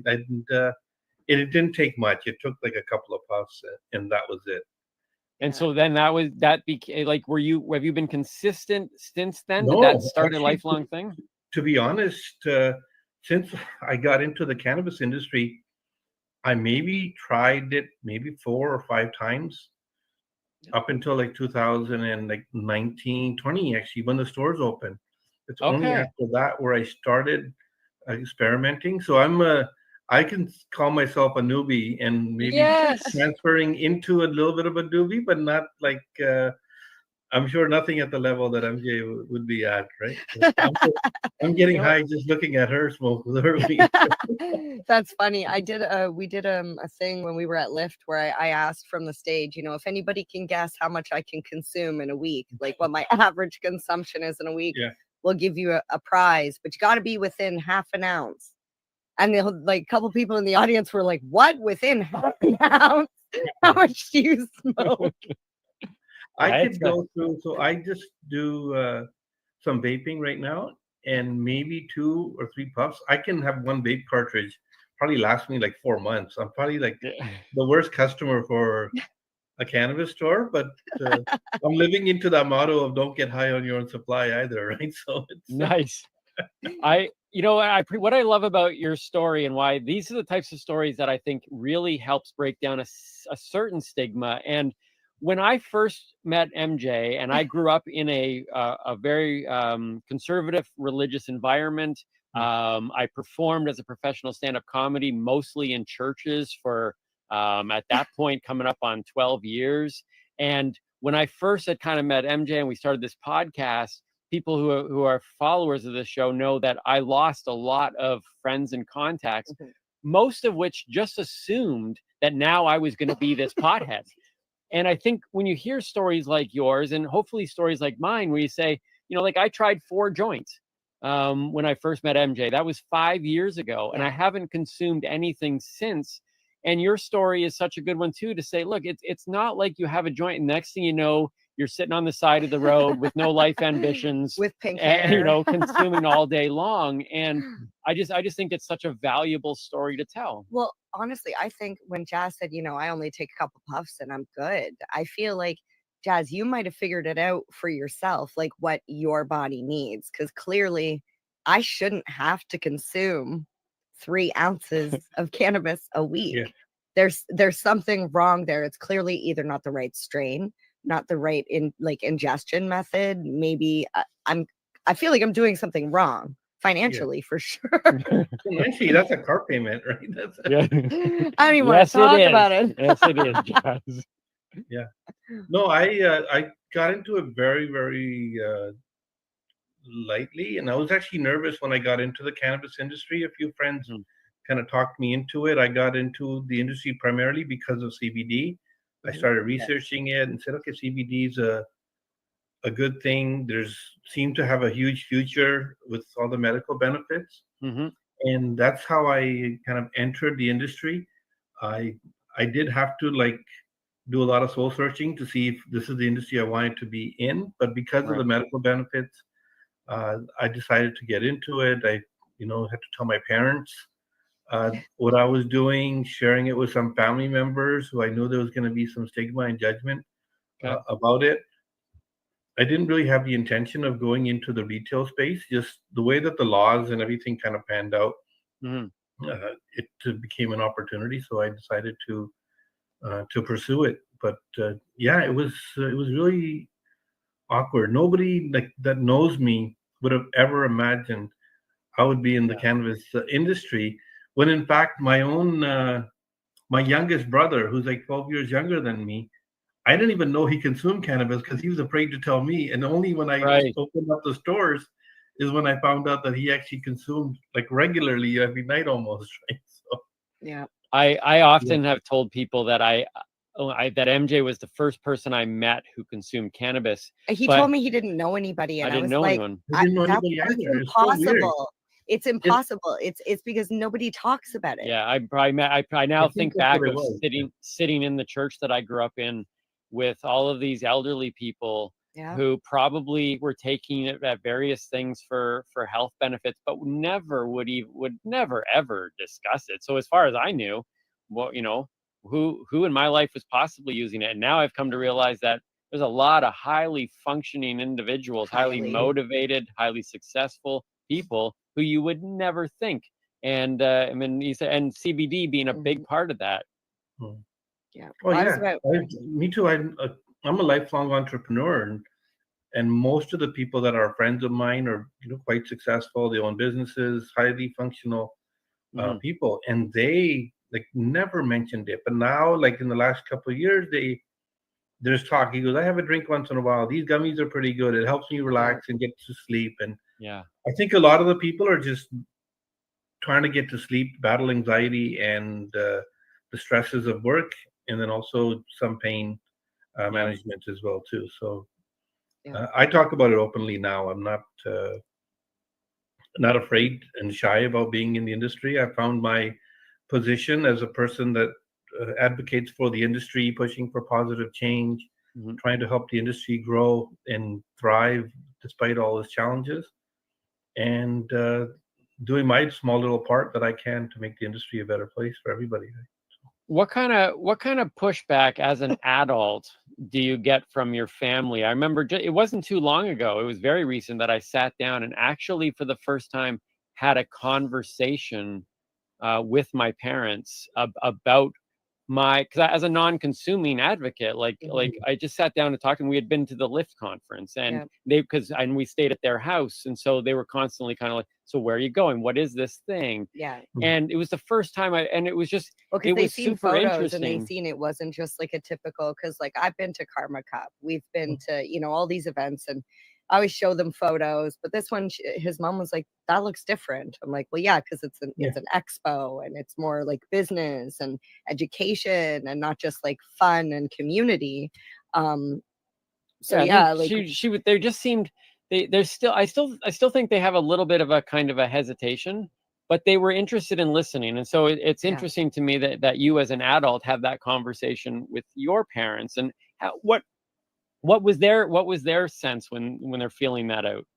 I actually had to take my dad to a couple of cannabis stores, and then he saw them. They look okay. They look okay. He goes, it doesn't smell like weed here. Right. This and that. And he saw a bunch of the different types of products and slowly got customized to it. I did get him like CBD oil in the beginning for his knees, and he refused to take it because thinking that it was going to get high. And then I actually got the CBD oil, but I have a guy that does printing and labels for me, and I changed the label to say hemp oil on it. And then he actually tried the hemp oil. Nice. Thinking it was hemp oil. And a month later, he's like, can I get more of that? It actually worked. My knees don't hurt anymore. Oh my goodness, And that's awesome. then I told him afterwards that this was actually the CBD that I was talking to you about, and that he's opened up to consuming it and even recommending it to other aunts and uncles. That's as well, awesome. too. That's amazing. So when you open, so you're coming in to the industry not as a consumer, but you see the health benefits of it, and Well, it not was as a regular consumer. Yes. Your first entrance into the business side of it was what, opening up a Sativa Bliss? No, actually, it was designed to get into the LP side of the world for extraction. We were going to have like a CBD extraction facility. We were in the process of setting one up in Quebec and also one in Portland, Oregon. We actually got the facility, started moving equipment in. We're in the process of applying for the licenses, and then Portland started burning down with the Black Lives Matter movements, and then COVID came and just destroyed that entire business. I pretty much, all the money that I had, I lost it all waiting for COVID to finish and kind of like restart. And I actually got lucky that when the applications came out for the cannabis stores, I applied for the lottery, didn't win it, but when it came time for the opportunity to apply regularly, I had a friend of mine that had a building in Kitchener, and he told me, he goes, Jazz, you just use my location. If you get the license, you can open up a store here. If you don't, no big deal. We'll lease it out to somebody else. And that was just the start of it. And it was like, okay, we got one location. Let's just, if we're going to do this, and this is what we're involved in now, let's try to do multiple locations and continue to grow this business, right? And So how many do you have now? I have 6 that are open now, and then one new one coming in Mississauga. That's awesome. like applied for and waiting for like building permits and stuff. So a couple months away. Nice. How did you? I'm a big fan of branding. How did you come up with the name Sativa Bliss? I think it came with a lot of the spirituality and the meditation that I do. So I only consume cannabis for my meditation, and I like the Zen vibe. So bliss was a part of it, and I found that even sativa, it has like the qualities of trying to find happiness in life, right? So we're just trying to create that vibe of finding your bliss and discovering your bliss through the cannabis plant, right? Finding your happiness. And that's where the names kind of stuck together. Sativa was like an easy name that resembles the cannabis plant. And then bliss was just brought those two words together. I designed the logo, and it felt right. It had the cannabis leaf in the back and also had the lotus mixed into it. So we just kind of stuck with that theme. I've been regularly doing. I'm a practitioner of yoga for over the last 5 years, which both cannabis and yoga I preached against for years, and now both of them are like, okay. So, but I have yet to do yoga with goats, but now you're saying maybe I should be trying cannabis with my yoga. That might change that experience. I do it for meditation, to be honest. I do like every night I do Vipassana meditation for about an hour. And I found that if I have a couple of puffs of any cannabis product, that something happens where my body opens up. And it's like a guided meditation I do. So there's some music behind it as well too. That music seems to sync with my energy so much better that if I have expanded myself, I guess, into that music. So I just like the enhanced experience of meditation when you are consuming cannabis. I've never tried it during yoga because I'm such a lightweight that I would probably fall over and not be able to keep my balance there. But, I'm thinking even with like today, this morning, I did every if I'm on my routine, 2 of my days are just a restorative yoga, which is basically, you're not doing any kind of strength or balance. You're just doing long holds, More like stretching, isn't and it? stretching. And I was thinking, when you're saying that, it's like that, that entire session twice a week is just deep breathing, just quiet, just kind of in different holds and folds. Like I'm still on the journey of finding out. We talk a lot about the personalizing of cannabis, the intention of, and me starting to understand the science more and going. I monitor all the other areas of my life in regards to exercise and sleep and diet, and I'm believing at some point that cannabis has a place. Like you said, you found it kind of in your meditation state, and mine is now going. Okay, so where is that space for me? Where does cannabis fit in to my health journey and my overall wellness? To overall just enhance your life experience, right? That's what I even preach that to people. I like people say it's a medicine, it's a this and that. No, I agree with all that, but it can also, if you don't do it responsibly, turn into a drug, just like anything else, right? Alcohol, sugar, whatever you want to do. So I'm always a big advocate for responsible use. And we, me and my wife, we have 2 grown up kids that live in the house with us. So we got to be role models to them and not, that was one of the conversations my wife had. He goes, how do I tell my kids not to do this if we're doing this as a business as well? Right. Too? And again, it's like, we have to be responsible, use it responsibly, educate people responsibly. And did that conversation with your kids, did that go well? Some kids are kind of like, whoa, like, like I think a couple of my kids thought I was weird. It went well with me because I had like studied quite a bit of it over the last couple of years while I was trying to get into the industry. And my kids surprisingly knew a lot about it because they were in high school at the time, right? So obviously they already know. My wife didn't know anything about it. So she still had that stigma of drug. And she always preached, like, don't do drugs. Like, school is important. You got to get work and all the other things in life that are more important that you can get derailed from if you hang out with the wrong people and start doing the wrong things at a young age, right? So she was more nervous about it, but then she started eventually taking CBD and all that kind of stuff, and now she's come around. She still won't like get high or consume or anything like that per se in front of the kids. I think sorry, go ahead. I was just going to say that's where I think Timmy, when he tried consuming before, it was smoking, and he's not a smoker.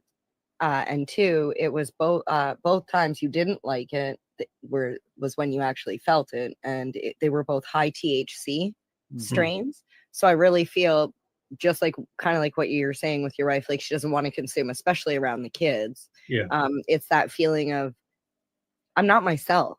I don't feel like myself. And especially as a parent, we don't want to not feel like ourselves around our kids. 100%.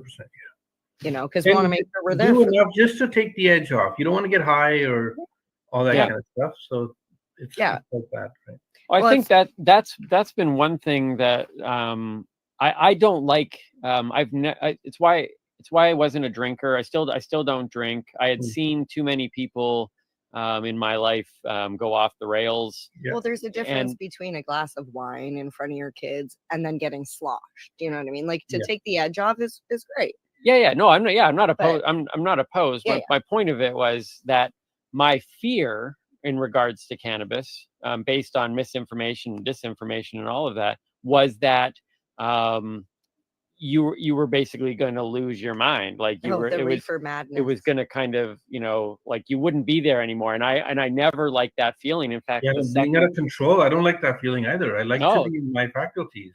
well, I like what you're talking about, the meditation, because with the second joint that MJ had gotten me to smoke, was or a- the it third, was- no, the fourth one. It was the fourth one. It We was, were the, watching it a was the movie. last one. Put it Yeah, that way, Jazz. It was the it last was the one one he that did it in smoked for me. because it was almost 30% THC, Wow. and it was an indica, and we were supposed to be chilling and just Mhm. watching a movie, but instead I decided to carry on a conversation, and now he's trying to focus on me. Yeah. While he's trying to enjoy the movie, but not be distracted by the movie, but still Yeah, listen and to I me. was losing the train of thought with the conversation, and that Yeah. freaked me out. I didn't like the fact that I disengaged. However, now though, the journey has, as I've realized that weed doesn't equal weed, and we get into all of the strains and doses and methods, and you realize that what she had given me that night might very well have been enjoyable had I been in a restorative yoga set, as opposed to having a conversation with her. Or maybe it was the wrong strain. Or so it's trying to find just where that is, and I think some of that has to come with trial and error, and some of it has to come through the science, and some of it has to come through hearing the personal anecdotes and trying to That's find right. where that is. And just knowing your limits. I do, like, I don't drink much like yourself, very Mhm. rarely. But if I am at a party, I know what my limit is. I have 2 drinks and I stop by a certain time, and I know after dinner I'm gonna wait 2 hours and I'll be able to drive home. Yeah. And just being responsible about it, right? So Yeah.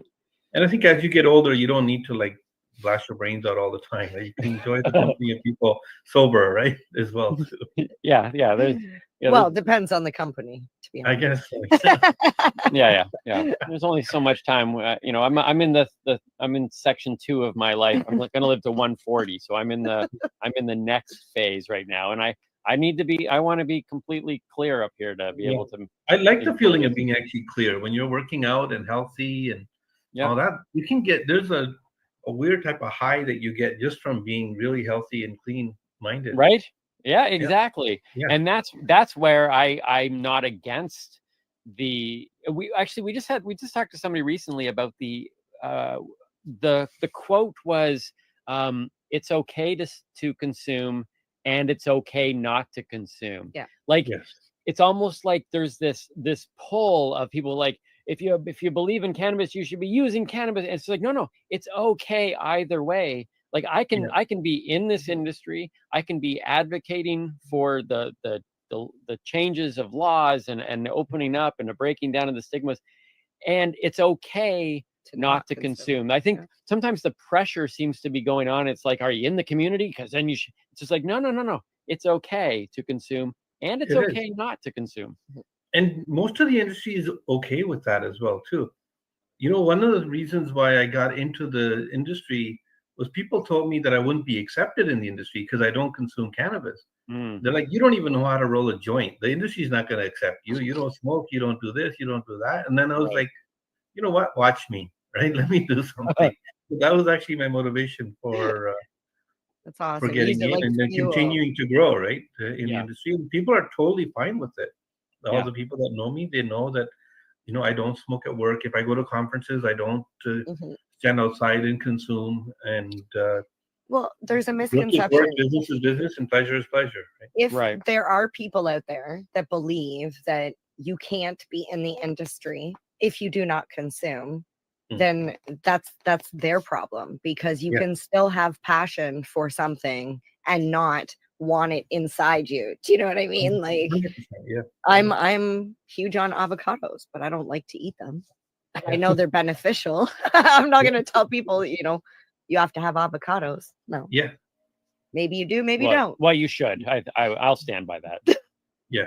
It's personal choice, right? I think It is. respecting other people's choice, I think, is the main thing, right? And that's, So right now, you've got 6 stores, you said, for Sativa Bliss. Yeah. Yes. And the VIP working media on a group. 7th, but now Then though, what is it, the 420 Media Group?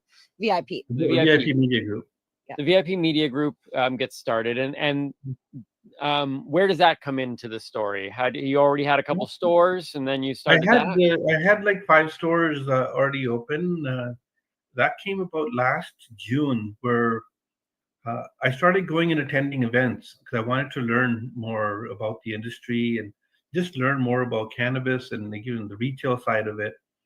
And we went to a few events, and I happened to like run into store owners at the event. We started networking, and people were like, "Hey, we should be doing this more often." Like store owners talking to each other and helping and support each other rather than looking at each other as a competitor. Let's look at each other as colleagues and help support each other, because right. the industry wasn't thriving either, right? So it's like very, very few people were doing really, really well, but the vast majority were just kind of like getting by, and they were in very similar situations as me, where it's like no bank financing, you have your life savings on the line, the stores don't do amazing, you still got to potentially maybe do a side job to afford your bills at home, and hopefully the business will continue to grow one day. And and the people started saying this is what we need in the industry, and nobody was providing it. So it's like, okay, let's why not me? We can do it. I did an event last September. We had I think about 300-400 people show up to it. It was very well received, and I like the networking part of the industry where we get like retailers and LPs together, because I think those are the two sides that really need to work together to create opportunities and build the industry together. You need successful LPs so they can actually make money and then produce great quality products and do product innovation. And then you need successful retailers as well too that can survive and thrive in this industry. So we just decided to let's start doing networking between them. Our September event I was very happy with it. And then we decided to do a 420 celebration gala in April, and we did like an Arabian Nights theme gala. That was amazing. We had like over 600 people show up to the gala. That's awesome. And already looking forward to the next year's gala. They're like, "Oh my God, this was amazing. We got to like dress up and wear like tuxedos and gowns and all this stuff, and like really elevate the industry to a whole new level, rather than sticking to that stigma of stoners and all that kind of stuff." So I wanted to do more stuff at like an executive level, and I think it was well received. We have 3 things that we're trying to do. It's break the stigma, raise the bar, and have the conversation. And raising the bar is something that we've begun to really start to see at the event level.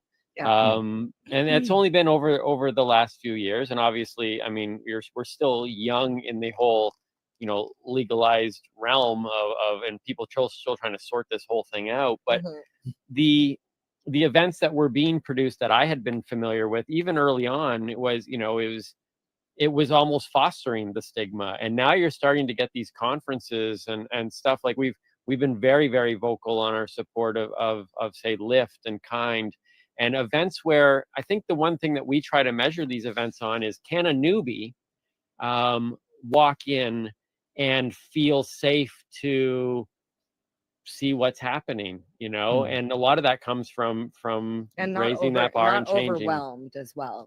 Yeah, like, it's more than just being safe, because anybody who's curious can walk in there and feel overwhelmed very easily. But we've noticed, these expos, they can be a lot. It's very busy, but especially if you're standing outside on Front Street and it's all people smoking and there's a cloud of smoke in the front. Right. As a newbie, you don't even want to go inside because you're like, oh my God, what's going on out here? Yeah, they literally, we see people all the time just go walk, and they go walk. They'll almost risk getting hit by a car on the road to avoid walking in front there. Yeah. So what's your vision with Elevate when you're looking at a conference this size? What do you want to accomplish? We know you've talked about, bringing together the LPs and working together with stores and those type of things, but maybe even on a wider level, what other things do you want to accomplish with a conference like this? I wanted to do a conference that was actually connected with the industry and meet what the needs of the industry are. I started in the last year traveling to quite a few events. And every time I went to an event, my first goal was to always go and meet the guys that had the booths to see if they got a good ROI and if it was beneficial for them and if they would do it again. Because I feel like those are the people that, because they're paying to be there, they're the ones that are creating this opportunity for us to even have this event. And so they are probably some of the most important people because they enable this conference to happen. They need to get an ROI. And unfortunately, most of the time they're like, no, we're not getting ROI. We are handing out hundreds and hundreds of samples, but we have no idea where they're going, what's going on with them. And it started happening that even, I don't know if you went to like Lyft this year, there was really no Canadian presence there. It was all like American companies, very, very few. I think OCS was like a representative of Ontario, and then Bob's Better Buds was one small company that had a small little booth. But really, the industry wasn't there. Our like Ontario or Canadian industry didn't even participate because these opportunities weren't. Yeah, I think we ROI. even I think we seen one Canadian LP, and that was Truro. Or Bleu. I think Bleu yeah, was there, but I know what you're talking about. There has been It didn't feel like going into a drastic, Canadian cannabis show to us, right? no, for sure. And I think you're right in saying the ROI has not been what it had been in the past, because I know that's a common theme amongst everybody who gets a booth at any event. It seems to feel like, and that's a question we have when it comes to getting a booth somewhere, is like, what's the ROI? Is it worth ROI, it? as a business person, it has to be ROI, right? And I think a lot of the conferences, the people that like hosted the conferences aren't really industry people either.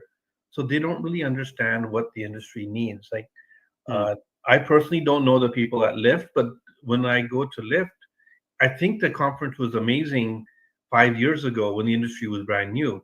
But right now, like, you have to be targeted to who your audience is. Are you going after retailers? Sometimes they have a booth for retailers, and there's another booth for a pre-roll making machine, and some guys selling phones, and like, there's no purpose here. And who are you catering to? So I talked to a bunch of LPs, and they told me what they're looking for. We talked to people in the industry. They told us that education is a big thing. Everyone talks about education, and nobody really provides it, right? We keep saying we need it, but nobody wants to make the effort to actually do all the learning involved for it. So when we curated our conference, we were like 4-day conference. It feels really long, 4 days, but we're going to spend like 1 day training like store owners and store managers. They have unique skills that they need to learn in order to run stores effectively. There was a lot of people, stores are struggling, but a lot of people that got into owning stores just loved weed, but they didn't have any previous business experience, retail or anything like that. And they thought, oh my God, I'm going to sell weed, everything's going to be fine. But no, you have to know the business side of things as well too to make it really work. And even when you know that, it's still a challenge of an industry, right? So and we wanted to get the education done by people that have firsthand skills. So one of my rules was no consultants are going to be teaching us how to do this. We have enough experience that people within our VIP group, successful store owners, can pass on the best practices and skills that they use to do it. I have a large group chat on WhatsApp of just store owners, and I think we have like close to 400 stores represented in our group chat. Wow. So we share best practices with each other. Questions that people have, new guys want to ask questions, people are more than willing to help each other out and share. If we have great new products that we find in the market, they'll say, hey guys, I found a gem, That's awesome. Go buy it, right? So there's I'm happy to have that type of support. So I think that's an important day for retailers to learn, just focus on what they need to know. And then the second day is for bud tenders. Bud tenders also need a lot of training and stuff that they haven't received before, much more than indica, sativa, and hybrid, right? It's a lot of like sales skills that you need to learn, communication skills. There should be other skills that you can like start implementing to grow your job and your career within the industry. So you start off with a bud tender, but maybe you want to go to key holder and then to a manager and then even higher positions. I want to create opportunities for people that they can enter the industry, but spend a life in the industry and be able to earn good enough incomes that they can support a household and family with as well too. Well, we definitely need bud tender training because 100%.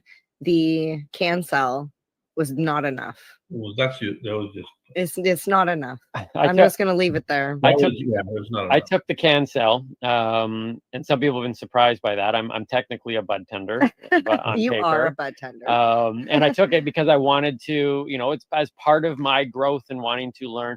But I was, and we're gonna probably do a video on my thoughts on taking the cancel.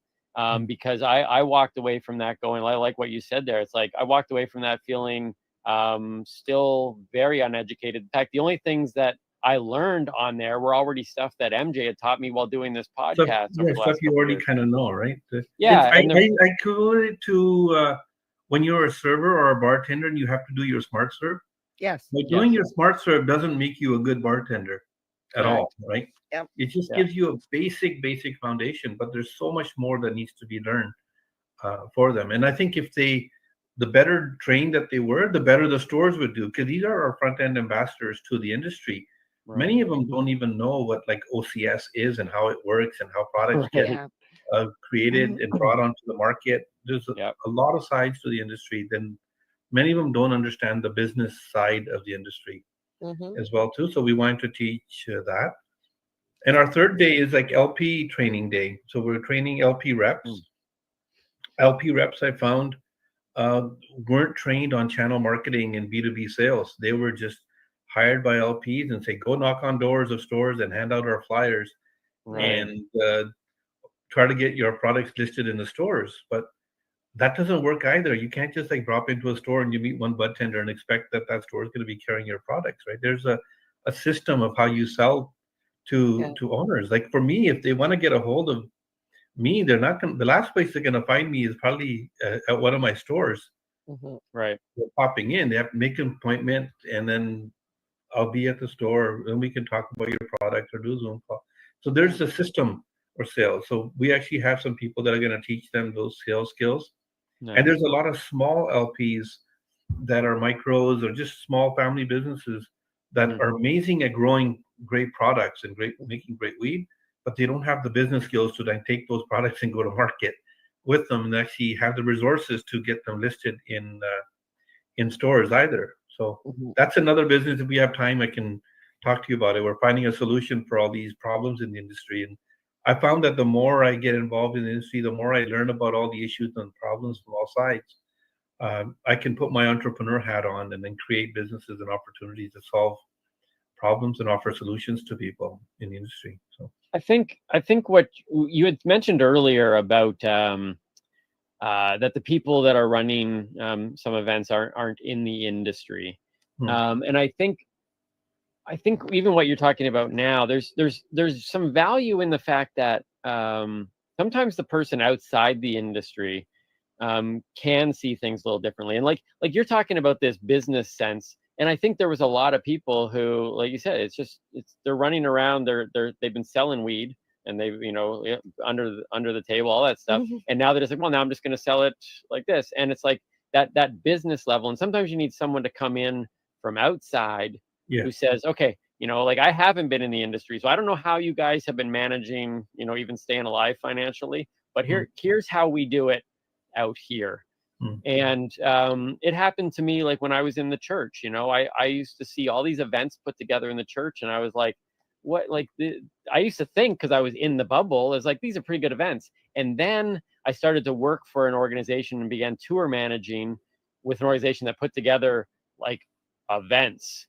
And I was like, oh, this is what an event should be like. The church doesn't even know. They got to bring in people who say, don't do it like, I know you've been doing this for 100 years. What you need to do is this.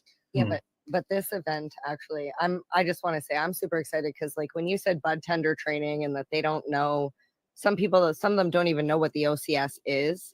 For example, I don't want to name the store, but I went into a store and a bud tender said they didn't have the product I was looking for. It was a vape cart. And I said, or he said he couldn't get it, that they don't have it, that they can't get it. And I said, well, you should be able to get it because it's on the OCS. And they said, well, we're not the OCS. Yeah. And I'm like, okay, so now I understand that you don't understand how it works. And when I said, well, can I just like maybe like leave a note of like the product name so you could like, the guy lost it and like yelled at me and escorted me out of the store. And I was like, okay, so when you say just because you know you've been in the industry and whatever, like we really need to teach these people. You're working in customer service. You are, yes, you're dealing with cannabis consumers, so sometimes there is a different type of consumer that you're dealing with. So all of these things need to be touched on. And I can only imagine, like you're saying, like for the key holder and retail managers, the stuff that they have to deal with ordering and purchasing for their stores and just all that stuff. So I'm super excited to be there for all of it. Did we get to day 3 or 4 those are yet? the so those are the 3 training days. Yeah. And then the last day is our trade show day, where we allow like LPs to do sampling. I think 95% of the companies that have booths are all Canadian companies. We have like, I think 2 companies that are from the States. It's Kaya Push and Greenline that provide software solution. But other than that, it's all Canadian LPs doing it. And most of them are the smaller companies as well too. We have a couple of bigger brands, but it's not the corporate big bad boys that everyone talks about.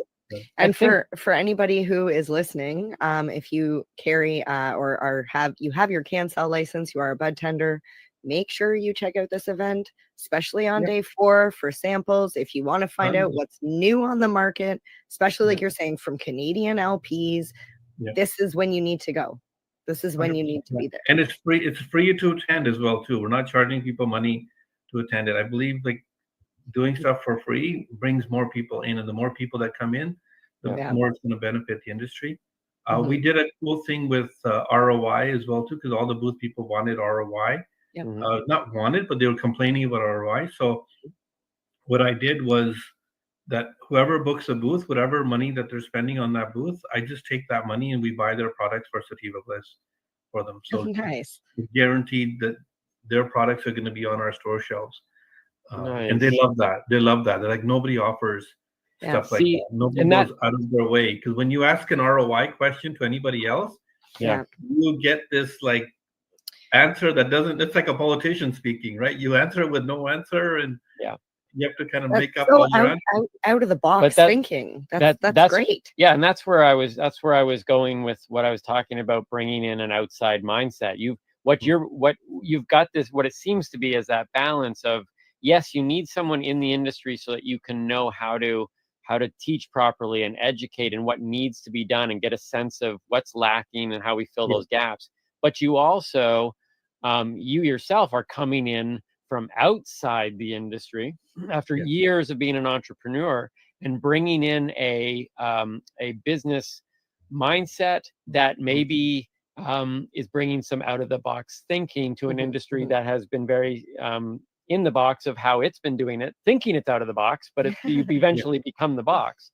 So what it sounds like is that your background is kind of doing this both. You've got this understanding of the industry, but you're also bringing an outside force in, and it's looking and sounding like just an incredible balance. Yeah, it works out well. And honestly, what I do is I just make friendships with people and listen to them. I ask questions and listen to them, and I'm like not afraid to ask like hard questions about their businesses and just learning about their challenges. And the more you hear about what people's challenges and struggles are, then you can think of solutions for them. But if you're like an events company, you don't really build relationships with them. Like I hate talking about other people and what they don't do, because everyone tries their best. But like Lyft, for example, will come to Toronto. They'll do their event once a year, but the moment that the event is over, they're gone. They're not involved in the industry until the following year again, where they'll come and host Dave here for 2 days. And we were like, no, we want people that are in the industry year round that are helping support and grow the industry together to be able to host events. We can do this ourselves. We don't need outsiders to come in and do these things for us. We have our own ecosystem, and that's the way I believe it. And I personally have Canadian first mentality where I don't want an American company coming here, taking all our dollars, and then leaving and going back to the States. I'd rather keep every dollar within Canada and also within the cannabis ecosystem as well too. And I think the industry needs it as well too. It's every dollar kept in the industry is a dollar that helps grow the industry here. Well, the one thing I've noticed that Jazz, you do very well is kind of like an artist when the artist stands back with their paintbrush and can see where the colors need to go in what areas. It's kind of like by listening and taking all the feedback from, other store owners and LPs and just people in the industry, you can kind of see where the gaps are with, the VIP media, with the Elevate conference. It seems like you're filling those gaps with the right colors. And I just want to say I'm super excited. I'm excited to go to Elevate. I can't wait. That's what we're doing with Dank Reviews as well too. Is there's a lot of holes and a lot of problems, and I think that Dank Reviews is gonna really help fix a lot of the problems and save people a lot of money in the industry as well too. He went there. You went straight to Dank Reviews before I could even put the topping. Okay, so let me throw the cherry on top of the Elevate Sunday. Okay, so Jazz told you about the bud tender, the sample day. This is like my Sunday. Okay, so it's like the sample day because Timmy's a bud tender too, and he doesn't consume. I get double scoop of ice cream. She gets all double mine. scoop of ice cream, and then all of the education on the other days, as well as the speed dating thing that you've got going on. All of the amazing speakers. On top of all that, you said the tickets were free, but you didn't mention over the $20,000 in prizes that you're going to be giving away that you're eligible to win, and all you have to do is get a ticket. Apparently, MJ's done go up and you do raffle prizes. Yeah. If it's fun, I research it because that's where I'm like, I want to go and have fun and educate and learn. So I'm like, the fact that you have everything all in once, I'm like, okay, so now we can go on to Dank Reviews because like I'm equally as excited about that, and I've already applied. So you can explain what Dank Reviews is because it definitely fills a gap. So Dank Reviews was designed to solve a bunch of different problems within the industry, and starting off focus is Ontario, but the problems exist the same across Canada. In OCS, by early next year, there's going to be 5,000 products available for us to choose from. The average store carries 275 to maybe 300 of these products, right? So like less than 5%. And the lack of information on OCS, I don't know if you've ever seen the back end, what it looks like. It's not good. They tell us. I've seen the front end, Jazz. It's just as even bad. it's front. So to be able to choose this product, you need a lot more information. And the way that LPs are currently doing it is they're like giving out tons of samples, hoping people like it, and then they'll order it. But store owners don't really know what's good and what's not good, and they're afraid to take chances on products. Other LPs also are struggling because they have this like flow through system where if I order something, it takes me 3 weeks to get it. And then if I order a case of it and customers like it, then I have to order another one and make them wait another 3 weeks. In the meantime, they've moved on to other products already, right? So it hurts a brand when it can't be on shelves on a regular basis. But for me to like order this product 3-4 weeks in a row to make sure it's consistent, I can't order it. Well, what if it's crap? Now I'm stuck with thousands of dollars worth of product. So I'm not going to take a chance on all these things. So what we did was we created Dank Reviews, and what I'm having is probably a couple of hundred reviewers across Canada. We will be doing blind product reviews of the weed. We're starting off with dried flower and pre-rolls, and we'll eventually go into the other categories. But essentially, the LP will give us, we have our own little bag, Dank Review Mylar bags. We're going to give them 100, 110 bags. They're going to fill them for us. We are going to mail the samples to the reviewers. The reviewers will not know what product it is that they're reviewing. All they're going to know it's indica, sativa, or hybrid.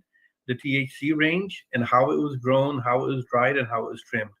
And that's it. And then we've developed like a step-by-step, very easy to follow questionnaire that I've worked with a few education companies to help me develop this questionnaire. And they'll go step by step into it.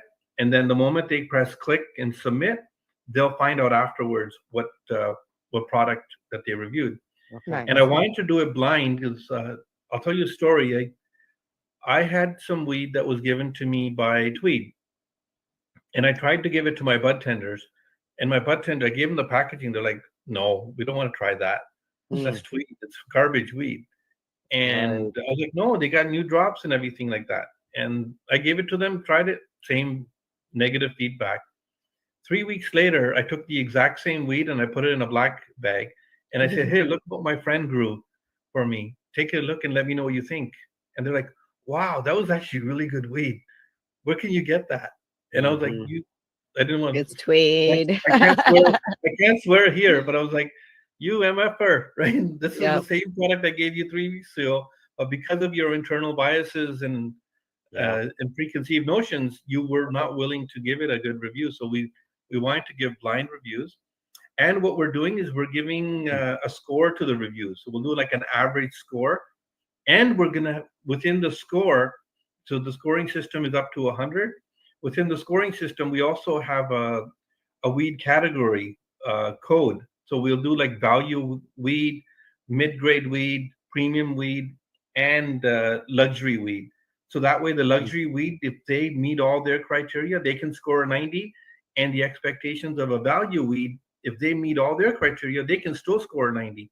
But our code is what we're going to publish to the market and tell people, "Hey, we had 100 people that are in the industry refer this product and give it this score." It wasn't just consumers or anything like that. These are people that own LPs. These are master growers. These are people like yourself that are consumers. These are store owners, store managers, bud tenders, industry people that are giving credit to these products. And then I'm going to take that score and I'm going to put it on my price tag as well too. Now, bud tenders will know what to sell and recommend because typically, what's the dank review score? Yeah, it's called the dank certified score. So in order for us to sell your products, you got to be dank certified, right, with us. But it'll really help bud tenders because now, like in my store, I carry like on average like 150 pre-rolls. They haven't tried all these products and they haven't been trained on how to sell.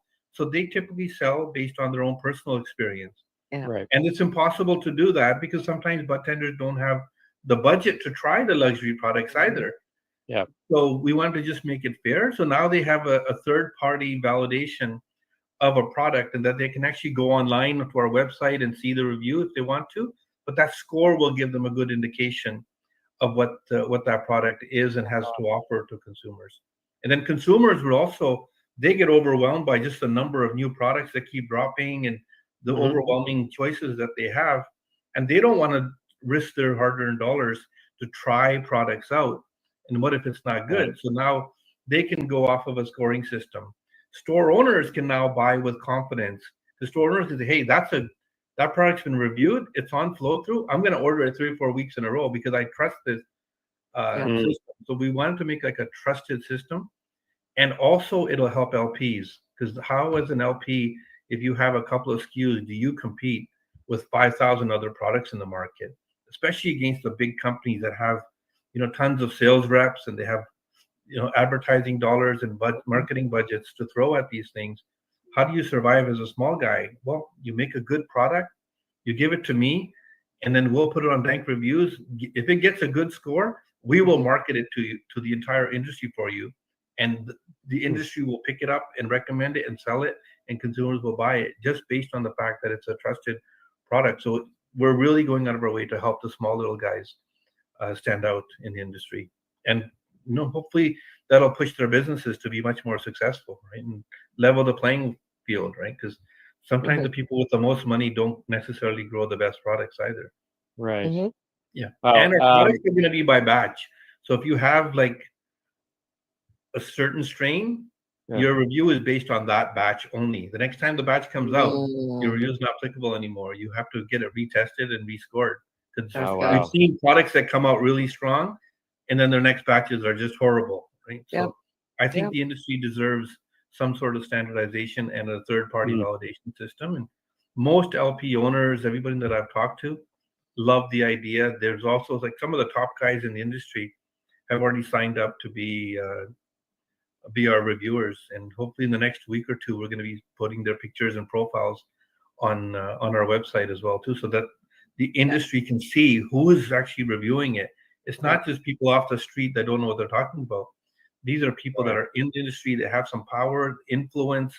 They're doing buying, they're doing selling. So it's from the industry for the industry. I think it's going to be amazing. I'm really excited about what's possible with something like Dank Reviews. Well, I can honestly say I didn't know. I had heard MJ mention it, but after talking here for almost an hour about a whole bunch of things, I can understand now why both MJ and yourself like completely lit up into this like passionate explosion of it's a very, very cool idea now that I understand it. But both of you, The Dank Reviews, like yeah. the Dank Reviews is, I mean, you both clearly like just you've lit up as you were telling that, Jazz. I mean you were speaking with such passion there that I was like oh, Well, this is, and it's a cool idea. I think I touched on it in the very beginning. I was like, yeah, I stopped. I like pre-recording. I was like, yeah, I stopped at one of your local stores and they didn't have a product I was looking for. And like Jazz was saying, we carry like how many hundreds of different of products, and like there's so many on the market that how do you carry every single product? I can So see why you guys are excited. yeah, I get it. it's a great system. I know there was somebody else that tried to do it when legalization first hit, and they hired, I think it was 5 curators or something, and I don't know where they are now. I don't know what they're doing, but it was a good idea, and they didn't have enough force behind them. So I love that you got the 100 people. That's a great way to test. You know, we surveyed 100 people, top 10 answers on the board. Yeah, and giving a scoring system and making it totally like non-biased and like honest reviews that people can trust, and making them fair so that, you know, a value product like Pink Kush, which in itself is a great product for the position that it's in the market, can score really well versus a Carmel Animal Face or Volo or some of these like luxury weeds can also score well.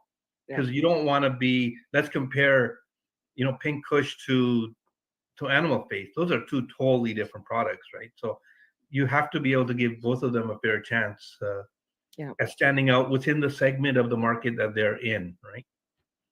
Wow. So it took us a lot of time to think about how to do everything. We did a lot of consulting with a bunch of people in the industry to figure out the stuff. And as we start with the company, I'm sure more tweaks will be made just to create transparency, honesty, and fair opportunity for everybody in the industry. But I know for a fact in my stores, anytime an LP rep comes to me next year at this time, say, I don't care what's on your feature sheet. I don't care what you have to say about your product, because your job is to sell your product, right? I appreciate that. Right. Yeah. And nobody ever says their baby is ugly, right? That's part of their job. Mine, right? To say, mine was a little off. Mine was a little wonky. I'll admit that. Well, he's good now. So when they're selling me my products, their products, I'm just going to stop them, say, are you Dank certified? Because if it's Dank certified, I trust it and I'll buy it. I don't even need you to come here because I already know what the scores are, right? Yeah. Oh, that's going to kill the salesman industry. Well, I think you know what? It's okay. It's okay because not everybody can afford the salespeople. No, I know. Oh, yeah. You know, salespeople can play a different role in the industry for educators, and there's so many more things that they can offer LP reps to us as well. Well, and you're right too. I mean, it's I mean, a salesperson, you know, is going to say whatever they can to sell the product, and then if they 2 weeks later leave and go to another company, guess what? That company now has the best products in the world. That's they're their just job. doing their job, right? They're just doing their job, and it makes it easier for retailers because right now, as a retailer, how do you find out what's good or what's not good? You have to go onto Reddit. Reddit is like all blind reviews, people hating on each other. Half the time it's LP reps. I know certain LPs that have people hired just to do their Reddit posts for them. Right. So it's not authentic. It's not real. And I stopped looking because I can't trust it. I don't know who these people are. I want to be able to have recognizable people. that are willing to put their face and reputations on the line. And they've all agreed. They're like, yes, I own this other company, but if somebody makes a good product, I have no problem saying it was good. Especially if it's That's the blind beauty of the too, industry as right? well, too. If it's a blind test, you don't know Yeah. what product, whose product it is. If it's your Yeah. competitors, even if it's yours, if Yeah. you're an LP and you're testing it, it could even be your product. You don't Yeah.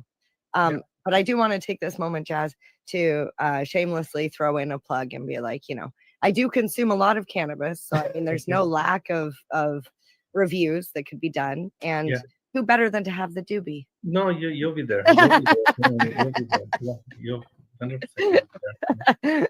Jazz, we have so enjoyed having you on the show today. Thank you so much for taking out so much of your time. I mean, we are now, as of recording this, we are a week away from Elevate happening, and Excited to attend, excited to interview the speakers and do interviews from the floor, and we're just so excited. I'm excited. Yeah, it's been so. Where as we kind of close our time together off, what are some final words that you want to say? Where can people find all this information? And we'll try to put links to everything you're mentioning down in our description boxes.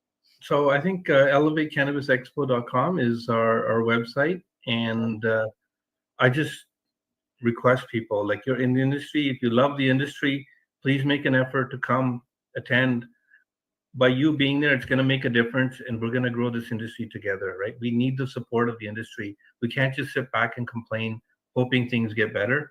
We have to get involved and play our small role, each person one at a time, and make the industry into something that we've all kind of dreamed about forever, and something that we can live a lifetime in, rather than struggling and complaining. There's opportunity if you look for it, and together we're stronger, right? That's the way I look at it. Well, and I think that's what I think has come very clear through the talk with you today is that togetherness and your passion to work with others, to collaborate, to ask those questions. And there's so much. There is still, I feel, a lot of division, especially I think legalization kind of split the industry that used to be a little more unified, and people are trying to sort through the legacy versus legal market, and people still trying to kind of figure out how do we still embrace the other side, and we can have a separate podcast about that. I have lots to say about that side of it, and removing the stigmas, and removing the window coverings, and how to make cannabis more accepted amongst the general public. The stigma's still there. We live in our bubble. We don't think it's there, but it's still there. We could do probably a whole 2-hour special on the different, what we could change within the rules and regulations to make it more accepted and more. Some people, I think, felt that legalization was going to kind of, be the end point, and in a lot of ways, it almost seems like it's just the beginning right now. It's just the beginning. There's so many people that are non-consumer newbies that are still afraid to go into a cannabis store. Yeah, they don't know what's on the other side of those windows. Right? Well, Jazz, I think you're definitely one of those people that is setting the right pace down. Jazz Samra from VIP Media Group. Owner of Sativa Bliss. Yep. Founder of VIP Media Group, and who's hosting the Elevate Cannabis Conference, which is coming up.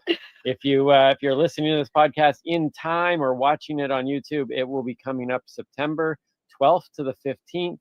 2023. In where exactly is it? It's in Etobicoke at Mirage Banquet and Convention Center. It's about 10 minutes away from the Toronto Airport. So perfect. Easily accessible from everywhere.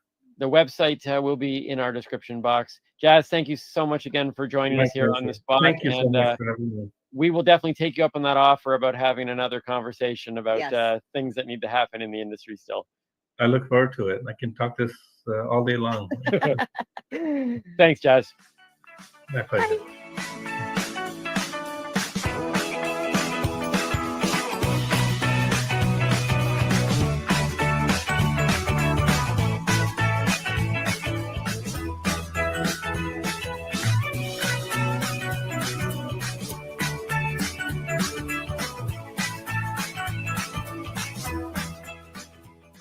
You're listening to the Pace Radio Network here at paceradio.net. The views expressed by the individuals during this broadcast are their own opinions, and they may not be the same as those of their group or other organizations they may be involved with. All medical advice during our broadcast is not a medical opinion and should be checked with your medical physician.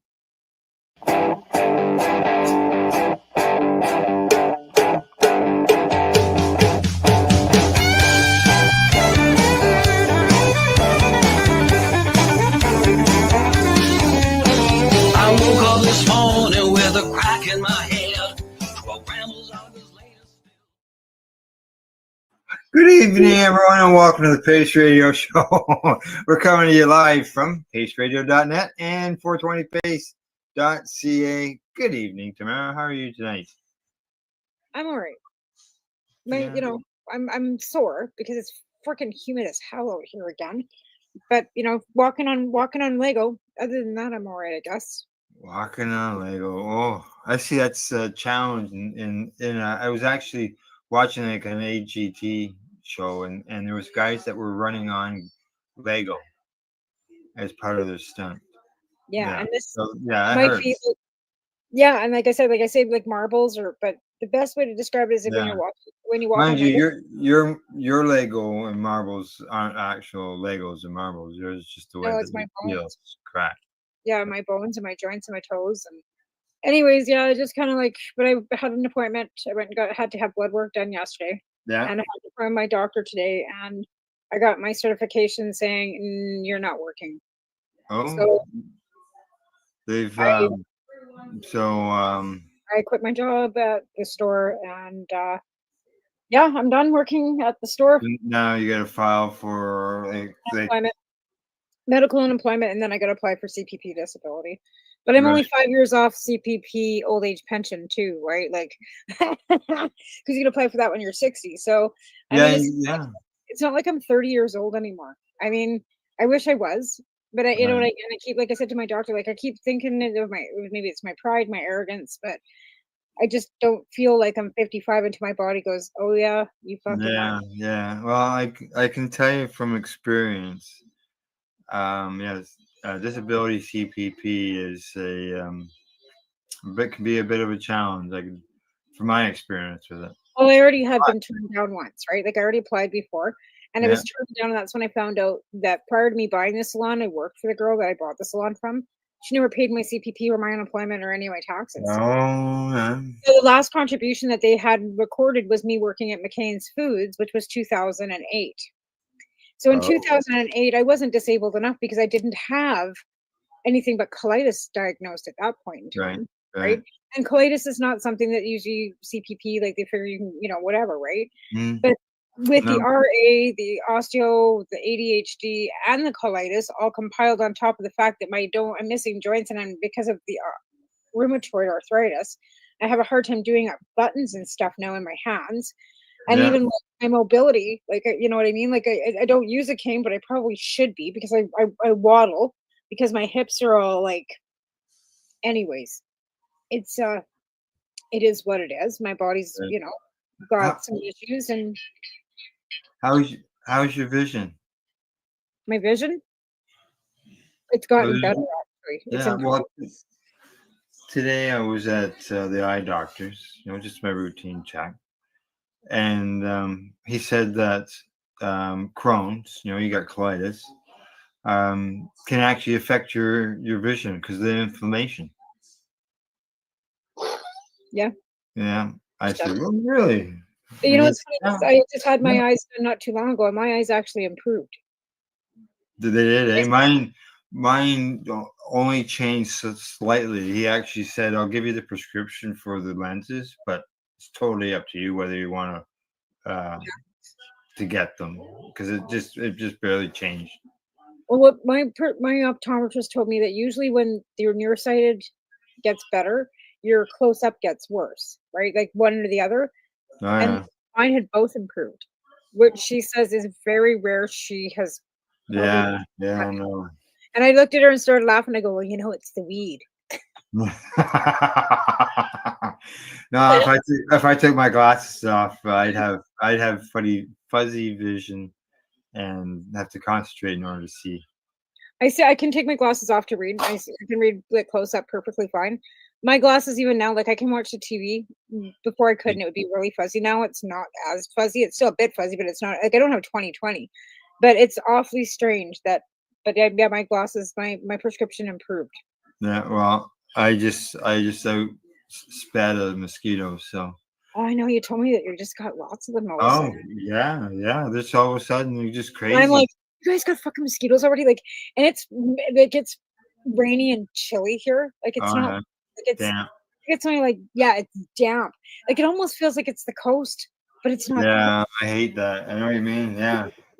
And this is not the like and like this is probably the reason why I don't live at the coast because my body can't handle it. Like I would Right. be like I'm in excruciating pain because of the damn humidity. Yeah. Any updates on CSP? Yeah, actually, we've been quite busy with that the last couple of days. Oh, Got good. doing that. Like I said, found another camp out Perry Creek. I've had like people that like the group home across the street, right, which is a halfway house. So I've got them that I'm pretty much supporting out of there now too.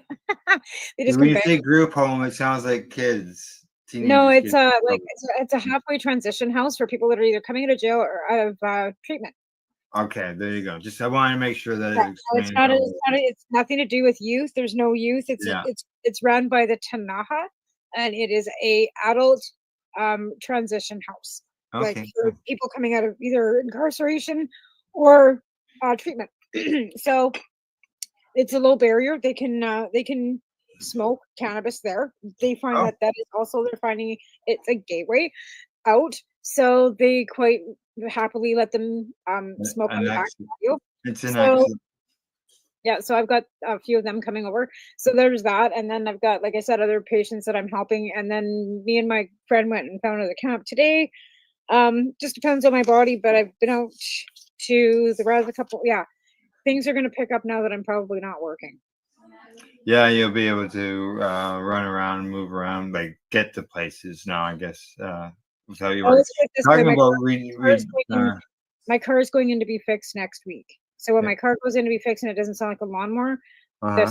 then I can go anywhere again, right? It's just that I don't want Yeah. to take my car to like with the exhaust hanging the way it is. I don't want to rip it off. Right. So ain't no 4x4 right now. Yeah, you can. You won't have to worry about wrecking your exhaust. It already is. Right, yeah. Not only does it help with with the other drugs and stuff, but there's some article out right now saying that using cannabis reduces alcohol cravings, which would help in the transition. You know what else we're finding too, and I hate to say this because it's a pharma, but Ozempic. Yeah. Oh, I'm seeing that mentioned everywhere. It sounds like it's being used as a cure-all for everything. Well, apparently what it does is actually blocks the addiction receptors in your brain. That's good. Which is like, because they're accessing like obesity to an addiction to food, right? Mhm. So because that's what's stopping the craving for food, but it wasn't intentional. But people that were also using it for obesity were also smoking. They quit smoking cigarettes, or they quit drinking alcohol too at the same time. So it's just because of living experience, they're finding that this is Okay. what's happening. So people aren't going to doctors and saying, "Hey, I need Ozempic because I smoke." Like they're not prescribing it for that kind of thing. But people that were using it for medical, for diabetes and stuff as well, because that's how it started as a diabetic medication to lower people's RC levels, right? Which Right. is pancreatic over making sugar, right? And your body then craves food. So a lot of diabetics crave sweet foods when Yeah. they're not even supposed to have them. But it causes obesity and diabetes. And if you're obese and diabetic, it causes the symptoms to be harsh. You end up with gout, you end up losing your legs and your vision and all these things because of obesity with diabetes, right? And I wish that, Well, hemp seeds. they said this was a federally funded research study, and they said that they found that across the entire sample, self-administering cannabis for alcohol significantly reduced alcohol consumption compared to when alcohol was offered without cannabis. Oh, for sure. Yeah. For sure, because even like if I were like for example, I used to drink, a little bit when I was younger, and some days after work, you get that like I just need a drink, and I would sometimes think, okay, I'm gonna go get something to drink, right, on my way home from work. And then I come home and I'd smoke a joint, and the whole thought of going to the liquor store was gone. God. I was like, I don't need to go anymore, Yeah. right?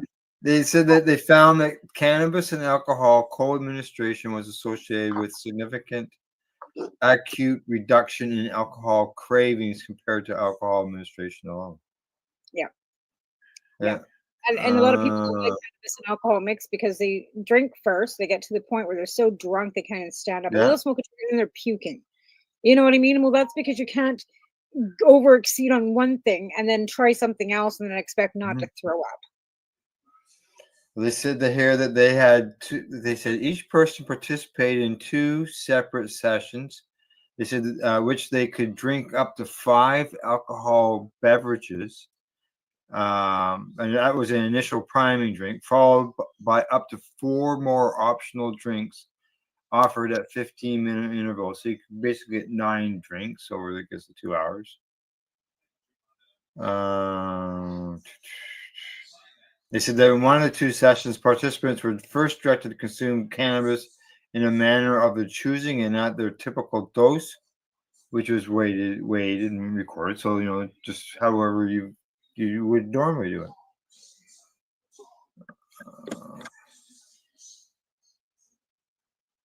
But Yeah, they I said think that when first thing that people should be cannabis. Yeah. I mean, just because it's as hard a drug as anything else. Whether you're smoking crack or whether you're shooting heroin, alcohol is just as harmful. Oh yeah, it's nasty. And it It can does, as harmful things to your body and your brain as any of that stuff does. Yep. But again, you look at the fact that people don't look at addiction as addiction. It's like gambling. It's the same fucking thing. You know Yeah. what I mean? You're like, it's a dopamine, in the brain, right? It's a satisfaction. It's an instant, Yeah. The right? bliss. Yeah, the euphoric, the dopamine, racing through the brain, like, oh, I'm gonna scratch a ticket. Woo! Oh, I lost. Boo! I gotta go to another one. Yeah, you don't have to go through that anymore. Ding ding ding ding. Yeah. They said that for some individuals who drink heavily, cannabis may serve as a substitute for alcohol and craving reduction. Yeah, absolutely. And it's not, it won't work for everybody. That's no. But No more it's than when they give you lithium for alcoholism. It's not going to work for everybody. yeah. Either. Yeah, Or exactly. Ativan, or It's fun. whatever. You can look at it this way. Ativan and all these other drugs the pharmaceutical company would give you to get you off alcohol would give you other side effects like migraines, nausea, diarrhea, suicide. But Yeah. cannabis, what are the side effects? Oh, I'm hungry. Oh, I think I might go toss the fridge. Oh, I'm tired. I'm gonna go to bed now. Like what kind of maybe tossing the fridge is maybe get a Yeah. little bit messy, but you might leave a bit of a mess behind, some crumbs. But I mean that's pretty not very invasive. Yeah, like we've had reports of studies that have been done on motivation. Actually, we did one on the news on Monday, and showing that cannabis isn't a motivation killer, not like it's portrayed as. I smoke a joint and I get up and wash floors. Yeah, Like, I can't I go sit for a walk in the woods, or do right? something. I do something here around the house. Yeah, like I can't sit still. It doesn't make me. It No. doesn't make me like. To be honest, though, like if I do edibles, like if I'm eating, like I Right. made that caramel, and that caramel's pretty like it'll give me the yawns and then make me want to nap. That's why I don't. That's why I don't consume a lot of edibles because that'll couch lock me. But smoking it gives me motivation. But if you're eating edibles, yeah, that'll put me Yeah. down. Yeah. Yeah. The sativas, they just The sometimes sativa that's puts too me to much sleep too. motivation. Yeah, the sativa gives me puts me to sleep because of Oh, my attention. well, Yeah, opposite. attention deficit. Most people with attention deficit find that even pharmaceuticals or anything else is opposite. So, for example, hydromorphine, instead of making me drowsy and make me itch and make me do the nod, it gives me energy, makes me want to go and watch a floor, Oh, stay up all oh, night. Well, I can't take it for pain either. I can't take anything for pain because it's an opposite for me, right? Like, yeah. yeah. What do you? Sativa, Yeah. I'm sleeping. Indica, I'm zooming. Take some Ozempic or whatever. No, It's I not don't need. prescribed for pain I normally. don't want. I don't think it's prescribed for Yeah. pain. Is it? Thanks, Scott. Thanks for the thumbs up. I don't see Um, any of that today. Like, I had another on Monday. I had I love weed YouTube and I'm oh supposed yeah. to collaborate and do some shows with like come up on their show on YouTube, and I keep meaning to do it, but I've just been kind of like loving the fact that I have no schedule. Like I Well, actually now, yeah. Well, now that you have no schedule, it might be easier to be a guest on their exactly, channel. and the fact that oh, the floors are getting washed, and oh, my dogs are being neglected, and neither am I. Yeah, yeah. There's that And my too. son too. Like I'm not working until 10 o'clock at night. Oh, Sorry. late for Well, it's not you. that it's late, but Um, how you expect me to like take my meds, be in bed by Yep. 10, and when I'm not getting off work till 10? No, yeah. I see. As we know, Uruguay was the first country that legalized cannabis, Yeah. and I see here the first president to do so. He's passed away. Yeah, but they're also stepping into waters with China. Oh, I don't know All anything about. I don't know anything about that. I'm just Yeah, reading so cannabis. here's some like here's some beautiful news. All of South America have Yeah. been in a big old convention with China for Oh trade yeah. and stuff. And if China starts imposing their morals and laws on South America, that could change some of the cannabis Yeah. laws. Oh yeah. Oh yeah. Yeah. Yeah. For sure. So yeah, he's passed away. I'm just trying to see if Isn't there's Uruguay though anything. where there's oh, that's Ecuador. Never mind. Yeah. Yeah, because their system was really weird over there. Yeah, it's 30 grams, and they had to sign for it and stuff like that at one time, and they had to get it from the pharmacy.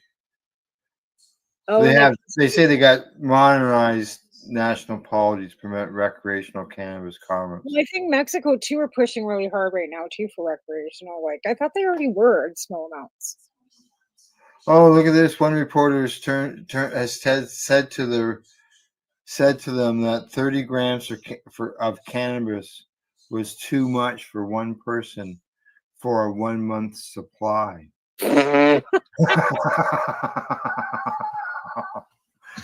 Oh my God, where's that guy from? Uruguay. Yeah, no, but unless yeah, no, like I know. I was telling my friend today. She's like, "Oh, because I told her I went and bought, whatever." And she's like, "Oh, that's I said, "That's my prescription's twice that." Like I Yeah. couldn't even afford my full prescription yesterday because I couldn't. And that's at the legacy stores too. I said, "But yeah," because she's like, "You're out already." I'm like, "Man, that's only half my prescription. Like seriously, like I'm already out." Yeah. Sometimes it doesn't take long. Like, Oh, I- absolutely. yeah. I'll But this be. called Triceratop and it's purple. Oh, it's purple. Yeah, here. And I'm gonna move you over to the other side so I can blow up your purple buds. Oh yeah. There you go. I don't have any buds left. That's the last one. But it's purple. It's beautiful. It's called Triceratop. And Oh. I got that out somewhere else, not in yeah. You got it from there. Got it from over there, over yonder. Over the hill, down the trail, and around the corner. I think the guy's name was Herb. Oh yeah. Yeah, there you go. Yeah, I heard it's popular. Yeah, Herb was just over that hill yonder. But yeah, it's pretty nice, but again, like when you get the cost of it, right? Like but now I'm gonna be home, maybe I can grow myself some 4 plants. I did find some seeds. Like I found like old, where did I put them? Like from Barasa. Like there were some. Oh, they're old then. They're old. What did I do with them? Oh, hang on. They're right here. All I was right. digging through because I've been trying to like yard sale on it, right? Yeah. Oh, there we are. So these were from Al and Robin. Wow, they are They got old. these in Let's see 2012. again. Let's see So that it's again. it's a God's Bud F1, Blueberry, which you can see is empty because that was a strain. God's Bud. And then there's Mango Bubble Gum, which is also gone. Oh no, I've got some, and Humboldt Snow Cross Bubba Kush, Sweet Skunk and Chronic, Soma These Skunk are and Blue Dog, Mark Emery Mix. these are different. These are different seeds, or this is all one. This is all one. Oh, okay. Wow, I see. Yeah, I see that. Yeah, yeah, yeah, for sure. So we used the blueberry because that was the blueberry hash bud that we grew in Coronation when we were up there. That was my strain. What We was the loved what's that the strain. Humboldt one? What's the Humboldt one? Humboldt Snow Cross with Bubba Kush. Okay, all right. I know somebody who lives in Humboldt County, so just So, and I haven't opened those. That's the one that didn't get open. I still have those seeds. So you can hear the seeds in there. So I know there's yeah, still seeds in here. yeah. So those are old seeds. Like those are They old are seeds. old, yes, yeah, yeah. They're from Allen Robin. Oh, fuck, they are old. It's like I've got a bunch of old ones as well. Like I was Yeah. like, I thought I had lost these. But I was like I said, doing the yard fail. I called it a yard fail Mhm. because it was a fail. Yard I was fair. just digging around. I had 8 people come in the yard. I made $18. It was a yard fail. So Well, hey, you got $18 worth of less stuff in your yard well, no, because or it in your was little house. shit they bought. They bought like a little dinosaur, like whatever that some of the kids' toys. But it's all in the veranda. I can put it back out in the lawn, right? Right Like there you go. Yeah. So keep trying. keep going. But yeah, so when I was digging around for stuff, I found those, and I was just like, I was ecstatic, like totally like, oh my god, I can't believe I found these. So I'm gonna put them in dirt. See what happens. That's all you can do. Find out, right? I put about I don't know a week or so ago. Maybe it was 2 weeks ago. I put some seeds that were probably at least 5 years old, maybe 6 years old. I put into the ground, not in the Right? ground, but into pods, Yeah. and they grew. Two of them grew.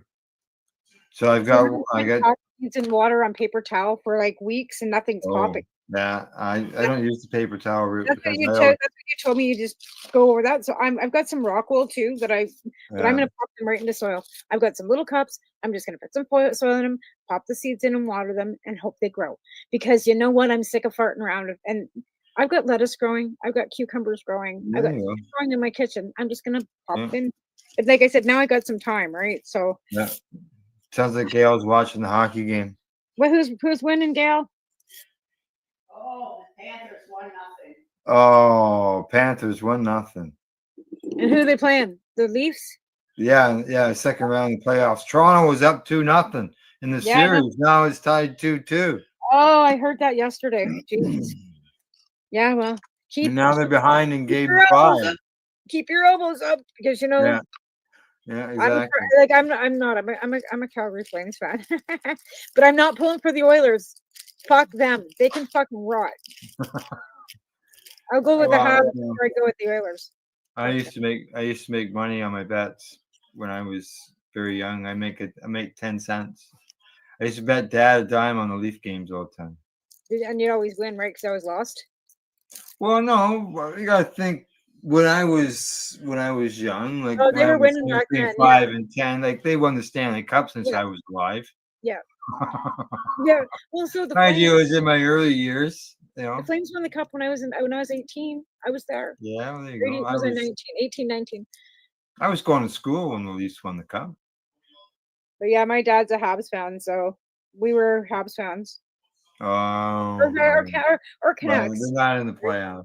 No, or Canucks. No, They're not in no. the playoffs either. So who's all left in the playoffs? Because I know we had 4 teams or something. Didn't we? Had the Leafs, the Oilers, the Jets, and the Sens, right?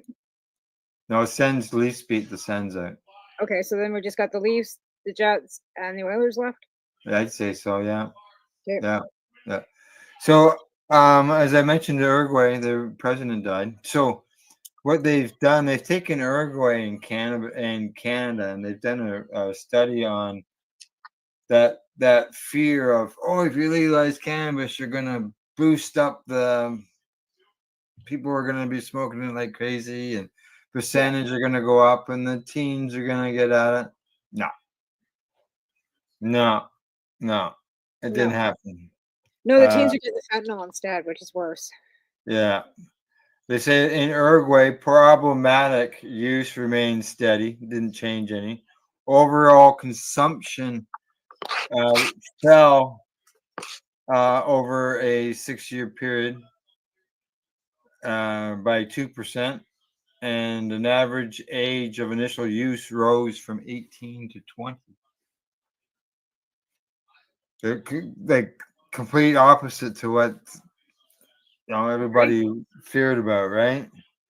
Well, because when people are educated, once it's legal, I hate to say it, it's not taboo anymore. So it's Yeah. not so enticing. Like even when you're younger, like you drink when you're like before you're 18. Once you turn 18, it's just not fun anymore. You know what I mean? Like it Yeah. just seems like the more like when you're younger, the more you say no to somebody, the more they want to do it. Now this article breaks it down how you can get it in Uruguay. They say that first, one option is getting it through. There's 40 pharmacies that sell it, and they sell specific strains. I think it's 3 strains that they sell, and they have different THC and CBD ratios. They have 76,000 people that have signed into that program. They said the second one is through a new licensed member-based cultivation association, in which there are approximately 460 of them that are active, and they are reported serving 15,000 consumers. Awesome. Yeah. They can cultivate their own cannabis in their private residence, up to 6 plants. But you have to register to do that at your own home. No different than here, then, really. Well, we don't register to do it at our own home. No, the 4 plants, no. No. And that's, yeah, they have more plants. How many plants can they have? 6. Oh. Up to 6. Now it doesn't have it broken down where they're like some places have it 3 mature plants and 3 veg plants, right? Okay, Yeah. looks like we're going with Um, chronic. And now in Canada, they say they did their study of community dwelling adults. So cannabis use frequency increased modestly in the 5 years, while cannabis misuse decreased. So they said these changes were substantially moderate by pre-legalization cannabis use, with more frequent consumers of cannabis before legalization, exhibiting the longest decrease in both outcomes. So what does it say? In the end, they said demonstrated the national adult use cannabis legalization in both countries does not automatically result in massive spike in consumption rates, problematic, or other use, which is debunking claims made by cannabis opponents. Exactly. You're always screaming about that, right? They've been screaming about that for decades. Yet Yeah. they've got no evidence, right? Yeah, exactly. I think there's what's this other one here? Let's see. Oh, okay, that's something else. All right, so yeah, there you go. Just because 2 of the countries that have done it legalized the longest, so obviously they're involved in that study, and it did not affect or increase in rates of consumption, which they always feared about, right? Yeah. It's Well, that's the thing. They hey, always feared that it was like addicting or something. You know what I mean? thanks for the thumbs up, Michelle. I can't see the I can't see any of them. You can you? Oh, No, I can't see nothing. all Like right. I don't have the same screen normally. Like I don't have like, yeah, it's like I'm a guest. So I'm not seeing any of the comments. Oh, maybe. Yeah. Okay. I think I might know what the problem is there. Okay. I see it's break time. When we get back from break, maybe I'll knock off more of these mosquitoes while we're gone. Right. And when we get back, have you ever wondered? You read in the newspaper about the police destroying a bunch of cannabis that they found, or in busts or whatever, and they burned it, and you ever said, "Geez, I wish I was downwind from that." Yeah. Well, we got a story on that when we get back from break. Ooh, interesting. All right. So you're watching the Pace Radio Show. We're live here at paceradio.net and the 420pace.ca.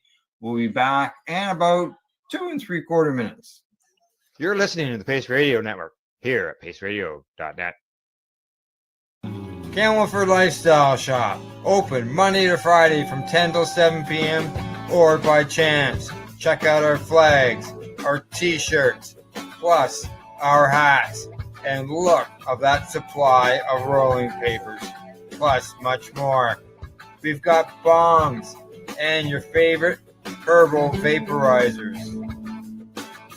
Look at all the incense we have, as well as for those who collect knives, check out these knives in our collection. And while you're here, stop in to see Shay at the piercing room, where you can get poked by Shay. Daily deals, check them out. Camelford Lifestyle Shop, 17 Bridge Street West, Camelford, Ontario.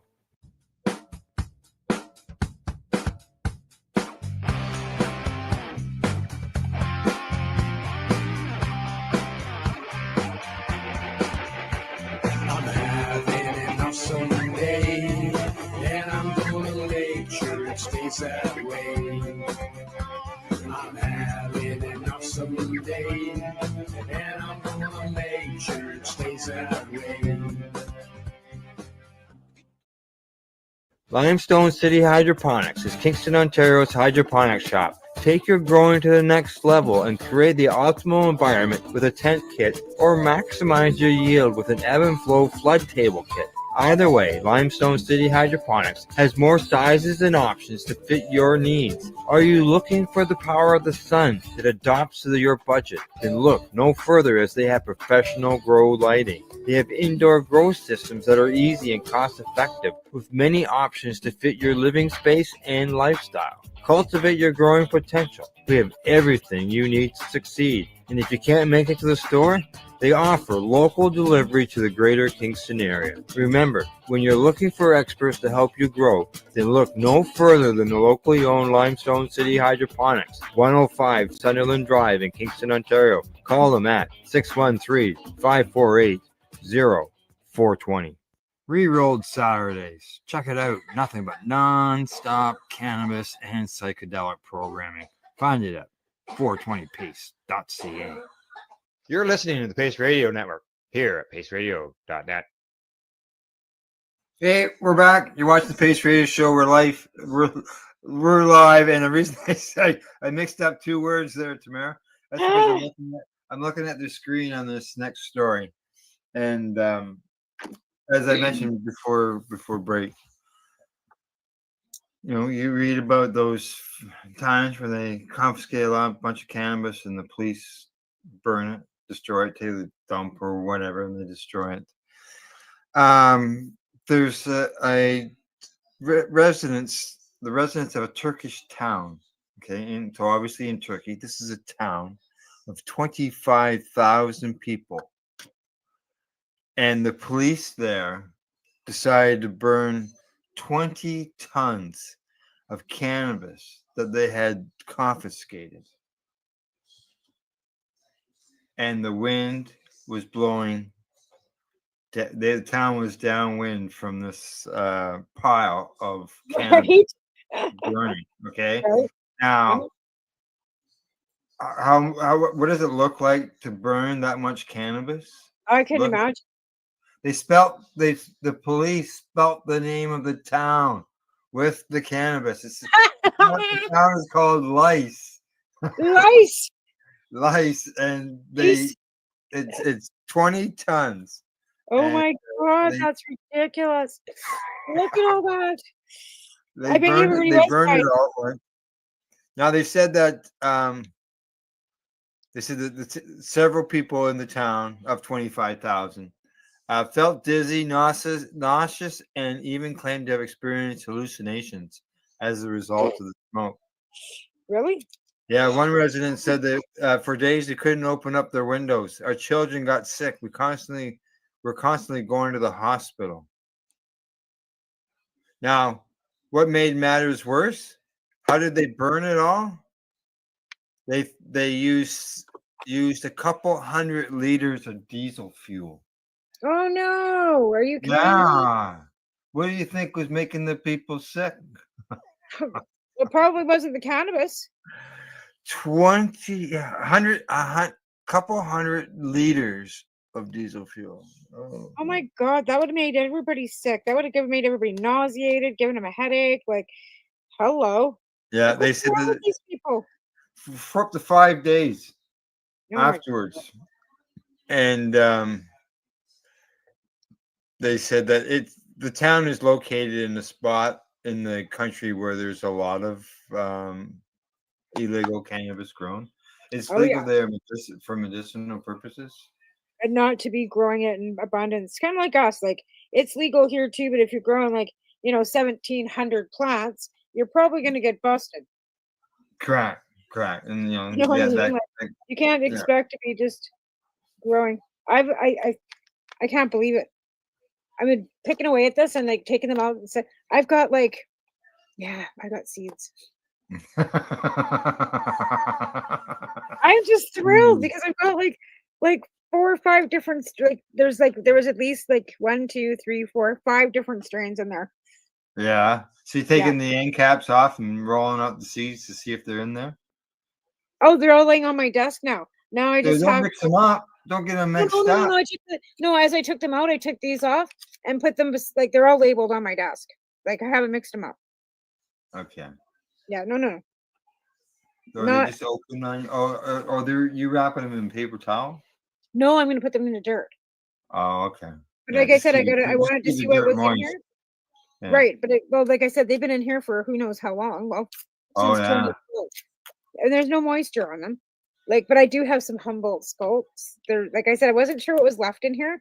I knew I had tried the Mark Emery mix and the blueberry, right? So these are the ones that we've already tried. The white lights, right? So these 3 we've already grown.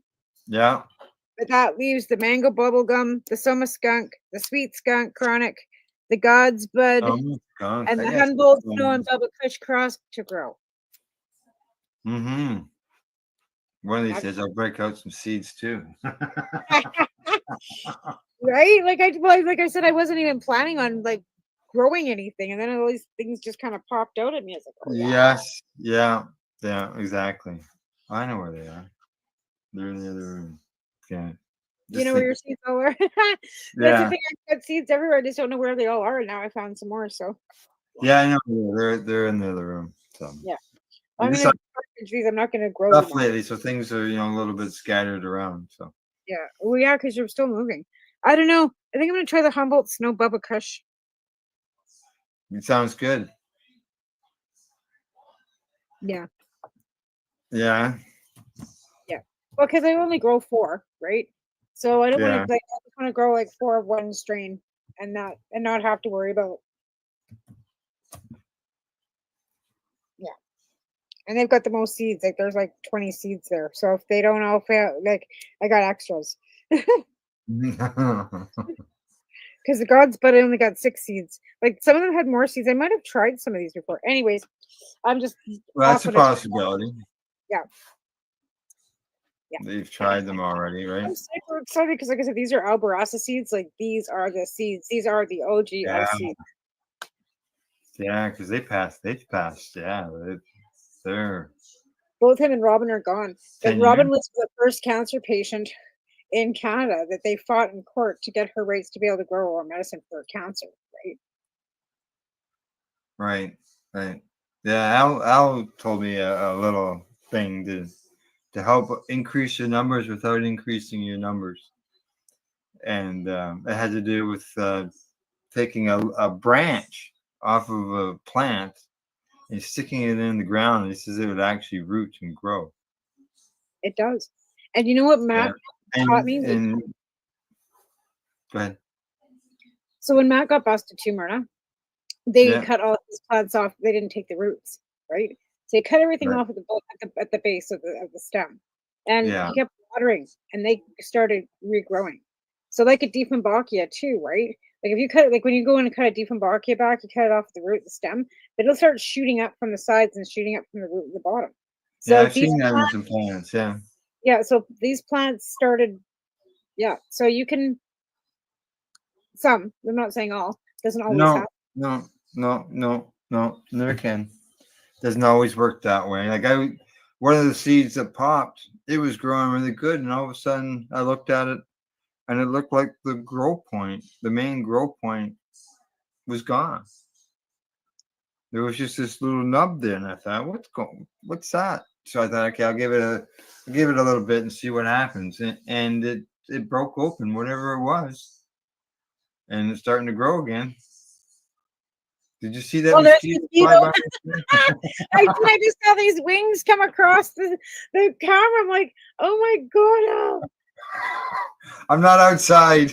I know. Like I remember when you were outside the one time, you were having issues with them. Oh, Like I said, yeah. like you guys got mosquitoes already, but it hasn't been that warm here yet. Like ours have not. I don't think theirs have hatched yet. Yeah, we had 325-degree days, so Yeah, I've seen bees, I've seen wasps, but I have not seen any mosquitoes. I Hey, shouldn't say that. now here's some more good news on the cannabis front. Legalizing cannabis reduces the cost of workers' compensation claims and lowers prescription use by patients. No shit. You know, we've known for a long time it's reduced the amount of opioids when it comes to states where it's legal. I did share. Did I share that? Which is good thing. Did I already share that piece with you last week? Was it last week we were on, about the fire department posting in town here? The overdoses have been. Yes. Yeah, we talked last week. Yeah, there was Yeah. a news article. Yes. Yeah. So yeah, I honestly believe that whether it's through my program, through anchors, through the fact that there's so much outreach that's actually attempting to try and help people rather than looking at them like they're just dirty people on Mhm. the street. I think that there's a difference being made somehow, some way. They say that adult use cannabis legalization reduced medical payments per claim by $207. Yeah. And if Yeah. they'd start covering our So, cannabis, they, that would be beneficial for us patients, like a lot of us. yeah. The number of pain medications prescriptions, including opioid prescriptions, declined.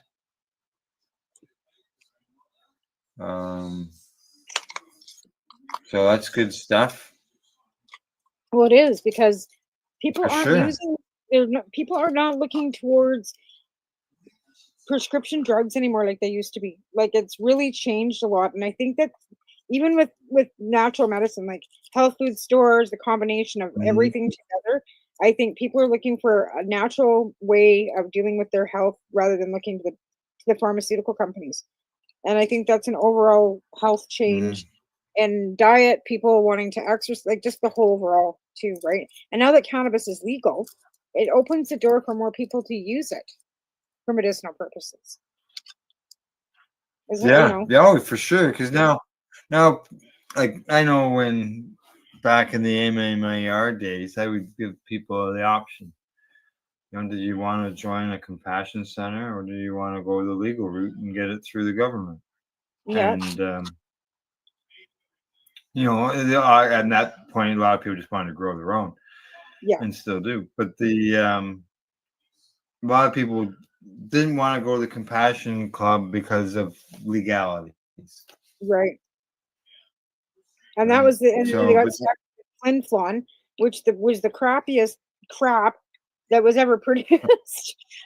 The mine shaft weed. The mine shaft weed. Whatever that, I wouldn't even call it weed. That was, I don't know, grass clippings. I don't know. It looked Anyway. more like well, it was all ground up anyways, right? When we got it. Yeah, like When you're stalk and finally- stem, probably the fan leaf and everything, because nobody knew what the hell they were doing. Yeah. You know, in those days, they had no education, no patience telling them what was good, what was bad. They were just winging it. I bought some that first like when I got my license. The first thing I did was order some. Yeah, me I too. more or less I didn't need to order it, but I more or less ordered it because they give you the option to order some before your plants get matured and bloom and all that. So I did it that way, bought an ounce, and then in the end I used it to top up when I was getting low on the stuff that I was getting until my own crop was ready. Yeah. Use it to top it up, mix it in so I didn't have to smoke it straight.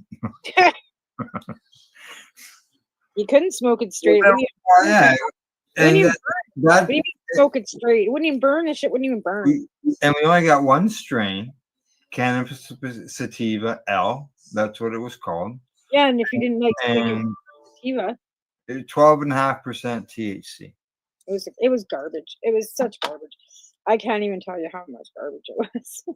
It was like dirt. It was like they went into Obviously, things have improved with way things have gone, but still, they went into a ditch in Manitoba and swathed out a bunch of crap from the ditch in Manitoba, ground it all up, put it in envelopes, and sent it out.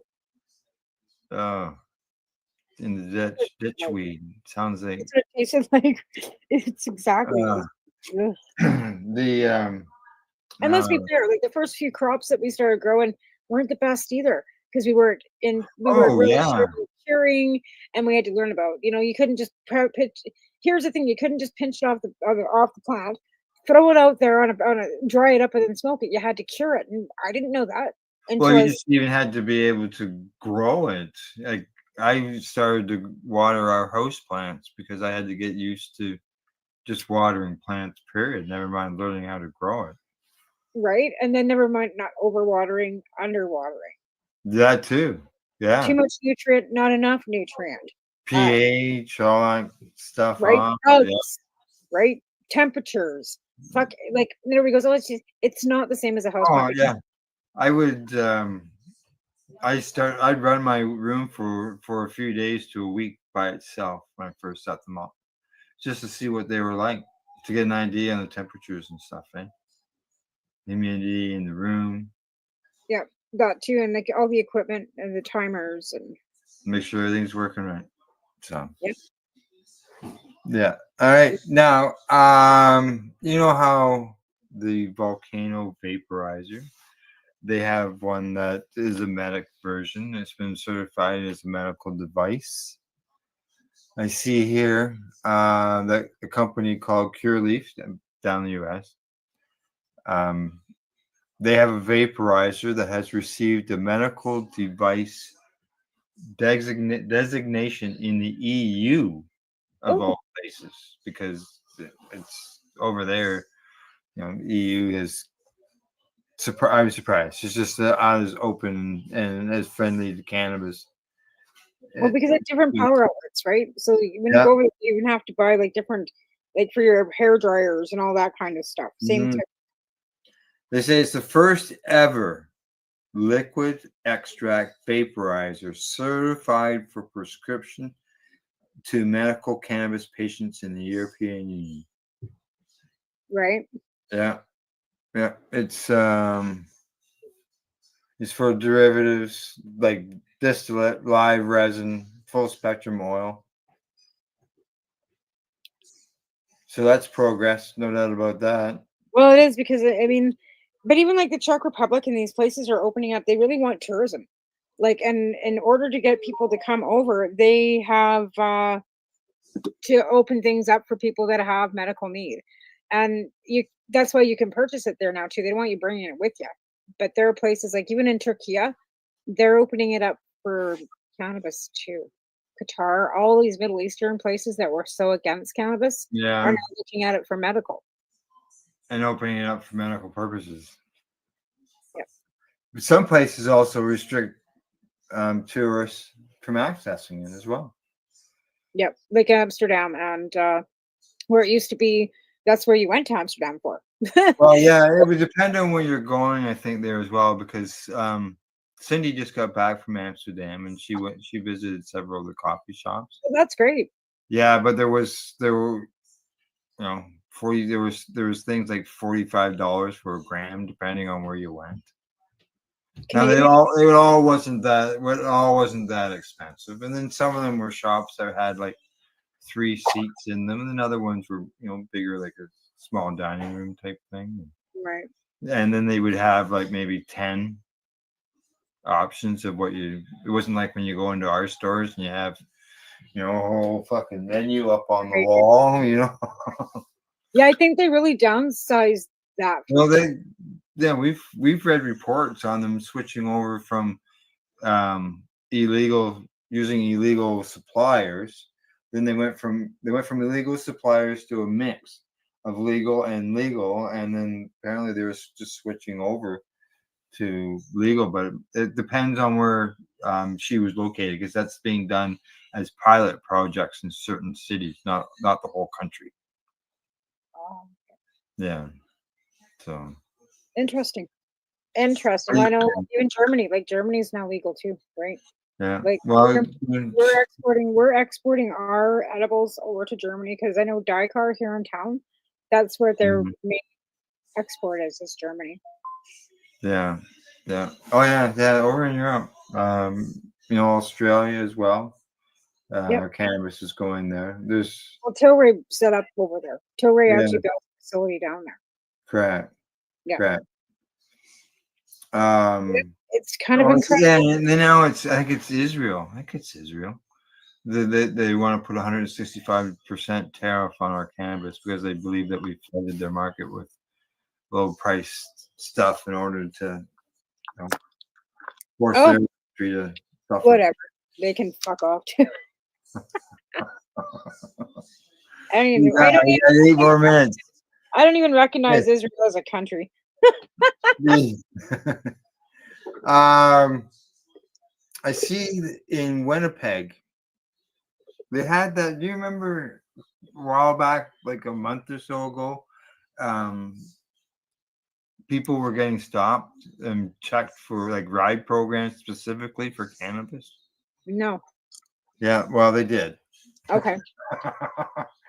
Let's see. They specifically went at people shopping at cannabis stores. Oh wow. Yeah, and one guy says that his license was suspended despite not being under the influence of cannabis. He said he was one of 97 people who were swept up in the Winnipeg police who were targeting people that police said were shopping at a cannabis store.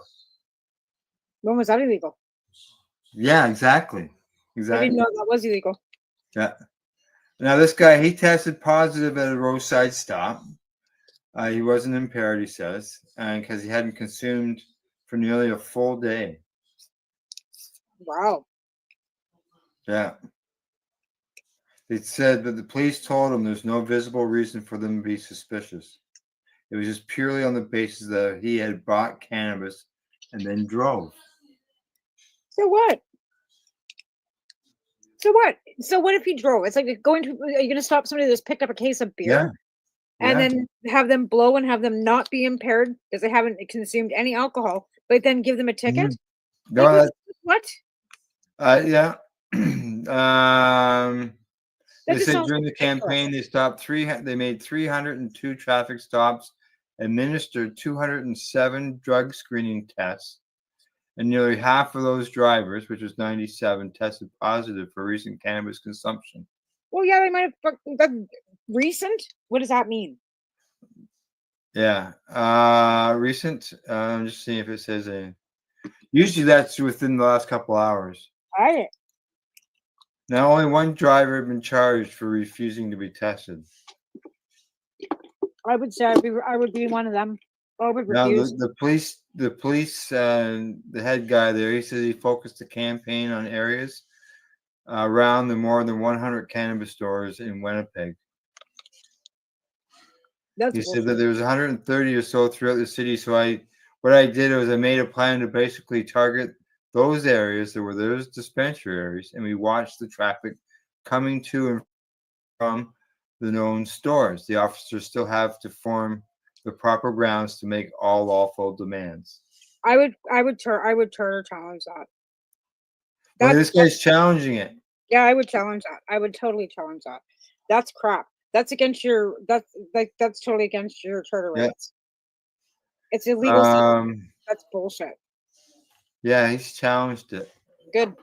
Yeah.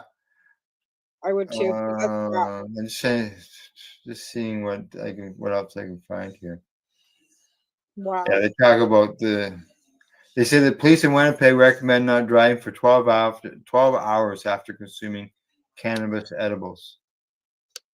Well, you know what? People work, and people consume cannabis edibles because they use it for medicine, and they work. So, what are you supposed to not work for 12 hours in between you taking your meds? That's like saying, okay, well, don't take your Dilaudid or your hydromorphine. You can't drive on that for 12 hours. Yeah, that's basically the telling you. Don't drive for 12 hours. Okay, well then that's a definite charter. I'd be challenged. And from the reports that we've seen quite often, 12 hours isn't going to be enough. No, 6 people weeks isn't enough if you think about it. They want it to be for heavy jerky, users especially. right? That is just such bullshit. I Yeah, can't even. There was a chart that was put out recently that advised people on how much time they should wait. I'll tell you, I'd be driving around impaired all the fucking Yeah, time. because of the fact that it wasn't anything that said an hour or two. It was usually days, a week, for it to be come out of the system. Well, it never comes out of my system. I am I know, 99% cannabis and 1% blood. The rest of me, I'm 100% weed. Yeah, well, I had a friend for years. He always told me, he says, I don't have blood in my system. I got cannabis flowing through it. Me too. Like when you smoke like we do, or you consume like we do, because we're patients. So my chronic pain is sitting at 6 or 7 before I even get out of bed. Right. Once I sit up, I start walking. We hit about 9 or 10 until I'm able to actually get a couple DBs or some vape or something into me, and then I can actually get moving. But I'm stiff, I'm sore. So what would you rather me do? Pop some morphine, lay in bed for 20 minutes for it to take place, and then fucking keep cracking? Like, seriously. Like, And it does really, in the end, it just masks your pain so that you go out and do something else that's going to make it worse. Well, yeah. I don't want to have to hurt myself either. No. Well, I always felt like, with my pain, using the cannabis to deal with pain, it never really takes it completely away. It more like makes it a dull roar instead of a big roar. And yeah. It's never totally gone. But even like morphine just makes it, for me, I can't even take that crap because it's just crap. It has nothing. That's the only time I've had to take morphine for pain was when I was hospitalized because I couldn't use my cannabis, obviously. But that's the only time they gave me a prescription for it. And I'd take it, and when Gail was visiting me, she knew that she'd be going home in a matter of minutes because I'd be going to sleep. Yeah. And that doesn't do that to me. It makes me want to get up and start doing shit. So it's not helping my pain, and it gives me a headache.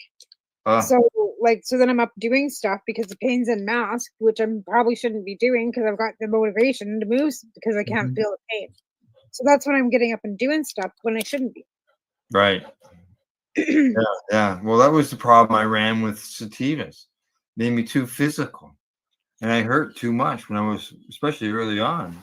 Yeah. And lose all my muscle mass and the whole bit. So you start trying to rebuild that. It hurts.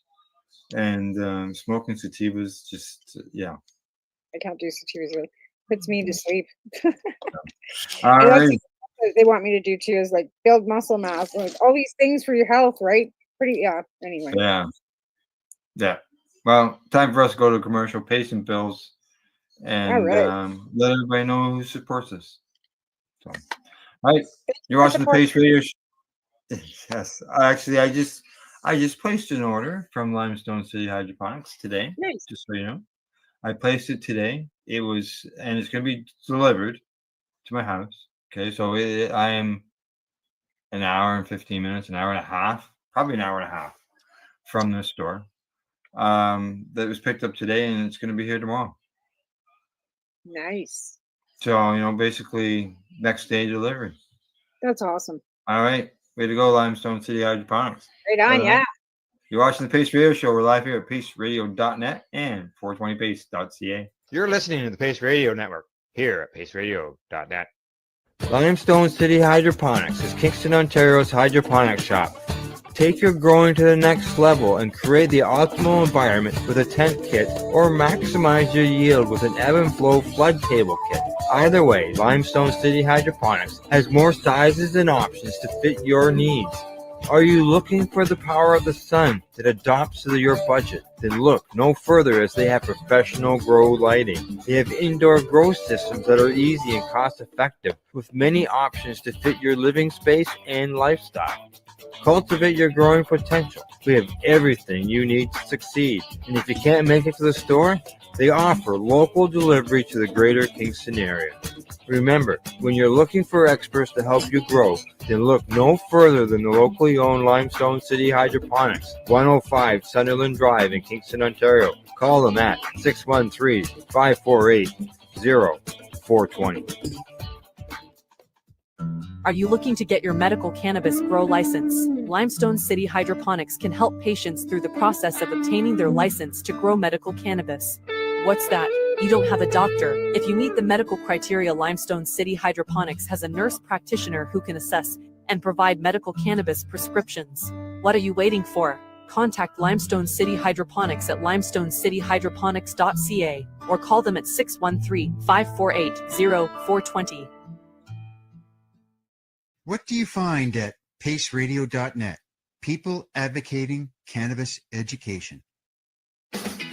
Enjoy the buzz of legalization with Campbellford Lifestyle Shop. From lights to plant nutrients, books, consumption accessories, and more, we've got all your basics to grow or consume cannabis. Visit our info center or take a look at our piercing services and body jewelry, now available in-store through Campbellford Lifestyle Shop, 17 Bridge Street West, Campbellford. Rerolled Saturdays. Check it out. Nothing but non-stop cannabis and psychedelic programming. Find it at 420pace.ca.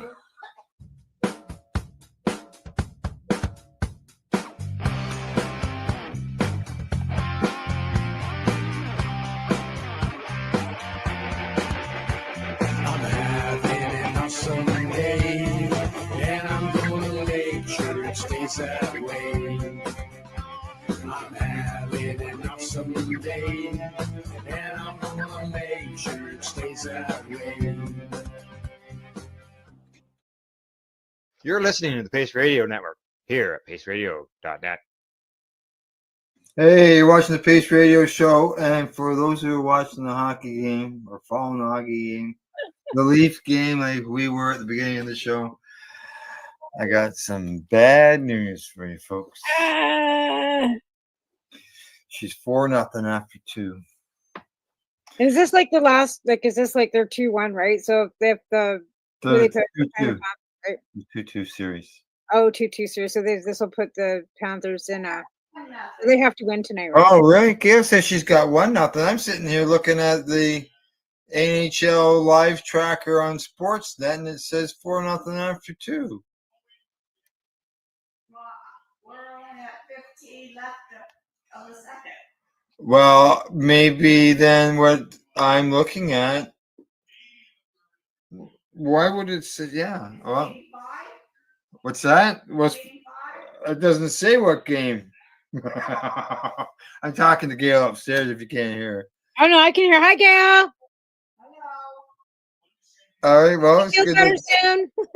Okay. Well, I don't know. Look at. So it's 1-0. 1-0. You got 1-0. Look, I got 4-0. Oh, it's 4-0. I don't know how. I'll look. Hang on, let me look. What mine says.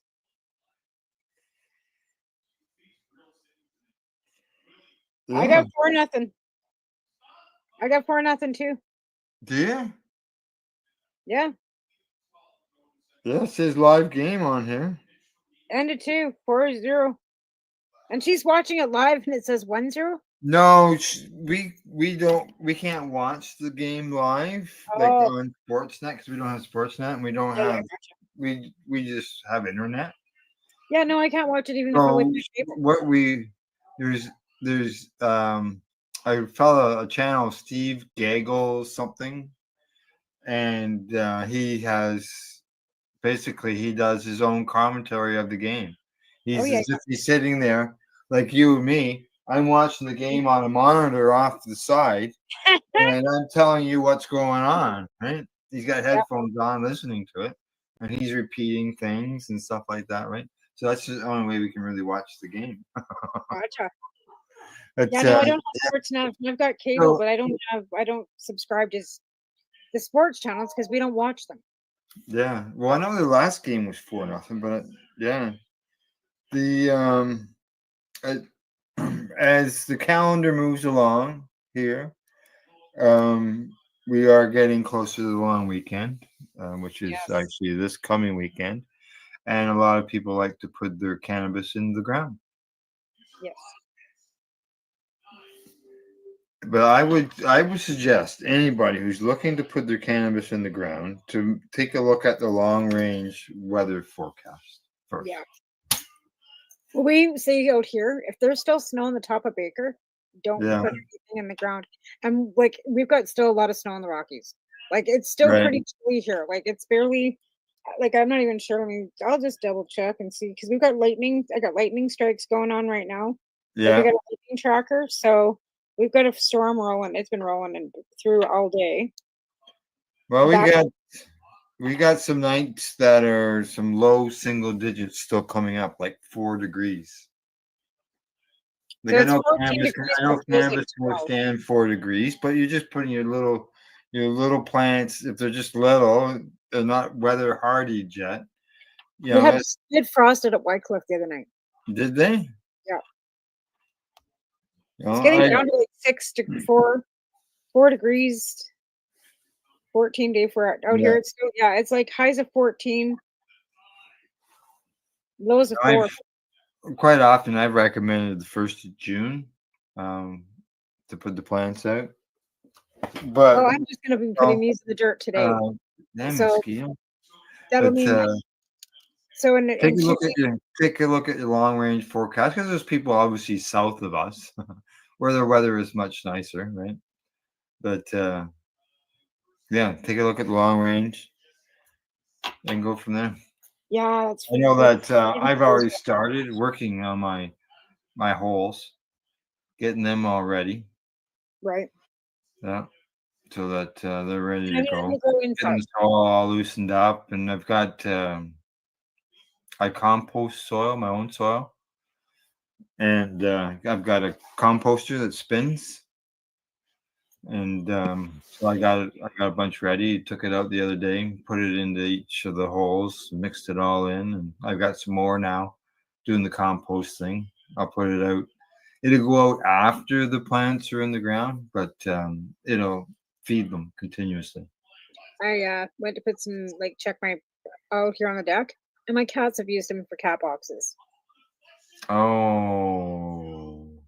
So all that was nice soil that I bought when I was working at Oh. Top Group, I'm gonna have to dump it all in all my Yeah. buckets because the cats have used it for a cat box. I think I just heard him say 2-0.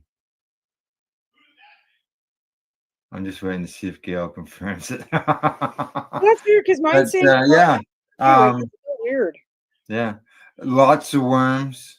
Lots of worm activity Oh, going lots on of in the worms in my holes. garden too. Yeah. Tons. Yeah. Even the stuff I composted, like I don't put worms in my compost. I just add worm castings into it.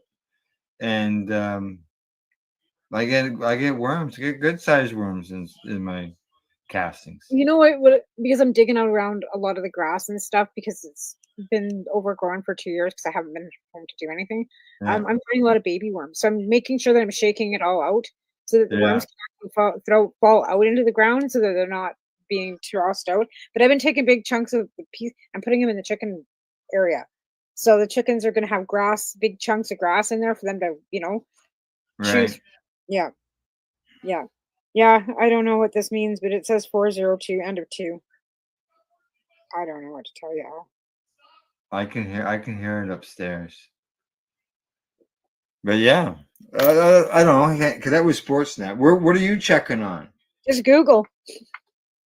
I'm just Just Googling it. Google. Well, it's Sportsnet. TSN.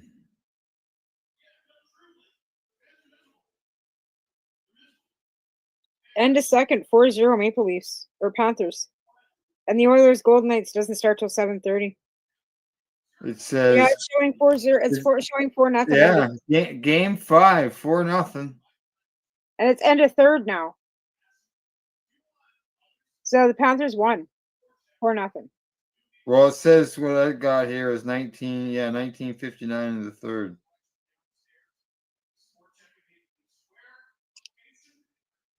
I don't know. We'll find out, I guess. It was 2 hours ago they posted that. Or actually probably when it started, because it's a live video feed. Well, and it's 9 o'clock your time, right? Now, like it's 9:11. So it's only It's 9:11 here. only 7:11 here, right? So the Right. the Oilers game hasn't even started yet. No. No, starts at 7:30. Them in the Florida, whatever it is, Florida. I don't even know when Florida got a fucking hockey team. Like, when did that happen? Yeah, I don't Was know. ya? Yeah. Stanley Cup playoffs. Yeah. Game's over. 1933 third. Yeah, Florida 4, Toronto Maple Leafs. Oh, now I got 1932 third. The time changed when I refreshed it. But still, yeah. I don't know, Al. But the Oilers, the game starts at 7:30. Does it? All Golden right. Knights. Let's I don't want see. to Talking about sports, I just happen to have a story here that says that teens who do sports activities use cannabis less often. They do choose cannabis less often, and I think that's because it's a prerequisite. That because it's smoking, right? And they don't encourage smoking in any athletic. Yeah. They say Right? they surveyed 5,000 adolescents across 81 secondary schools. This was in Ireland. Mm. Yeah. I don't know about here. I think if they check with Canadian teens, I think they'd find that a lot of the Canadian teens are using it for antidepressant. They're using it for stress. Yeah. Our kids are stressed out. Our kids are over pressured. They're like, being a teen when we were young was hard. It's harder now because of social media. And it's just overwhelming how much stuff's thrown at them and expected for them to just be able to handle. Yeah. So, Well, in this survey, they had to do 73 questions. Yeah.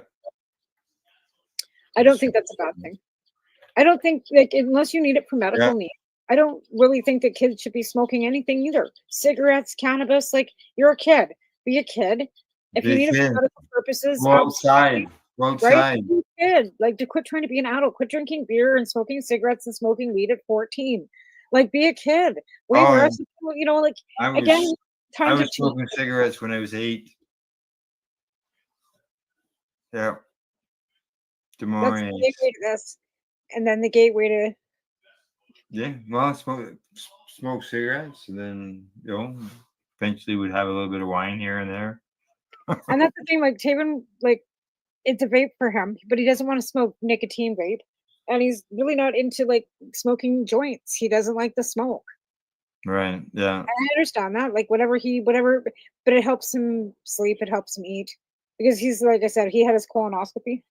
Yeah. I saw him getting your hospital shots online. And it's like the conclusion of the same as me. So they took the biopsies, but there was no polyps, and I had none either. And it's probably colitis, like I've got lymphatic. So we have to learn to eat better. Yeah. I was working all the time. It's really hard for me to eat better myself and help him eat better too. So you help each other. Again, I had to tap. Like I didn't really want to give up the job as much as I didn't, but again, Mm. like what's better for me and my family? Me working till 10 o'clock every night on walking on Lego or being home, at least if I'm walking on Lego, it's my Lego on my Yeah, own. yeah. You can try to at least get young lad onto a Some sort of routine. Get him back to some sort school. of routine. He You know, hasn't been to food school for wise 2 too. years. Like 2 years he's missed a school. Like Yeah, so much. Like yeah. anyways, this is the first day of the rest of my life. Yeah. Let's see. Studies. I got another one. Something that a lot of us already knew, but it's you always need more studies, right? What's the latest study say about cannabis and MS? Right. What does it I've got several Hmm. friends that use it that don't use any medical and use nothing but cannabis and have been quite successful. So what are they saying? These people are saying that the most recent studies out of Greece, their researchers vaporized with a 13% CBD and a 9% THC to see what they actually used. If it was just bud. But this is a weed formula, so that's what it was. They said 69 patients with MS. The participants had varying symptoms, including muscle spasticity, bladder dysfunction, disability progressions. All of them were analyzed at baselines and evaluated again at 3 months and then 6 months. And according to researchers, significant improvement was observed across all outcome assessments after they vaporized the cannabis. Is I what they believe that. I believe that. I believe that. I believe that. I believe that. And I believe that if these celebrities that had cancer in their brains and their livers, like, would have actually heard us, like, and actually ate some RSO, it might not have saved them, but it might have given them a little more like longevity. Like, like spend their life alone and maybe not do what they're doing, but still, be with their loved ones for an extra 6 months right? or Like look at how long Corey Yellen, like yeah. and she didn't die from cancer. Years. Yeah. Cancer didn't take Corey. It was bloody and viral infection, right? Like Oh. Yeah. Let's see what else here. There was I thought there's something here about later improving their quality in life as well. Here we go. They say in conclusion, recent studies of the benefits of cannabis and MS further highlights the therapeutic use. We now have a growing number of studies that solidify the medical benefits of cannabis for MS patients. It has helped to reduce the severity of symptoms, improve the quality of life, and reduce dependency on pharmaceutical drugs. it's also like made it so it's not so progressive, I believe, because I mean, mobility is a huge thing with people with Yeah. MS, right? And Yeah. a lot of people that we know or I know like that have MS, some of them are still like not in a wheelchair because of their use of cannabis, where people that are not using cannabis at the same stages are in wheelchairs, right? Mhm. A lot of the people that are in wheelchairs with MS are absolutely deniers and refuse to even try or even listen to you when you talk to them about cannabis as medicine. It's like la la la la la. Yeah, that's too bad, eh? It's like you can't pull a horse to water, right? But I Yeah. think that's one of the hardest things when you're an advocate is when you see somebody that you know you could possibly help and they are Yeah. absolutely no. It's like the stigma, right?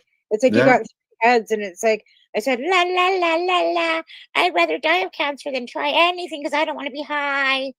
And it's like, wow, you're dying of cancer. You've been Yeah. given a stage 4 And terminal. Like, there's people who demonize it, and then once they're sick with cancer, I think the one that gets me is, "Oh, God will save me."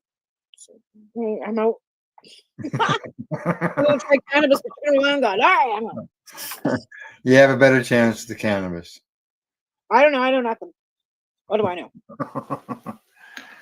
Yes. Well, what do we I'm got? frozen. It's summer, isn't summer supposed to be here yet? I'm like sitting here in my like It's frozen. May. You know, like we said like a few minutes ago, May long weekend. You still can't guarantee that you can put your plants out depending on well, you're in the mountains. And it's 14 degrees here. And it's like it's 14 degrees in the cold wind. That wind is chilly, like it's blowing Is off it? the mountains. And I like I don't said, know there's about wind. mountains. Like the rivers are not like running up the top. Even at Perry Creek today, like there was not. Yeah. It wasn't as high as it should be. We're just starting with runoff, and the Yeah, TRC this isn't near what it should be. this game score, the timer on it is running down. It's now down to 13 minutes left in the period. Still 4-0. Gotcha. Yeah. Game 5. It's the right game. Well, you know, them Leafs better get cracking. They got like 18 minutes to score 5 goals. So I don't know. Rub that cannabis leaf. Well, Come on, yeah, boys. they can do it. They could do it. They absolutely could do it. They just need like some, you know, some Yeah. motivation. Give them some indica. Yeah, no, I know that the goalie that they were using, he got hurt, but I don't know whether he's playing tonight. And the other fellow, the backup fella, he had a good record as well. It's just that sometimes some goalies get hotter than others at different times, right? I think that they've got. I'm not even going to say it because Toronto does this every year. They get this far and then they. Hey. Either it's like, oh yeah, you guys made your 92 points. You won your, you know, your whatever, but you can't even make it to the fucking playoffs. So it's like, why do I? That's why I quit watching hockey because it's just like a big old fat disappointment every year. Yeah, I just can't. I get to watch the highlights, get it on the news afterwards. So Right? Because like I said, I can sit through it, and then it stresses me out. So it's like I can't do this. I can't watch you guys fail again. hey, they're trying. They're Hey, I'm trying. not saying they don't try. They got a new team, and they always got new and upcoming young great players. I'm not saying that they're not good. Yeah, too, they but just go on to someplace else and be that great player, not upcoming and young anymore. But there's like I said, they switch teams, and like I said, there's new teams now. Like I said, the Florida fucking Knights and Vegas this and Oh yeah, I know what you mean. who the fuck are these people? Like I've never heard of them before. There's the Seattle Kraken. What, the Seattle Kraken? Yeah. That's a hell of a name, the Krakens. And you know, like you said, Las Vegas and some of those teams are making the playoffs. And usually they start off with the lower end of echelon of players. I think the biggest piss off for me is when Sidney Crosby went and played for the fucking Pittsburgh Penguins. And it's like, you're a Nova Scotia boy, like, and you're gonna go play for the fucking Penguins, like. Hey, they drafted him, right? I know, but he could have said no. No, you don't say no when you get I know that. when you get drafted. I And they know. offer I you know. It was just like, what do you mean the Pittsburgh fucking Penguins? Like, why couldn't you stay in Canada, eh? You know, I'm sure what a choice he would have. I don't know what team did he cheer on when he was, because there's no East Coast team, there's no Atlantic team. No, I think he was a Habs or a Leafs kind of guy. Canadian team. Any Canadian team, I'm sure. But again, like I said, like our Canadian teams do really well to a point, and then they don't.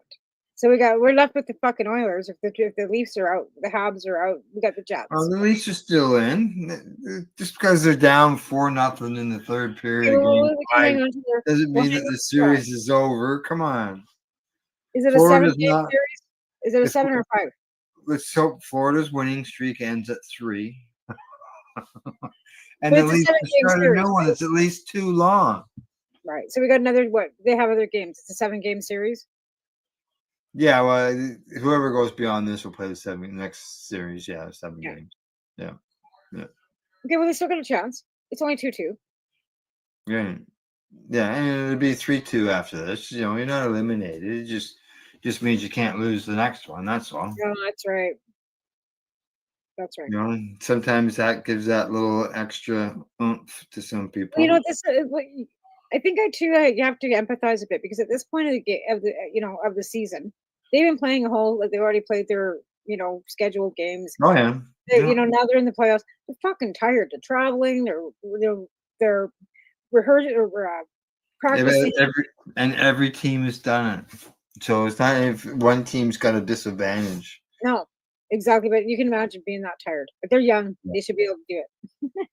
Yeah. So they're old, like a 55 years old. Oh, I That's gotta why go. that's why they're paid millions. They can get paid millions of dollars, right? I can hear some cheering. I can hear Steve upstairs yelling. So Maybe they've scored. no, just close calls. That's Okay. all. Got it down the other end or something, right? Offside. Don't pull the goalie. Whatever. Oh no.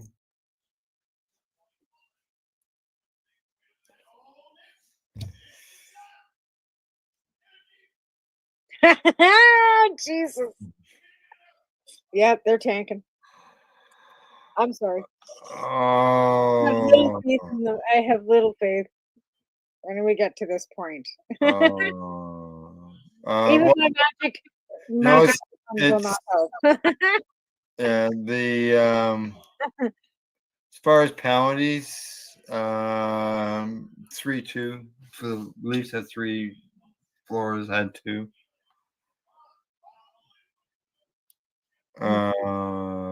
Shots on goal are pretty even, 26-24. Yeah. Well, it sounds like it's been a decent game. But Yeah. again, depending on the goalie the defense, right? If you're seeing the goalie caving like that, where's your defense? Like, where's the defense? Toronto. They pass the defense. Toronto's their players are blocking a lot of shots. They've blocked 4 times as many shots as Florida has. Come on, Yeah. let's go. But that's I don't even know. Like I said, I watched hockey a lot. I never played, but I played soccer, and I was a defenseman when I played soccer. And that's you gotta protect your goalie, right? Oh yeah. Same shit, different fucking different field. Yeah. I coached for several years and was the vice president of our local minor hockey. My dad reffed, so we grew up in the arena. I had no choice. Yeah. My brother played. And he was the bad guy on the ice. Everything was his all the fault. time. It was always his fault. Right, and I was a girl in the 70s. We weren't allowed to play hockey. We could play fucking ringette. And I remember ringette. Yeah. I thought ringette was ridiculous. Well, look at we've got a professional women's hockey league in North America that just announced the expansion of 2 more teams. It only took 50 fucking years. Yeah. Just saying. And it's still not going to be equity unless them bitches are getting paid millions of dollars just like the men are. Yeah, I don't know what the salaries are like. Well, they better be equal too. I would hope, but I guarantee they won't be. Their stars are stars, right? Now, not everybody gets paid millions and millions of dollars, but no, not all of them. But they are still making they're making bank. Like none of those guys are on the ice they're making more than the lady at the convenience store. Well, let's put it this way: they're not getting on the ice for anything less than $1 million a year. None of them are. Because in hindsight, $1 million a year isn't that much money anymore. When you look at the fact that your house that you're sitting next door just went up for sale for $549,900. Oh yeah. Okay. Yeah. So when you think about it, a house is like a $500,000. Put yours value of your house up. My house value is 0. Yeah. Well, yeah, because it's old, dated, crappy, falling apart. Fuck, needs a new roof. In fact, the guy that's gonna roof, he's trying to get a hold of me. I'm like, I'm busy right now. He doesn't know I do a podcast, right? And he's gonna come give me an estimate on this roof, and it's like, the lowest salary in the NHL player per year is $775,000. That might just be the base salary because there's all the bonuses and all that stuff all on top. Right? Never mind, sponsorships and kickbacks, golf clubs.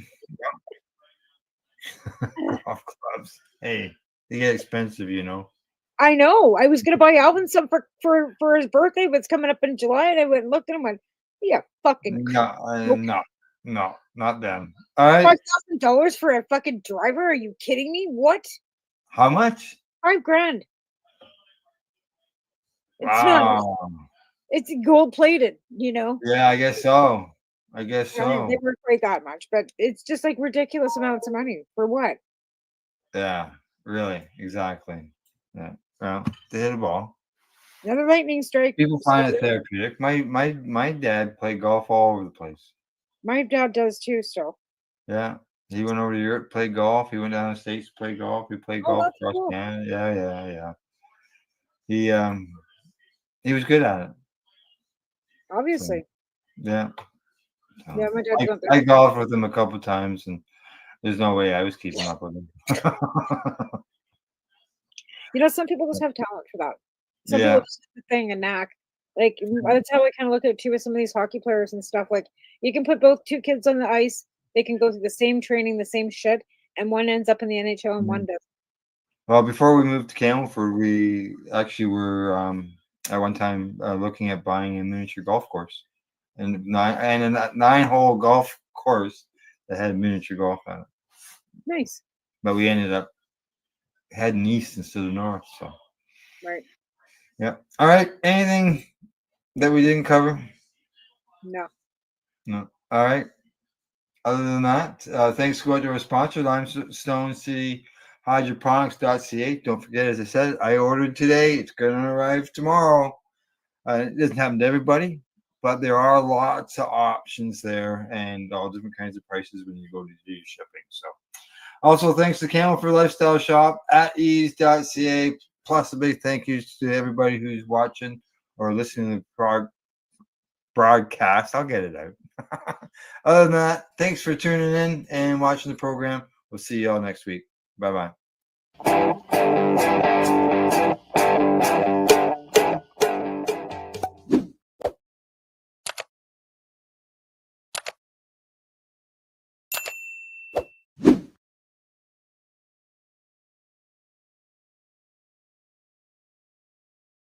Let's share PACE everywhere. That way it can help create peace. People everywhere advocating cannabis education. You're listening to the Pace Radio Network here at paceradio.net. Rerolled Saturdays. Check it out. Nothing but non-stop cannabis and psychedelic programming. Find it at 420pace.ca. You're listening to the Pace Radio Network here at paceradio.net. The views expressed by the individuals during this broadcast are their own opinions, and they may not be the same as those of their group or other organizations they may be involved with. All medical advice during our broadcast is not a medical opinion and should be checked with your medical physician.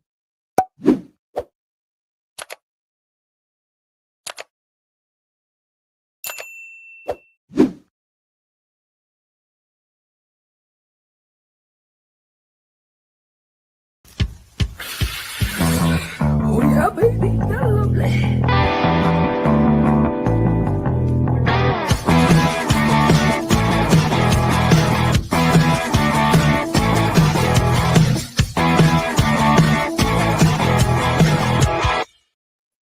Good morning. It's May the 15th, and welcome to Psychedelics and Cannabis Education on News. Good morning, Rep Cindy. How you doing? Good morning. I got my phone put down like 2 seconds too late, but that's okay. I'm here. That's all right. That's all right. We're good. We're good. So, what's new and exciting before we get into the news? What's new and exciting? Well, gosh, there's so much. Like, I mean, I'm still reeling on Amsterdam. Like you are. I chatted with Steve last week on, or this week, I should say, on Mushy Moment. We, instead of finding a guest, we just wanted to talk about Amsterdam. So we told a few stories there. So if you want to hear a few stories, just go look at this week's show. And Steve asked me a bunch of questions, and I did my best to answer them. So yeah, that's still new for me, even though we talked about it on Monday. So yeah, and people would be curious. We hear all these different stories of what's going on over in Amsterdam, whether there's pilot studies going on in this town or that town, whether it's legal cannabis, illegal cannabis, coffee shops being shut down to tourists and stuff. So your experience would be good for people to hear. the coffee houses are all open for tourists. They love us. The thing with the coffee shops or the coffee houses, there used to be over 1,000, and now there's about 250. That's the big thing. That's just big thing. regulations and taxes and whatnot, shut them down, red tape, right? Right. People didn't want to cut through it. They didn't bother. So it went really downhill. But let me tell you, with 250 coffee houses in Amsterdam, there's more than enough. I had trouble keeping up with them all. Well, there you go. There you go. Got them coming out. Got them coming out of everybody's yin yang. Yeah, So- pretty much. and they thought they had it bad in Toronto with cannabis stores on every corner. Yeah. Yeah. Yeah. I mean, yeah. Yeah. Amsterdam is amazing. So if you can ever make it, I highly suggest going. All righty. Good to know. All right. Maybe. You just never know. Put it on my bucket list. So, all right. Time for us to get into the news. Here we go. First story's up.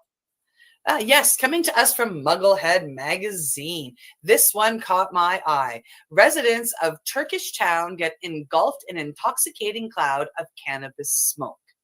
Caught my eye as well. And that was because, you would read these reports in newspapers about the police, destroying cannabis and burning it. You think, geez, I wish I lived downwind from that smoke. Yeah. And- go ahead. It's happened here in Nova Scotia back in the 90s. There was a home grow or, illegal grow going on. The cops busted it and they took everything they found after the court case was open and went to a facility in Hansport and piled it all up and burned it. And although you couldn't get high from the air, you could definitely smell it in the air from indoors. Well, as you can see, I've left this picture here. This is the fire, the look of the fire from above. And it spells the name of the town, Lice.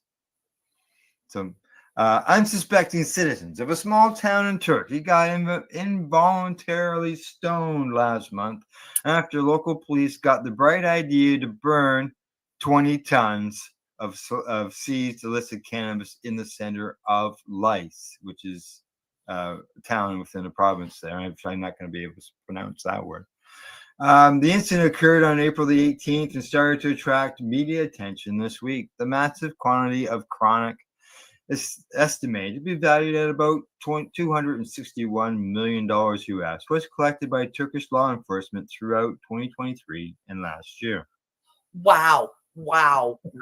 20 tons. Holy. 20 tons. They only had a few pounds here in Hansport years ago. So 20 tons. That's it. So that picture, that's 20 tons of cannabis on fire. Wow. Wow. I'm going to stop saying wow now. Several locals in the town of approximately 25,000 felt dizzy, nauseous, and even claimed to have experienced hallucinations as a result of the cannabis smoke plume. Wow. Yeah. For days, we couldn't open our windows. One very upset local said, our children got sick. We're constantly going to the hospital. Local outrage about the unpleasant incident was amplified by the fact that the cops decided to arrange the bundles of cannabis to spell the town's name before setting it ablaze. They also used a couple hundred liters of diesel fuel. Wonder why everybody was sick. As an accelerant. Exactly.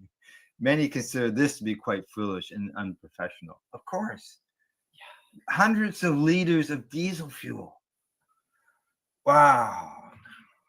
No wonder people were There's a lot of wows in this story, isn't there? There is. Yaye Auger, who is a concerned local, says while the operations conducted by the security forces are commendable, for strike a significant blow to production and street dealers, burning the cannabis in the city center is unprofessional. Yeah. I'm going to agree with you. I think that's how they pronounce the name. Yeah, imagine going downtown Toronto and having the police burn all of the cannabis that they confiscated. I mean, especially with the diesel fuel, because I'm sitting there going, okay, well, some of that sounds like, like decent, like some dizziness, especially if you're not used to it, worried about the children getting sick. But the diesel fuel, well, no wonder the kids got sick, and no wonder people were hallucinating. That makes complete sense now, right? Residents were plagued by lingering effects of the THC infused bonfire for at least 5 days after it occurred. And if you put in the fact that they had a quote unquote couple hundred liters of diesel, like, I mean, not just gas, but diesel fuel. Yeah. Yeah, exactly. They don't mention that. It should say diesel-infused bonfire. Exactly. Now, they prescribe medical cannabis for the treatment of severe health conditions.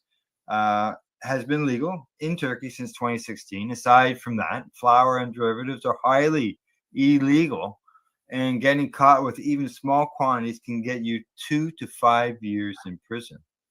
Now, the province where the town of Lice is situated is known to be a hotbed for illegal cultivation operations. It is estimated that 2/3 of the nation's illicit cannabis is grown there, and the Lice district in particular. So when visiting Turkey, we want to go to Lice. This is where Lice is a good thing. Yeah, that's where Lice is a good thing. Yeah, correct. It's just too bad that their federal laws are nasty. Oh, yeah, that's crazy. Yeah. Okay, so you've got this town, burnt all the cannabis, all that stuff, got the smell going about, and up next, our next story.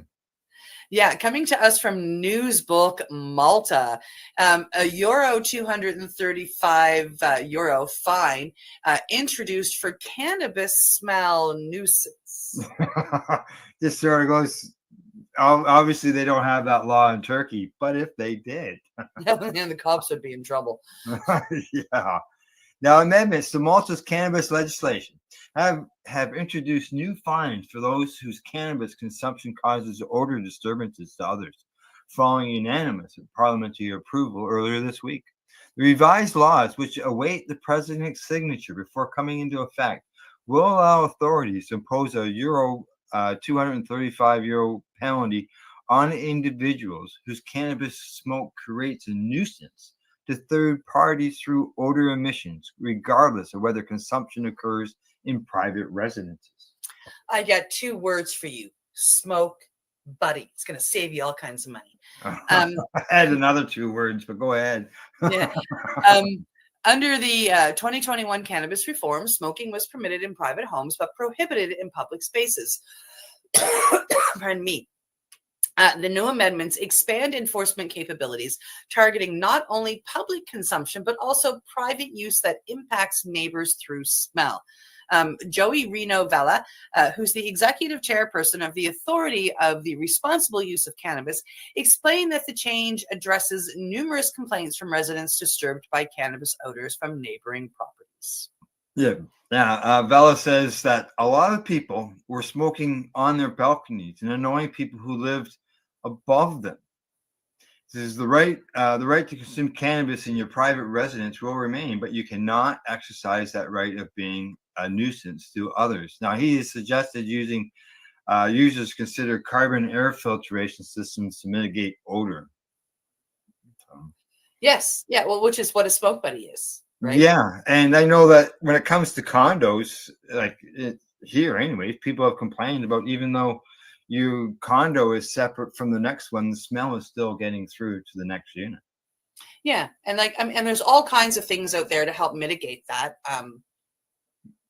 So yeah, the legislation also establishes stricter rules for cannabis cultivation, with fines between 300 and 500 euro for plants that are visible, emit disturbing odors, or remain accessible to minors.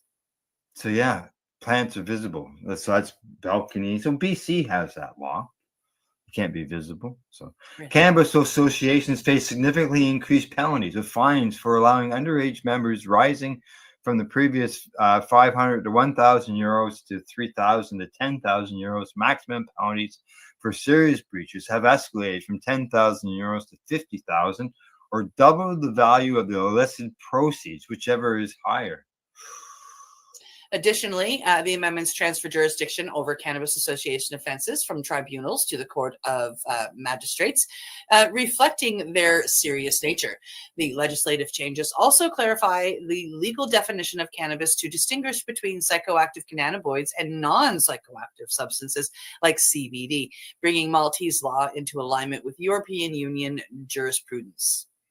ARUC has received expanded regulatory powers, becoming what Junior Minister Rebecca Buttigieg described as a one-stop shop for the enforcement of cannabis regulations. The authority will now oversee enforcement against unlicensed commercial operations, advertising, or selling cannabis products in addition to its existing association oversight role.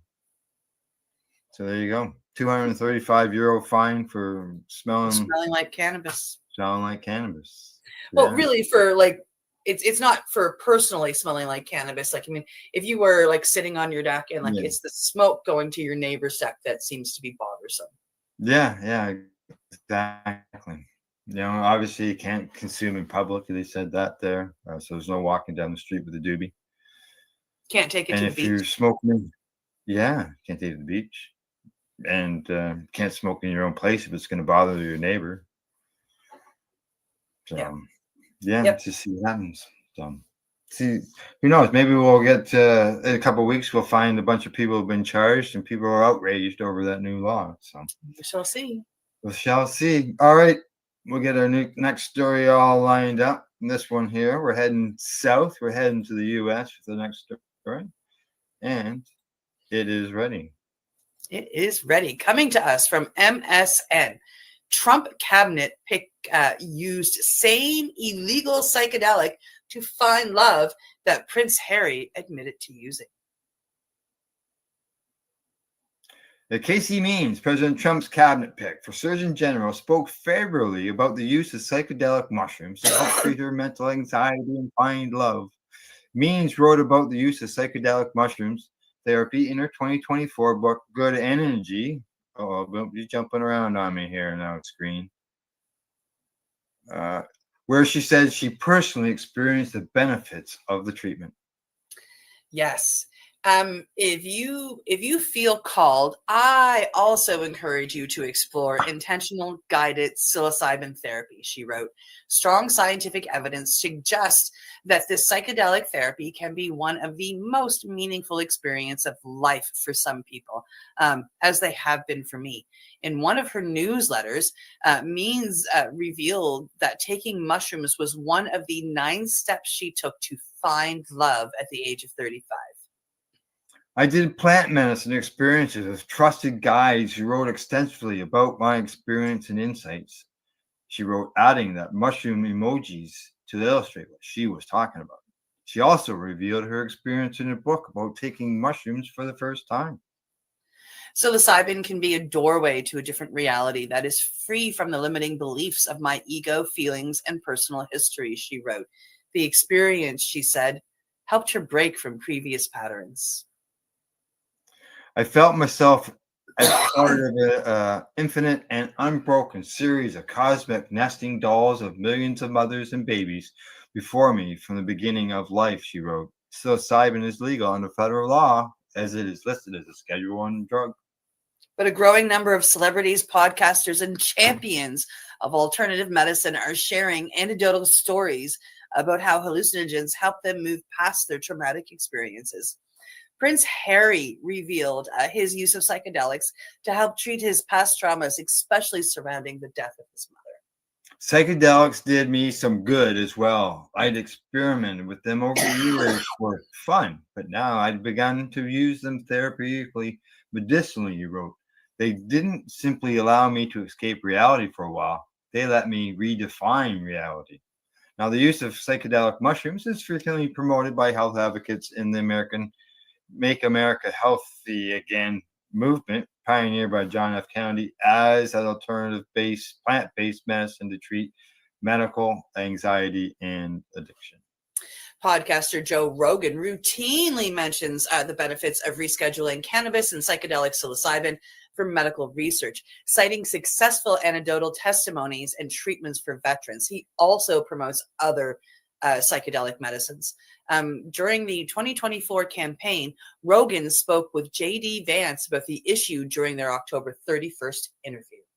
He says, I know a bunch of different guys that have gone down to Mexico and had psilocybin journeys and all these different things where they've encountered these experiences that have made them sort of rethink who they are. Now, former Navy SEAL Sean Ryan, now a prominent podcaster, shared his personal experience of 2 psilocybin journeys that took place over several days helping him move beyond the use of sleep meds, anxiety treatment drugs, and Adderall. Wow. I went down a skeptic and came out a completely different person. The person I am supposed to be, Ryan said afterwards. Means' brother, Callie Means, is now an entrepreneur who has said he was so impressed by psychedelics that he invested in companies that are researching the benefits of those treatments. Trump's appointment of Robert F. Kennedy Jr. as his Health and Human Services has raised hopes among investors of psilocybin-based treatments that it could get removed from government classification as a Section 1 drug to a Section 3 drug, allowing it to be researched for health benefits. Now, during his failed 2024 presidential campaign, Kennedy endorsed the freedom to use psychedelic drugs for treatment. I would legalize psychedelic medicines, some form of legalization, he said, adding that there's so many people being helped in different ways by them, and we have to make it easier. Kennedy revealed his son successfully went on an ayahuasca journey that helped him heal from the trauma of losing his mother as a young boy. Yeah. When he came back from the trip, he was completely changed. He was very open about talking about his feelings. He was a real spiritual quest, Kennedy said at a town hall discussion. I thought the story would open up more because it says read more, but I did click on the link and it just takes it to... It's the same story in a different form. Correct. Yeah, I did the same thing. Yeah. So there you go. You know, somebody within the administration talking positive. It is. It's really exciting to see that. You know, and as much as he's, you know, kind of tried to ignore the whole cannabis thing, you know, kind of putting somebody in there that's all for psychedelics has kind of made me raise my eyebrows. I'm like, might watch this for a while. See what happens. Yeah. All right. On to our last story before we go to break. What's up? Yeah. Coming to us from the Portugal news. First psychedelic meets much felt need in depression.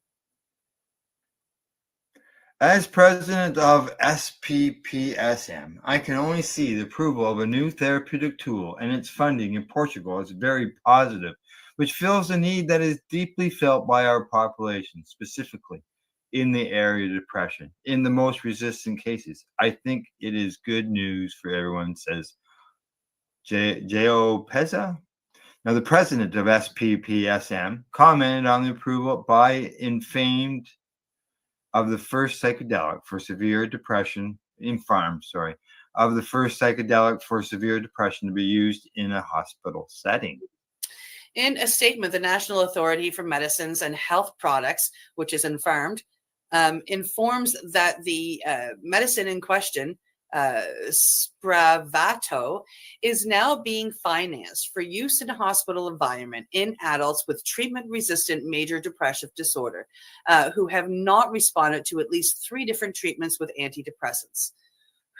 Bessa, we're going to go with just the last name there, however, regretted the delay in approving Spravato, which is already used in most European countries. It is clearly late. That is, despite the generation of evidence that has been carried out in recent years in this area and the approval of this new therapeutic tool in most European countries. In Portugal, we will only have this hypothesis financed in the national health system, he says. According to the decision dated May 7th, Spravato, in association with 2 other antidepressants, may be used with combination or oral potentiation strategies in the concurrent moderate to severe depression episode in adults who have previously undergone psychotherapy and have resistance or contraindication to electroconvulsive therapy, do not have access to or have refused this therapy.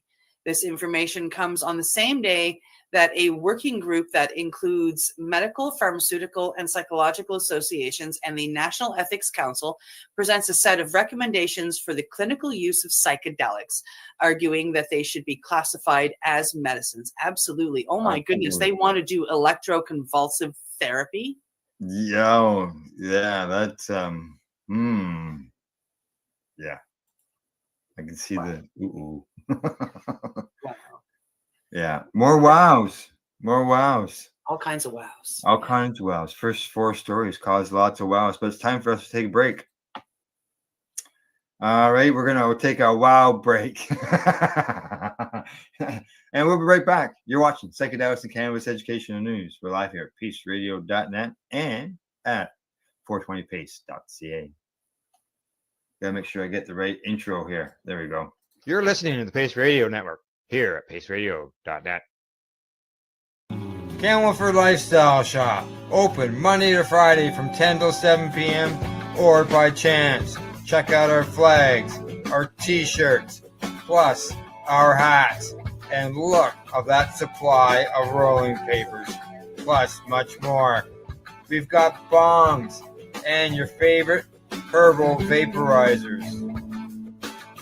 Look at all the incense we have, as well as for those who collect knives, check out these knives in our collection. And while you're here, stop in to see Shay at the piercing room, where you can get poked by Shay. Daily deals, check them out. Camelford Lifestyle Shop, 17 Bridge Street West, Camelford, Ontario.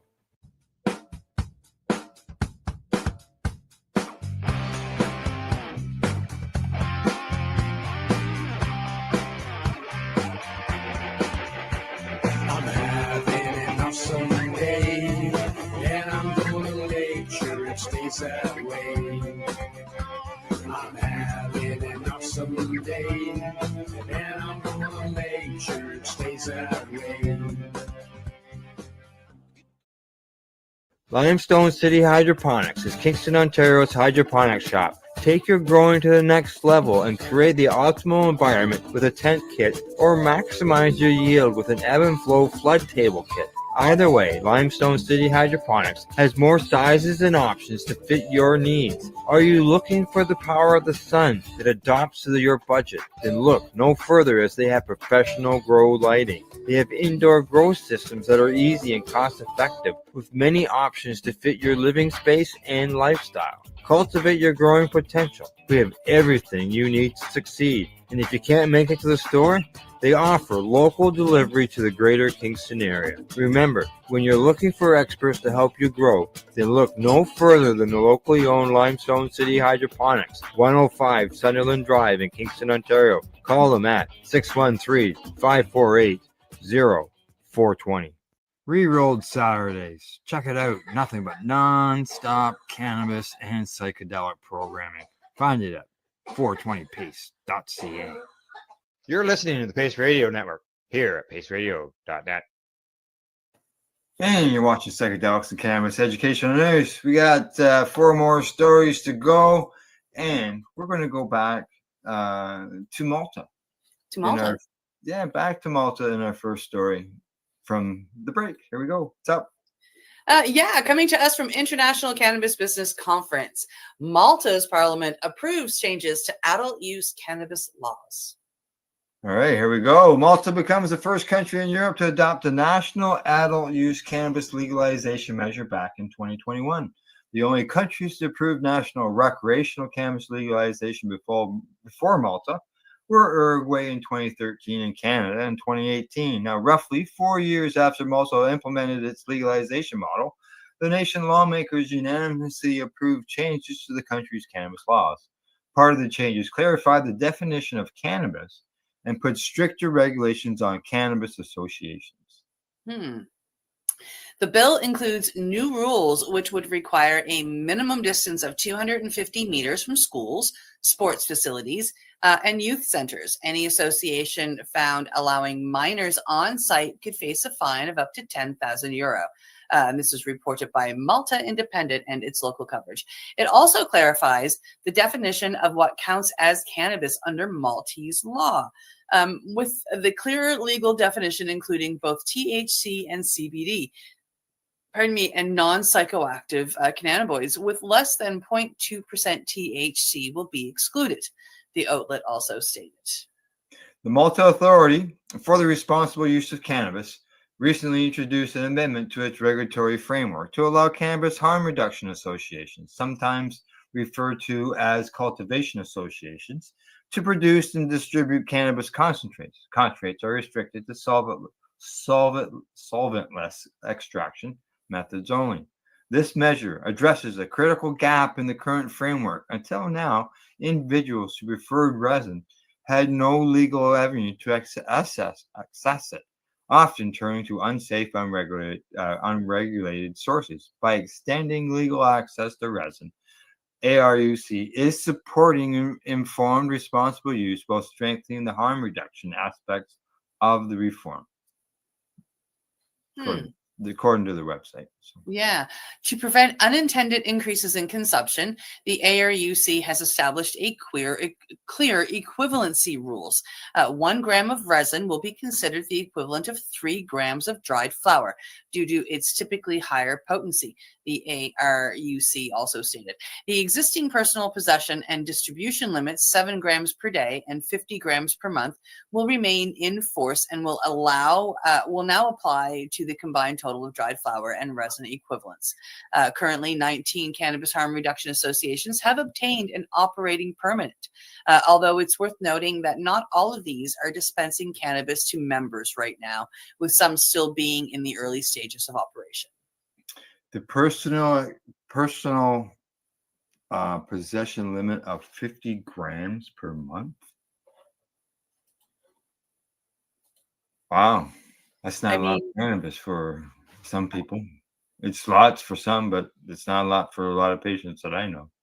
Well, no, I mean, it doesn't really go with 7 grams a month either, like, to be honest. Well, 7 grams a day. Yeah. It only gives you a week.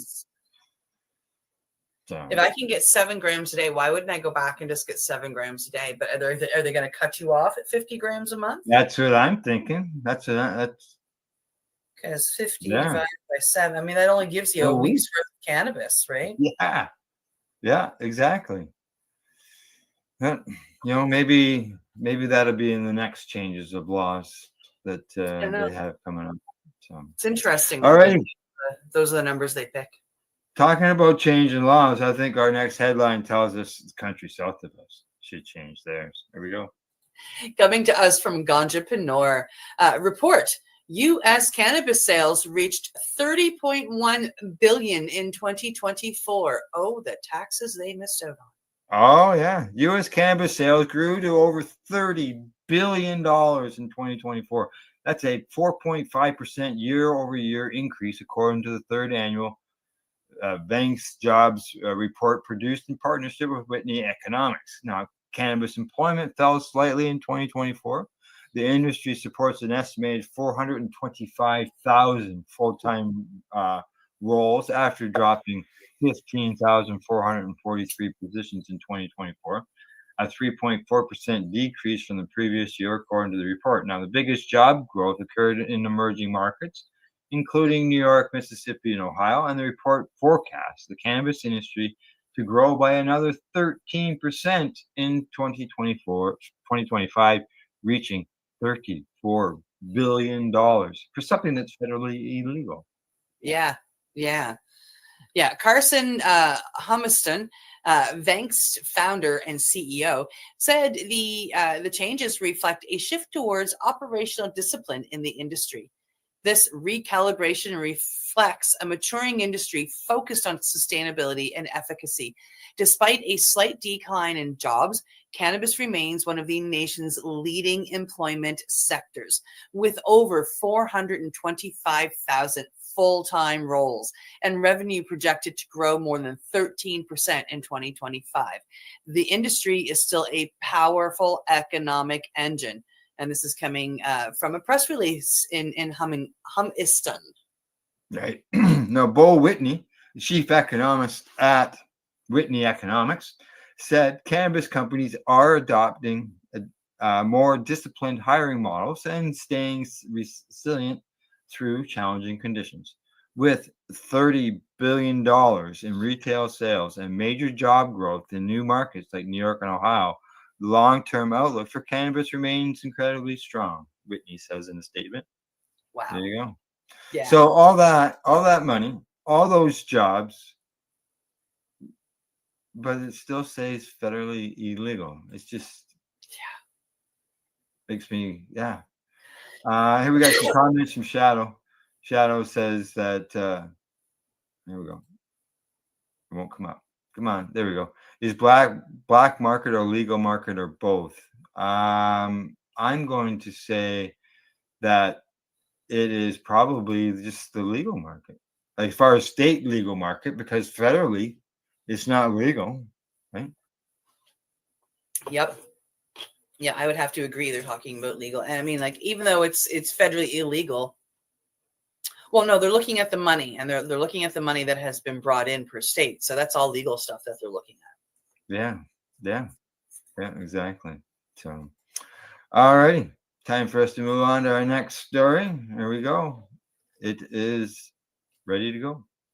Coming to us from Medical Press, psychedelics may induce right brain dominance, research proposes. The secret to psychedelic drugs, links to greater empathy and insight, may lie in their ability to coax the right hemisphere of the brain into a position of dominance over the left, according to a proposed new theory. Researcher and Adam Levine, I don't think he's the lead singer, has combined his experience in therapeutic psychedelics research and psychedelic training with a review of imaging, numerous studies, and previous models to support his proposal, which was published in the Journal of Psychopharmacology. In this context, Levine emphasizes not what the two brain hemispheres do, but how they approach a topic or task, working in parallel with left brain dominance during typical modes of consciousness. When we're solving a problem or evolutionarily speaking, hunting for food, for example, the scope of attention differs. The left hemisphere focuses on manipulation of individual parts, while the right hemisphere maintains a big picture frame of reference. Yes. Now, Levine goes on to say, in the psychedelic state, there's a unique combination of the hemispheres coming together in a way that doesn't usually happen in normal states of consciousness. It's almost a new encounter between the left and the brain hemispheres' way of thinking and perceiving the world. Yes, he calls this model of psychedelic attention HEALS, hemispheric annealing and lateralization under psychedelics. In effect, he suggests psychedelics reverse the hierarchical relationship between the two hemispheres of the brain, releasing the right hemisphere from inhibition by the left.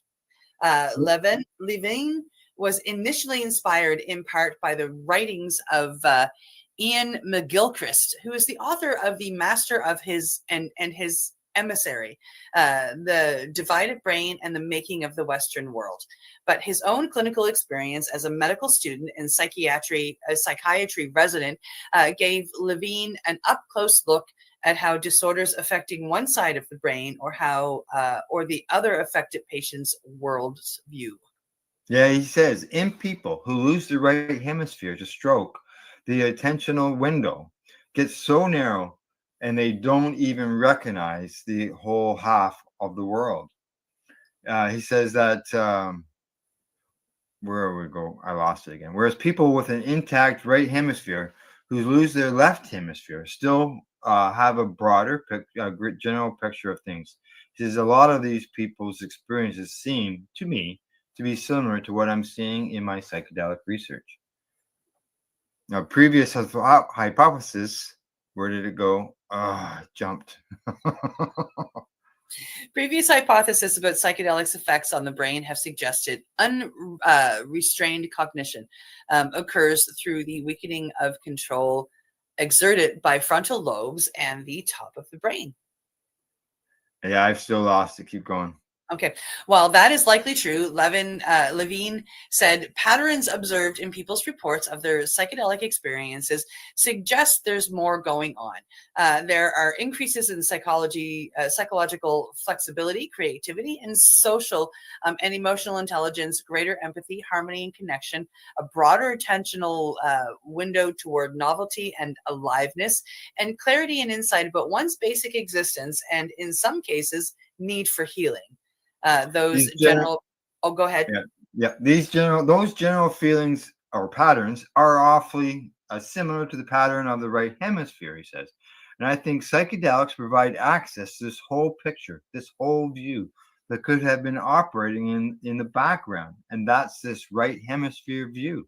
Restoration of this natural balance is an interesting way of explaining some of what's happening. Now, neuroimaging studies of lateral changes to brain blood flow and metabolism, brain regions use of glucose that Levine analyzed showed signs of heavy activity in the frontal lobes in the right hemisphere, as well as an overall rightward shift in metabolic activity under psychedelics. The growing evidence that mindfulness meditation practice is linked to building new networks in the brain and increasing brain thickness in the right hemisphere is relevant to the HEALS theory as well. Psychedelics have been linked to improvements in mindfulness with just one or two uses, and sometimes these capacities are almost at levels consistent with practiced meditators, Levin said. That makes it likely to me that many core right-sided networks that are enhanced with practicing meditation might be enhanced briefly or maybe longer through psychedelics. And I keep going, it jumped again on me, so I've lost. Okay, I think there's an opportunity after the use of psychedelics to increase and sustain mindfulness capacities in these areas of the right hemisphere. I found it. We're good. Okay. The field of psychedelic research is focused on therapeutic applications at Ohio State and elsewhere, but Levine expects that expansion of the field will stimulate pursuit of other research questions, including testing theories about how these substances act on the brain. He considers HEALS a complement to earlier theories about psychedelic action and expects the growth in research to produce more hypotheses. I think to explain something as complex as the brain, especially in a human being, you need a variety of theories to more closely approximate what's actually happening, he said. If we get too fixated on one explanation or the other, we're going to lose track of reality. And there you go. There you go. Shadow says, so can you imagine the money that's being made by nobody, but that nobody knows about? Oh yeah. Yeah. There's lots of money being made that nobody knows about. There's no doubt about that. Alrighty, so there we go. Last story of the day is coming up, and I can't remember when this all was being sort of talked about online, but here we go. Yeah. Coming to us from StratCan, questions arise from Winnipeg police targeting cannabis consumers. Yeah, a man in Winnipeg who was swept up in a recent police effort to target people shopping at cannabis stores says his driver's license was suspended despite not being under the influence of cannabis. Now, Sean Vipod, 30, recently told CBC that he was one of the 97 people swept up by the Winnipeg police who were targeting people that police said were shopping at cannabis stores. I see this a lot, actually. Despite testing positive for cannabis in the roadside stop, Vipon said he was not impaired by cannabis, not having consumed it for nearly a full day prior to being pulled over in February after stopping at a cannabis store. Police told me to my face that there was no visible reason for suspicion, Vipon told CBC. It was just purely on the basis of I had bought weed and then drove. That was it. To see, it says Winnipeg police, boasting about this and acting like everybody who was caught was recklessly smoking during the day and driving high when that's really not the reality of it. It's humiliating, he added. And in April, police in Winnipeg said they had been targeting cannabis store customers as part of an ongoing impaired driving enforcement campaign. I'm not going to say which store I was at, but one of the cannabis stores here in Nova Scotia, and as we know, all but one are in liquor stores. I was in purchasing cannabis, and when I purchased it, they said, "Please go put this in your trunk because the police are outside targeting people leaving here with small bags." Wow, really, eh? Yeah. So, like, I mean, and this was, government store. Just make sure you're seen putting it in your trunk. So yeah, it was quite interesting. Yeah. Between January and March of 25, the Winnipeg Police Service Central Traffic Division launched an enforcement campaign that they say focused on drivers under the influence of cannabis and other illicit drugs. During the campaign, officers conducted 302 traffic stops and administered 207 drug screening tests using improved screening equipment. Nearly half of those drivers, 97 of them, tested positive for recent cannabis consumption. This was similar to the rate of those tested in a similar campaign in 2024. Now they stopped 302. They tested 207. Wonder what, other than the fact that they were coming from a cannabis store, why did they, basically, why did those 100 people not get this drug screening test? But exactly. And if you're coming from a legal cannabis store, because I assume they're talking legal cannabis store, you can't consume in any of them. No. So if you're walking out with a bag you haven't consumed, that makes no sense to me. They're just assuming that you consumed before you went in. So now all drivers, including FitPod, faced an immediate roadside suspension of their license. Only one driver was said to have been charged criminally for refusing to be tested. Now, during a press conference in April, Winnipeg Police Patrol Sergeant Stephen Fontaine said that he focused the campaign on areas around the more than 100 cannabis stores in Winnipeg. There are over 130 or so dispensaries throughout the city of Winnipeg.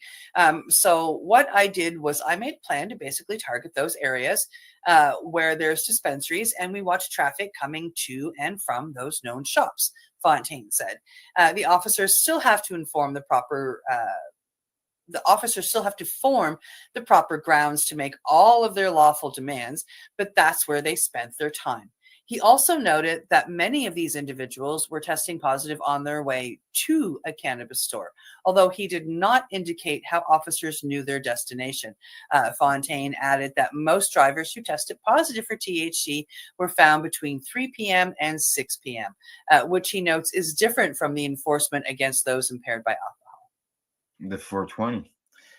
Strachan sent a request for further information to the Winnipeg Police Services in April, asking for more info into how Winnipeg Police selected vehicles for drug screening tests, or how they had determined if a driver was on their way to a cannabis store, but was told that as the questions speak to operational tactics, they will not be able to respond. Mm-hmm. Yeah. Yeah. Yeah. Winnipeg police say they used an oral swab to detect cannabis. The accuracy of oral swab tests and blood tests have been challenged by different researchers. A 2014 study found that THC could be detected in oral fluid for up to 8 days after admission, leading to false positives. Yeah, I was part of two of those studies when they were holding them here in Nova Scotia. And, I specifically went in not smoking anything all day, not eating it, and I tested like I was, completely incapacitated. And then the other one I smoked all day and I was told I was fine. Yeah. And I was high. Yeah. Like admittedly high, right? So yeah, it was quite interesting. A 2024 study in Ontario looking at the effects of edible cannabis on simulated driving and blood THC levels found that driving impairment was not correlated with blood THC. Police in Winnipeg recommended not driving for 12 hours after consuming edible cannabis products. Penalties for driving while impaired for cannabis can include criminal charges, loss of one's driver's license, vehicle impoundment, and fines. Police can use both oral testing equipment and assessments from the drug recognition officers. In Canada, drivers with over 2 nanograms of THC but under 5 nanograms per milliliter of THC can face a straight summary conviction offense. Drivers found with over 5 nanograms in the blood can face a drug alone hybrid offense. Wow. Drivers found with over 2.5 nanograms of THC per milliliter of blood combined with 50 milligrams of alcohol per 100 milliliter of blood can face a hybrid offense. The penalty for the summary conviction offense is a maximum of $1,000. The penalties for the 2 hybrid offenses are the same as for alcohol impaired driving. These include mandatory minimum penalties of a $1,000 fine for a first offense, 30 days imprisonment for a second, and 120 days imprisonment for a third. Harrison Jordan, the managing lawyer for Substance Law firm focusing on regulated substances, including cannabis, tells Strat Canada he could see future attempted challenges to the law behind such charges, but notes that the court's decisions thus far have not struck down the law. While consumption may not necessarily equal impairment when it comes to cannabis, it's the best corollary law enforcement has right now, he explains, noting that the evidence of such testing determined impairment is mixed. Unless and until the science becomes crystal clear or there is some better, more reliable, scalable, and deployable way to measure impairment instead of just blood levels more precisely, we're likely to have this framework remain in place. A judge is going to be super cautious about removing a tool that law enforcement says is effective at detecting and deterring risky driving. Someone charged with at least 2 nanograms but less than 5, which is a straight summary offense, may have a slightly easier time attempting to challenge that offense, as the degree of evidence that blood level is correlated with impairment or increased risk of vehicular accidents is likely lower than the evidence for 5 nanograms and above, which is viewed as a more serious hybrid offense. So there you go. They targeted the stores. That means they could target stores anywhere like that. Right? And some people, the people who drink alcohol would say, well, they target us because they park down the road, set up their ride programs from bars. Well, you know what? Give us, bars to go smoke in and then park down the road. That's fine. But they don't do that. They don't, breathalyze people as they're walking under the liquor store. Yeah. Shadow says being pulled over. His concern says that he's concerned about being pulled over after I pulled out of my favorite dispensary, which is true. Yep. Yeah.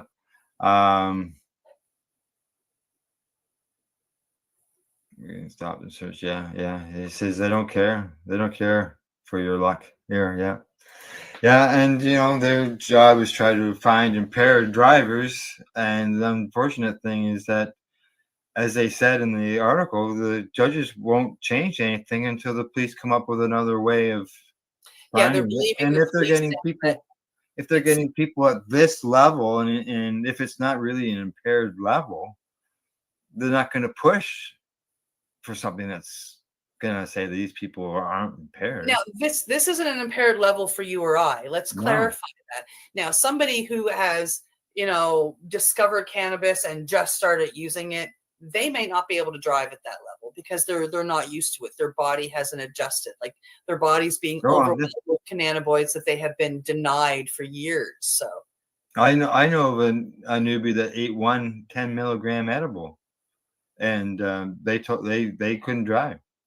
I know a newbie that ate.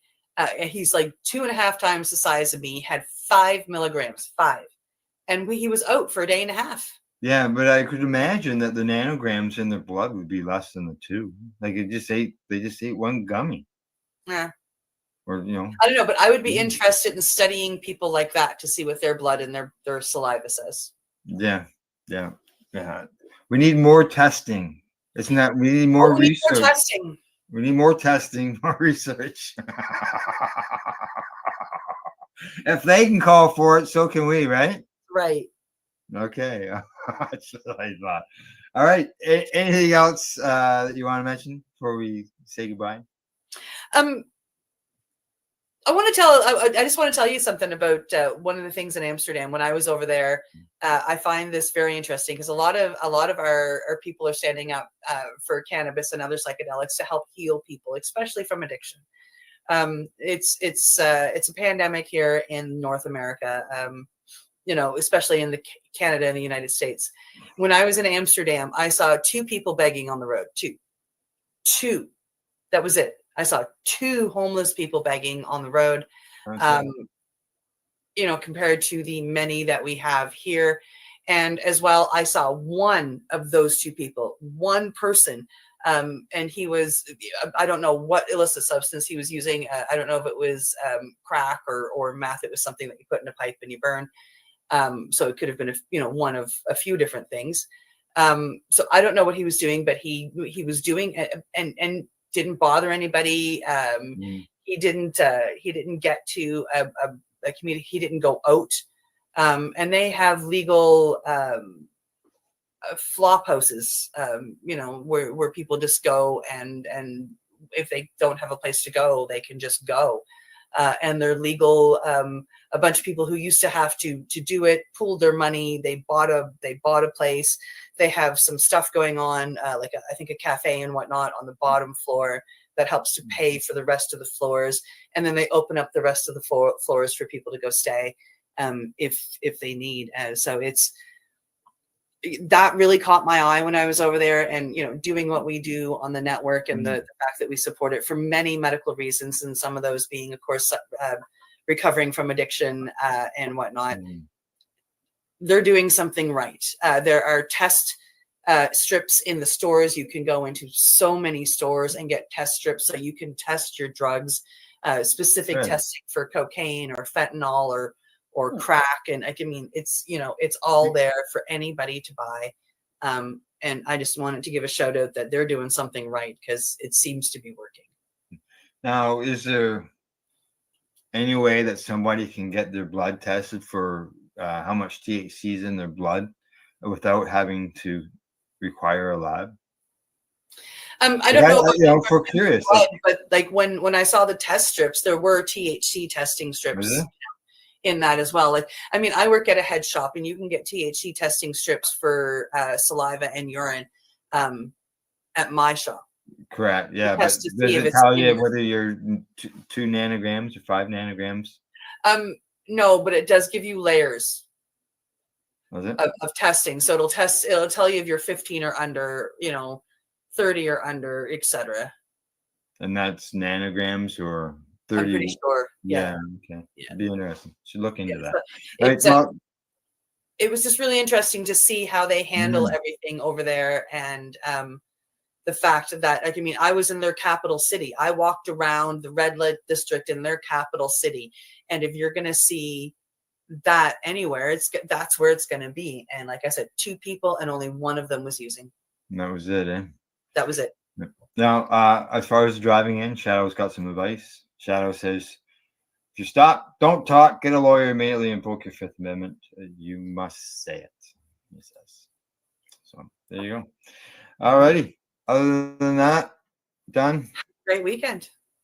All right. Yeah, exactly. Have a great weekend. Long weekend, too. That's right. No news. So we're not here until Thursday. That's right. A week. Oh, well. See y'all Thursday. Well, Tuesday. See y'all next week. Exactly. All right. That's our report for today. Thanks to our buds at Camelford Lifestyle Shop, Limestone City, hydroponics.ca. And don't forget, you can order stuff online. They'll send it to you. I got stuff within 24 hours. Yeah. Yeah, exactly. And we also got to say thanks to atease.ca. And as always, we say thank you. And don't forget to educate, medicate, and do not incarcerate. You're listening to the Pace Radio Network here at paceradio.net. The opinions of the individuals during this broadcast are their own and may not be the opinions of their group or other organizations they may be involved with. All medical advice during our broadcast is not a medical opinion and should be checked with your medical physician. Enjoy the buzz of legalization with Campbellford Lifestyle Shop. From lights to plant nutrients, books, consumption accessories, and more, we've got all your basics to grow or consume cannabis. Visit our info center or take a look at our piercing services and body jewelry, now available in-store through Campbellford Lifestyle Shop, 17 Bridge Street West, Campbellford. Limestone City Hydroponics is Kingston, Ontario's hydroponics shop. Take your growing to the next level and create the optimal environment with a tent kit or maximize your yield with an ebb and flow flood table kit. Either way, Limestone City Hydroponics has more sizes and options to fit your needs. Are you looking for the power of the sun that adapts to your budget? Then look no further, as they have professional grow lighting. They have indoor grow systems that are easy and cost effective with many options to fit your living space and lifestyle. Cultivate your growing potential. We have everything you need to succeed. And if you can't make it to the store, they offer local delivery to the greater Kingston area. Remember, when you're looking for experts to help you grow, then look no further than the locally owned Limestone City Hydroponics, 105 Sunderland Drive in Kingston, Ontario. Call them at 613-548-0420. We are people advocating cannabis education here at paceradio.net. You're watching the 420 Pace Reroll Saturday. You're watching the 420 Pace, found at 420pace.ca.